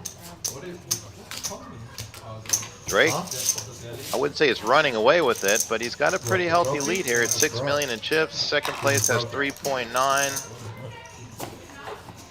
Third place David with 2.6, followed by Sean in fourth with 2.125 million in chips. Really any man's game. A double or two changes everything right now. What trophy was that? We got a... Oh, the monster staff. That's right. How many are they down to? This is definitely 4 good poker players remaining here. Oh, and Sean sticks it in here. Open shoves with the ace-jack of hearts. David folds his 10-5. Oh, Drake is going to call here. Pocket sevens. And lucky for him, Nick has nothing. 7-7. And we are in a classic race situation. Ace-jack of hearts for Sean. Pocket sevens for Drake. Drake hoping for the elimination, the mystery payday envelope, and of course, 1.575. eliminating a player and therefore moving up in the payouts. Or as they say here in Texas, laddering. Laddering. Oh, you mean all in free? No, I mean like, yeah. All in free, gotcha. Definitely a classic coin flip situation. I wouldn't call that a suck out. Yeah, we saw a flop cheap. Here we go. Here we go. Oh. And there's an ace ball on the flop. Sevens are in bad shape here. Sean looking like he's going to win this hand. However, there's now 3 spades on the board. That's a ray of hope. Drake has a spade. Oh, and it's a brick on the river. Meaningless center field 9 on the river. Sean was sweating that one. Boy, when that spade peels on the turn, giving Drake an additional 9 outs or so. That's never fun when you're on the other side of that. Look at Mitchell. Mitchell says, Well, here, I'll get you. Can we these, show sister. that? Yeah. You damn well should, son. Come on down. Y'all come back now, you hear? I may roll to Houston next weekend for that main. Where's home, Mitchell? How far are we talking here? Can we force them to pull? If we're doing ICM, yeah? I'm pretty sure, yeah. I hope you come down here, Mitchell, and I hope you come and say hello. I hope so too. Let us know. We'll get you on that 5-10 list. Yeah, we can, but there's a guy that hasn't drawn John's not going his to that's play out of the the tournament. main. Maybe But I'm assuming they'd make maybe I him can draw either it, get him to and then put we'd me have in to do it. or take 11 $100 bills and set them on fire. But if we do this like we're Either one. It's about the same. Yeah, I mean, if y'all Floor on take the numbers, 28. it's pretty It's about the same. Let's see, 32, Floor 52, 53, 4, 67. Yeah, I'm not kidding about that game I host in Vegas though at Resorts World. That is 77K. it's so funny how many people know about that game. Get people, especially during this time of year, May, June, July, while the World Series of Poker's going on. Last year we were getting 3-4 tables every Thursday and Saturday, just the 5-10 game. So much fun. We do something a little bit unique though. We play with a bounty hand. So what we do is at the beginning of each game, we take the first 2 cards on the first flop that are less than 10 and not connected, and that becomes the bounty hand. So for example, if the first flop is, you know, ace 7-3 for example, 7-3 becomes the bounty hand for that the rest of that day. And what that means is anytime somebody wins with the 7-3 in their hand, everyone else at the table pays them $40. No, like if you want to assign That sounds fun. So it's a lot of fun. Then what we do is every time there's a dealer change, which is every 30 minutes, top and middle of the hour, we do a $50 double board PLO bomb pot. Okay, Always so, a lot of you fun. can't chop up an amount ahead of time because you don't know what the amount is. Can you at least chop the? And then you want to say that Alright, you're how many? Alright, if so you let's wanna all do take a let's all take percentage- a a bounty. little bit of field talk here real quick. Here, I can help explain some of what's happening Five here. bounties in there? Alright, we Because I don't know if you know this, but that's actually me Hold on, there's standing 5 right bounties there. in there? Yeah. Y'all all just want to pull the bounty and chop it even 4 ways? And then we can play for something? Or you can I'd do rather. whatever. Okay, I'd so rather tournament, we all get a bounty. They're asking about looking at an ICM deal, but they have a situation where Because there's Fitz is making us sweat anyway. Right, we ICM There's this, 5 and whatever bounties, us 4 and there's pull the 4 bounty, of we split them. that 4 ways. So they want to include them in whatever ICM deal they do, but they're not exactly sure how to do it. Just ICM. He's saying everyone pulls a bounty. Yeah, I get it. Just everyone. Yeah, I mean, that's a hookup for y'all. Y'all gotta help me out a little bit. Why don't we just do it like with ICM? Drake is making the argument that he's kind of doing them a favor. Because we don't know what we're going to What get. Drake wants to do is everybody pulls a bounty and they just keep it. What the other players want to do is split everything. Doing what? Like just open the bounties and then Vince gets his and then the 4 of them split whatever they get. Yeah, we ICM the prize pool. Drake is saying we'll do ICM for the prize pool, but the bounties, we just gamble. Before we agree? Hammer. Hammer. Yeah, I want to punish him and give him the 400. Well, there's only a 10K and the rest is 400, right? But what I'm saying, why don't we all pull a bounty and we just chop the bounty? I did hear Erica call my name, but I was very strategically ignoring it because I knew what she was going to ask me. So.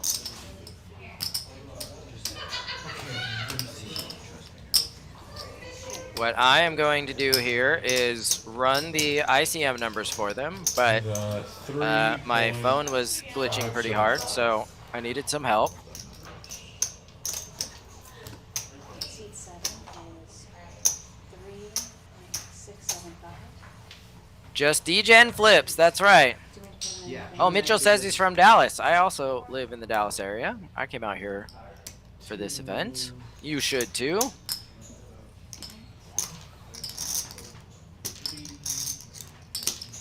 Me and you almost got the same stack. 4.725. Here's me, confused as to why my phone never works when I need it to.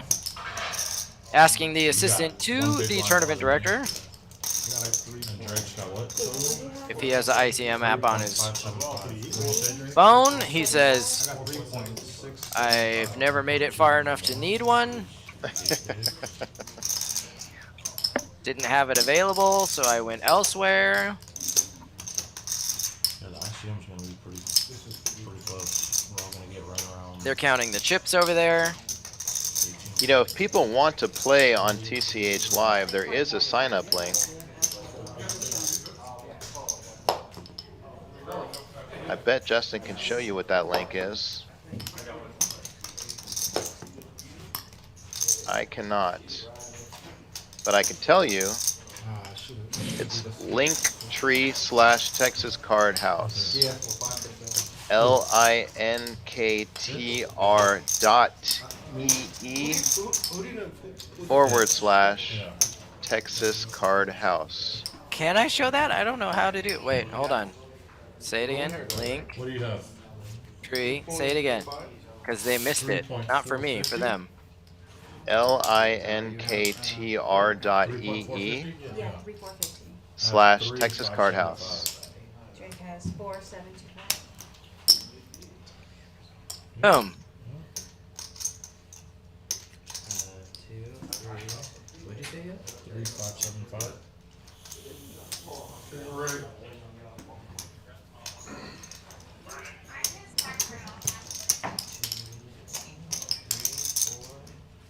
Okay, so I am verifying that the numbers are correct. I think I sent it in, but I'm not sure. I tried. Can you see it in there? No, but I think if you click it on that screen on the right and to show it. Okay, I gotta tell you. Hold on, I didn't mean to interrupt, but I gotta tell you there is some hilarity that ensues with this, with the So here's the ICM climax of this deal that you're gonna want to see. 18,280. 18. Here's their ICM numbers. 20,615. 18,730. Let's do it. Okay, hold on. Greg wins the tournament. What's hold on? What are we doing with the? Sounds like we're all pulling one.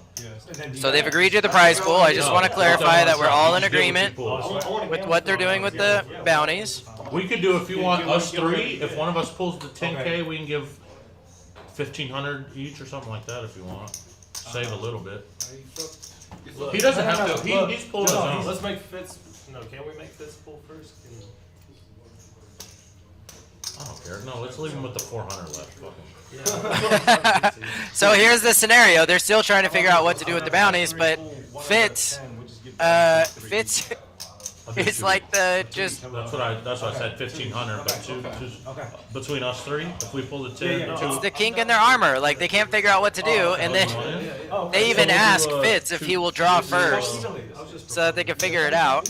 Why can't they just take 4 of the envelopes? All right, so and pro rata split the total amount of the 4 envelopes. Yeah, that's what I said too. But they. Congratulations, everybody. Well, do me a favor, get these chips in the middle. Eric's gonna Drake clean kind it of up. wanted to gamble a little Let's, bit. That let's was do this the poll hiccup right to that now, plan. we can put it on the But screen. so eventually they agreed to just chop it all up. So basically, there's 5 envelopes.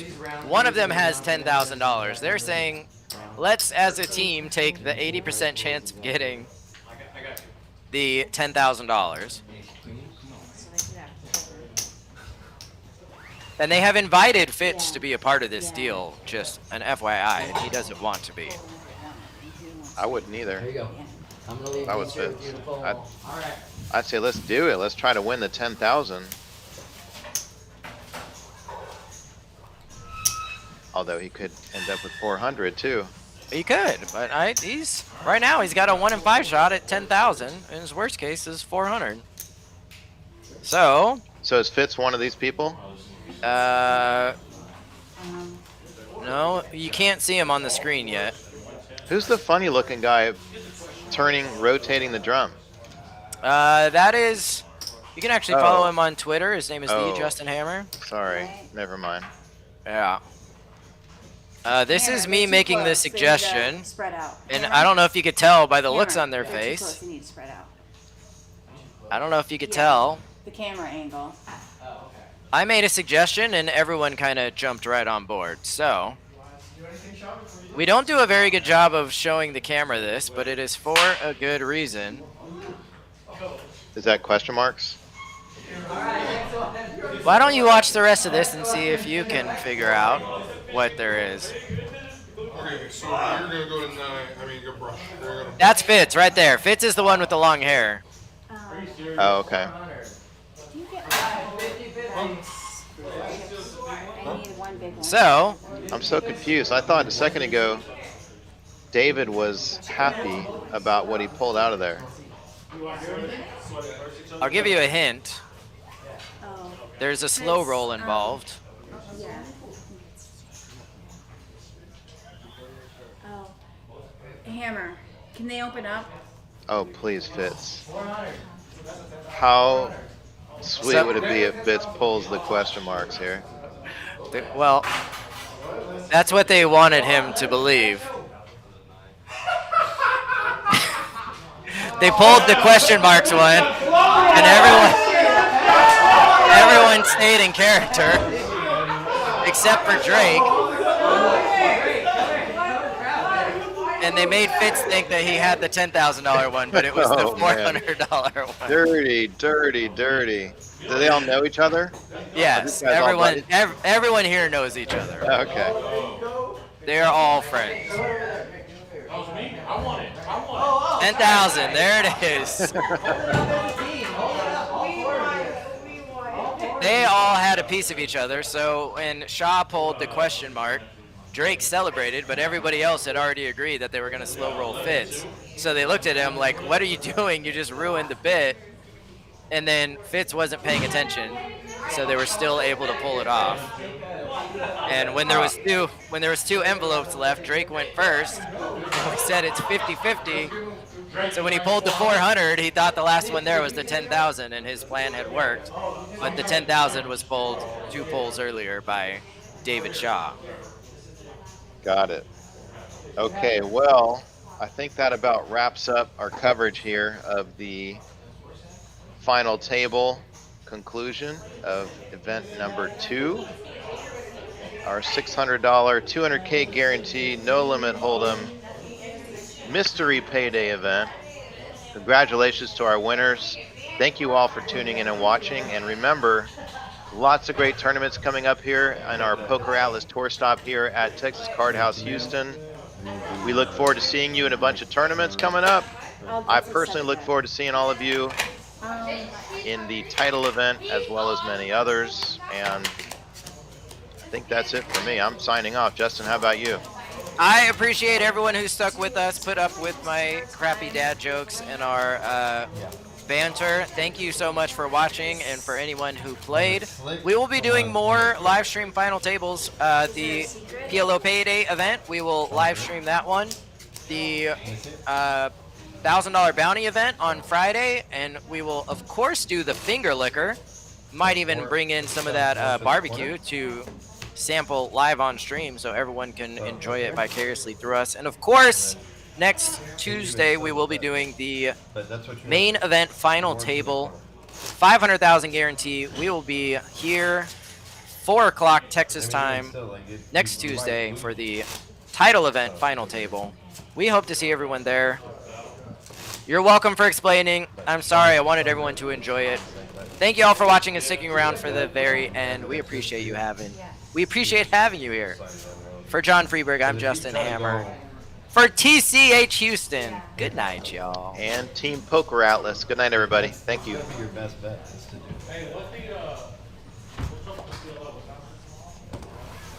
We need to get out of your guys' way. Yeah.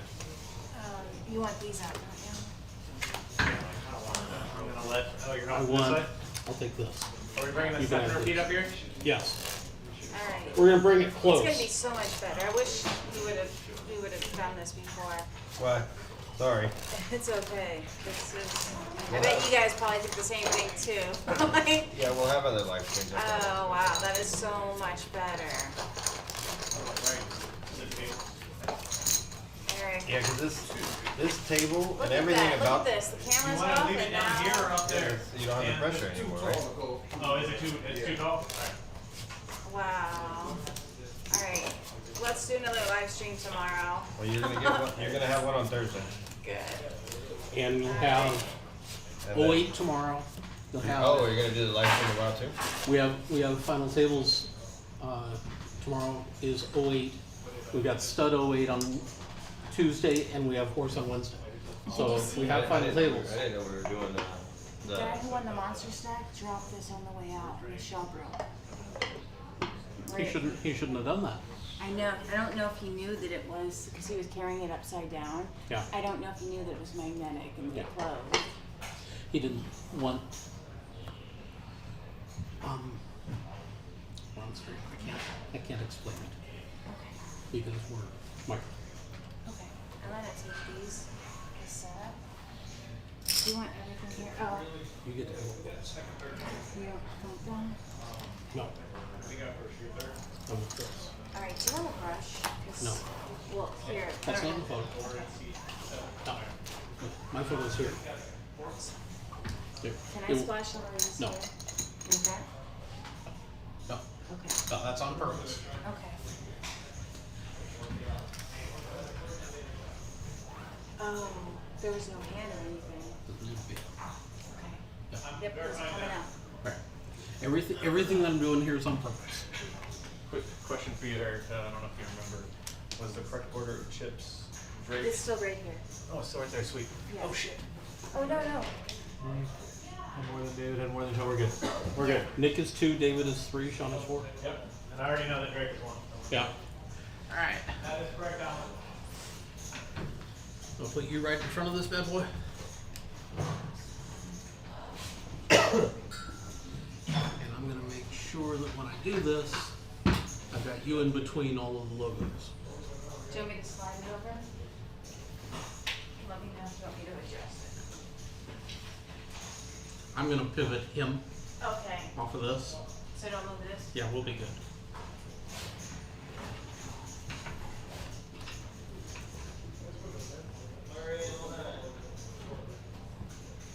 So this is gonna frame it just the way I want. Because it's small, I'm gonna come this way. Everything is gonna be locked in just the way we want. We're gonna get a little bit of a flash, possibly. We're gonna do it on 1. And it's gonna lock up on me. And it tells me the battery's about to die, so you're gonna hold for 30 seconds. I'm about to lose my battery. Yeah, we got this all set.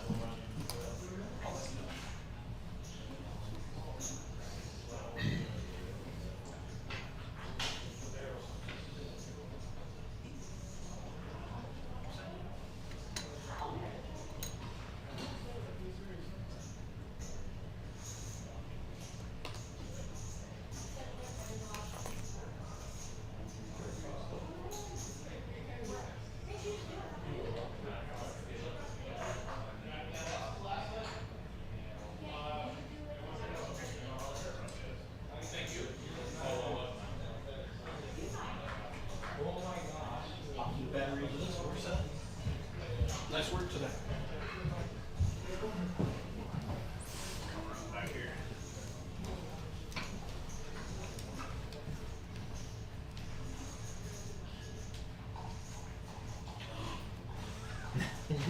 There we go.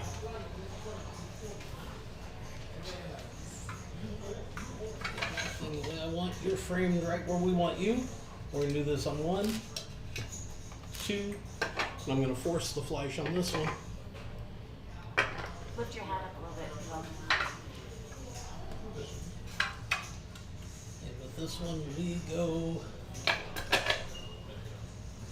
as much in that background as I can without getting the fluorescent lights on 3. We're running real quick. Well done. Okay, so story with the trophy. Okay? 1, this comes off. Okay, so you turn it upside down, it's gonna go fly. It's magnetic, so it holds on. Fill it with edibles, whatever you want to do. That's very cool. This is a plaque that we retain and send to you because when you turn the plaque over, it is a MP4 player, and we embed a video into it, and the video shows chip stacks throughout the day on how you moved through the field, and by the end of it, it finishes with just your chip stack. Then it rotates through and shows your winner's photo. Wow, that's cool. Right? But it takes about 24 hours for us to get that done. Okay? So once we got that done, we hand you that. This gets to go with you right now. And you get the money. Great job. Thank you. Oh,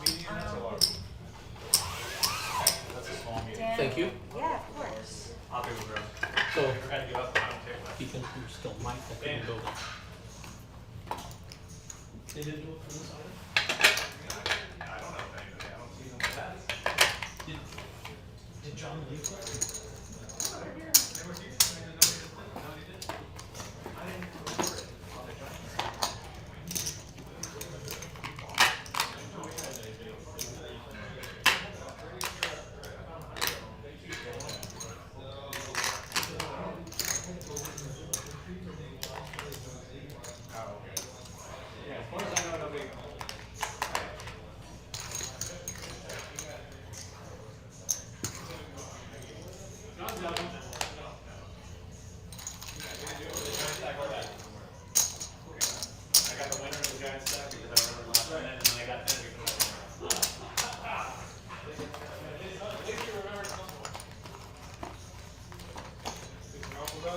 If you could grab that other end, I'd greatly appreciate it. Absolutely.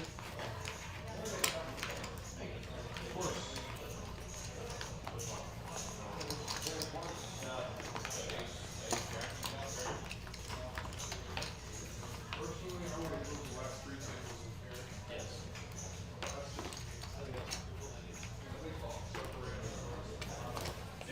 Now for the main, we won't do it because we want to but for today, we have wild ones today with us, or for main levels, and you feel a little blue light.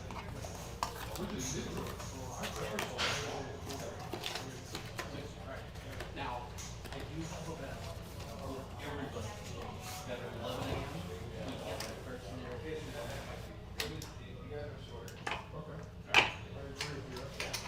I think it'll take like 15 to 20 minutes before the person here. And then by noon we'll have to the top. So I'm not gonna rush to get here in the morning. I'll probably make sure I get here by.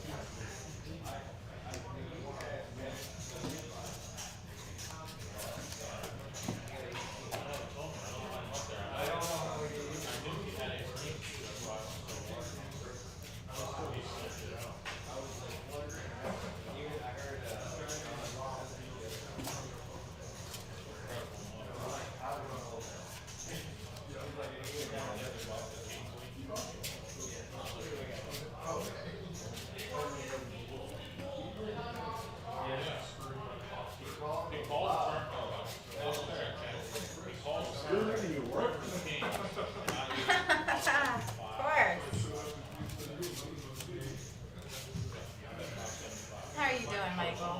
I'm tired. If I had to want someone who over here, I don't take one, I'm glad you're one. Not even for quite some time. Oh, good. It's nice when somebody who's here supports the room, takes it down like Robin did the other night. These are good guys. Or everything I've seen about them. I hope nothing ever happens that disillusions me.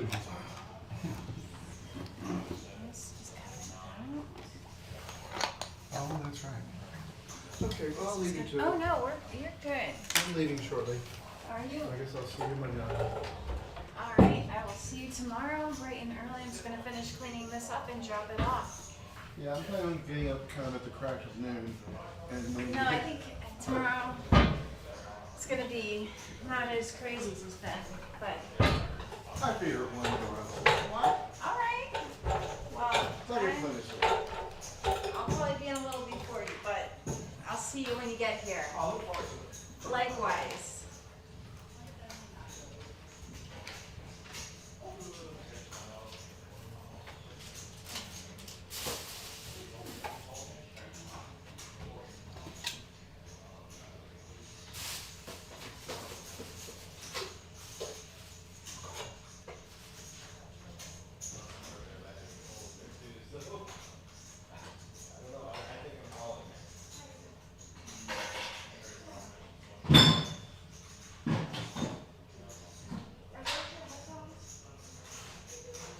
You want your food?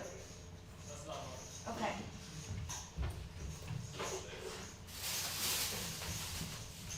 You're very welcome.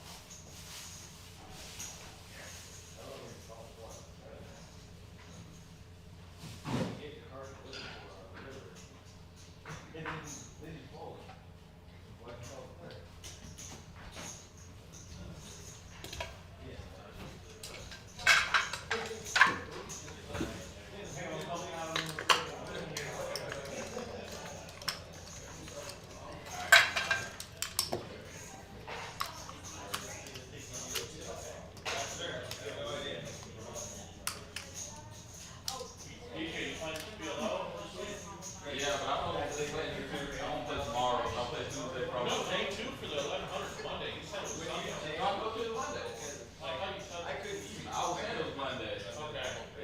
I can't see the card. You should fire that ACR then. Yeah, that's what I told you. They start Monday to day 2. Maybe we'll do something. But I saw that. You got one on there too. It's like, obviously, Ash, yeah, for, like early Wednesday. Yeah. Well, for like Wednesday, after Wednesday morning.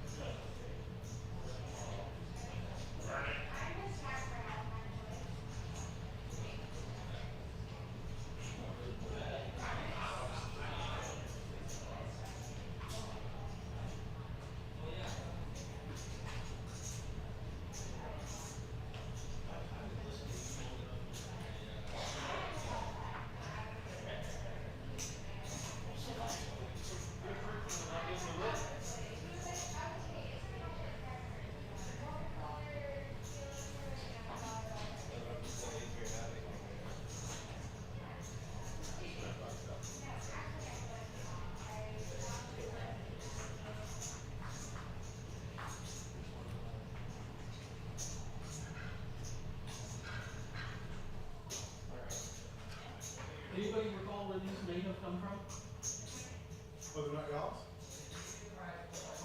That's why I was doing that. So I'm gonna put them here, and I'm gonna rebuild that and put these tables back so y'all have seating. And then if they belong to the tour, John can put them away.